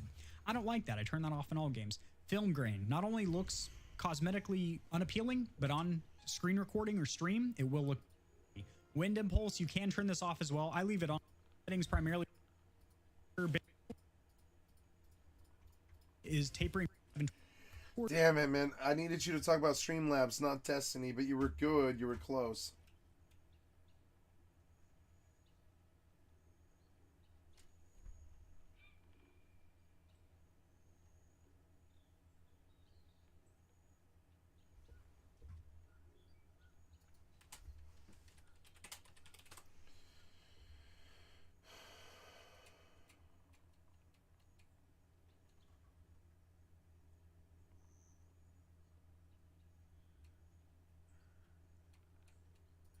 I'm not going to waste your time. You guys know how to read a YouTube title. I'm not going to insult your intelligence like that. You want to know how to record your gameplay and your camera at the same time so that you can go and edit them separately in your video editor like Adobe Premiere or DaVinci Resolve. Hang tight. We got a lot to cover, so let's get started. No, that's not what I'm looking for.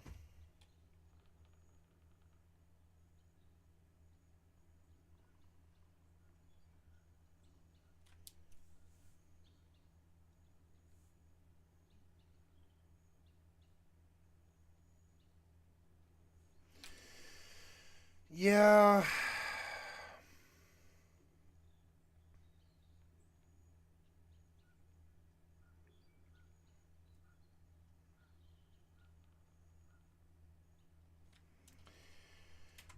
I mean, I guess I could switch.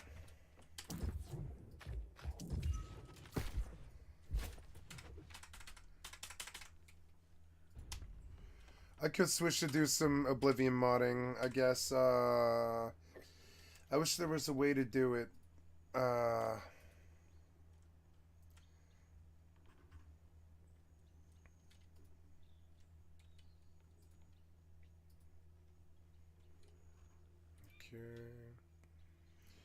Well, I don't know what to do with that. I don't know. I'll try one last time.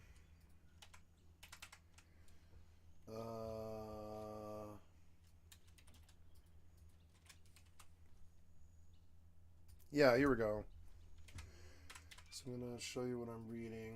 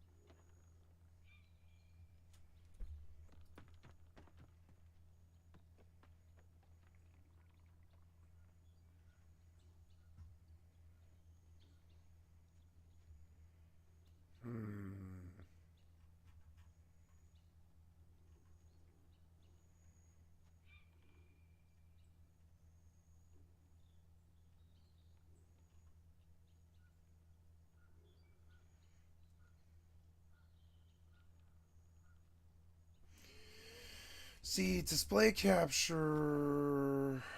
One way I could do it would be to run both in windowed and then sit them on top of each other and run display adapter, but it still gets this problem. It still, no matter what, gets this problem. Like I don't know. Switching it to window doesn't fix it. It still sees it wrong. Even if you were to freeze it, I still don't think it would be good. I wish there was a better way to do this, but there isn't. There's not really a better way to do this. So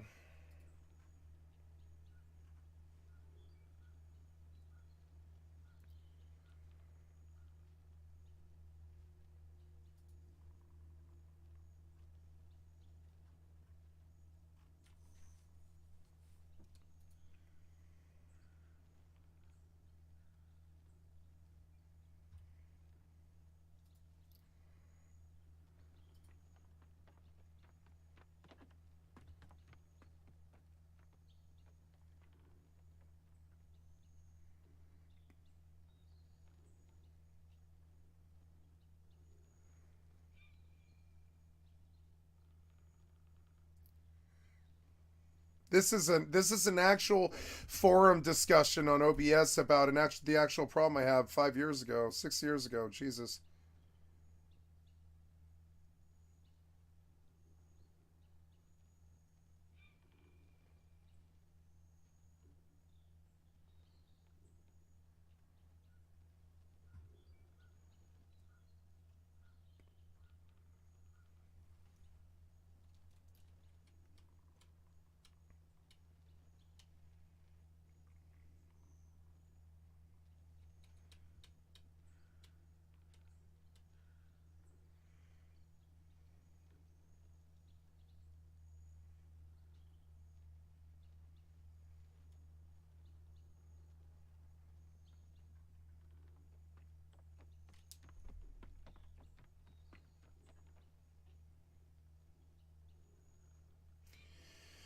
So they're saying the second monitor might actually be the problem, and I never tested that. I suppose I could drop off the monitor.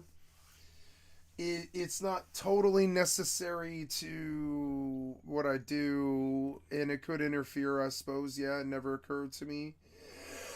Unplug the monitors. It never really occurred to me.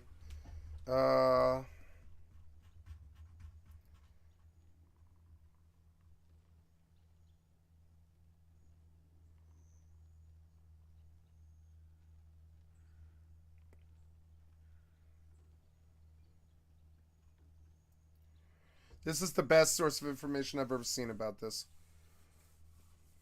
And that's it. Yeah, I know, and I get that too sometimes. Yeah, everything that he's talking about, it sucks. And oh, there is a second page. Keep going.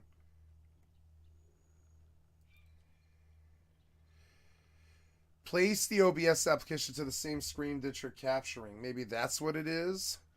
So let's see if I do that and I run display capture, how will I be able to tell if the game is good or not? Let's see. I can watch on my tablet, I guess, or I guess. Oh, I can see it on my Twitch, I guess. Yeah, that would be okay. Yeah, here I can run this over on the other screen, and I could see it on my Twitch. So let's see how this looks now.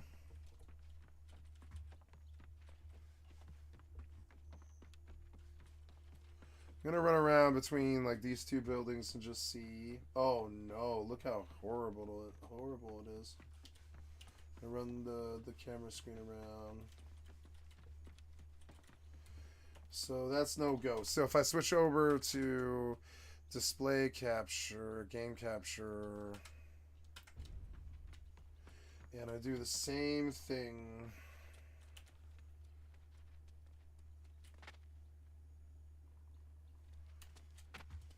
Oh my god.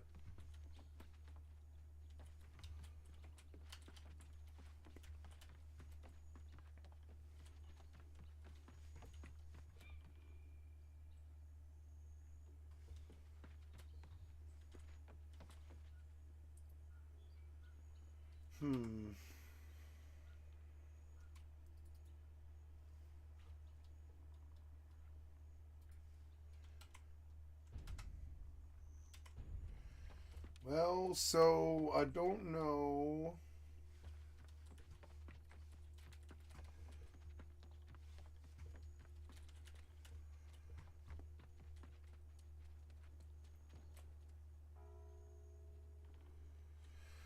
Well, it's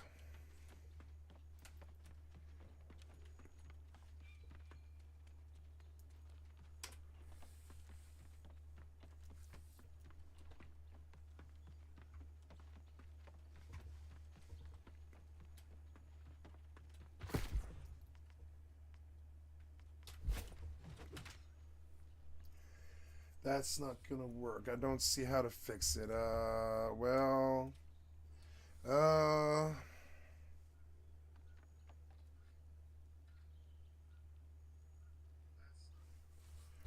that's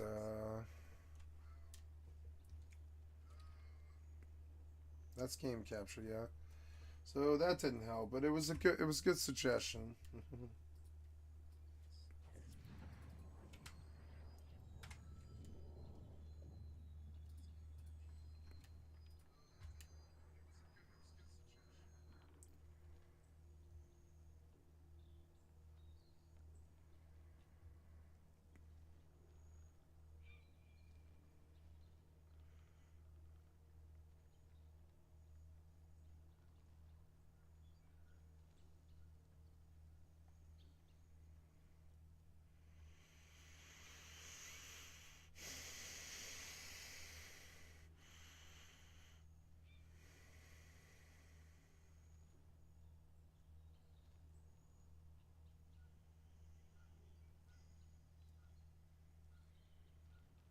Yep.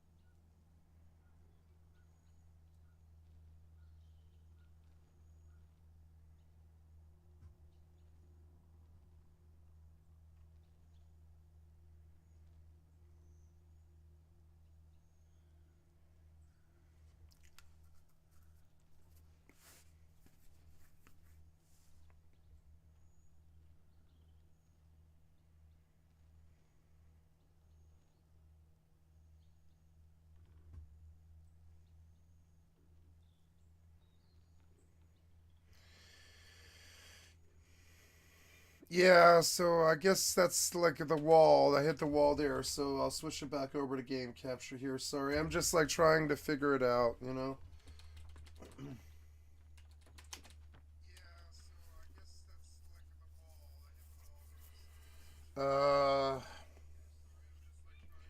I don't know what it is I'm going to do, but I struggle with New World in the respect that it won't do game capture very well. So now why? Okay. I feel like the quality coming through is really fucking low. Like, what is with that, man? Like, I'm gonna go check that. No, the output scaled is just 1920 by 1080. It looks okay when you're not moving.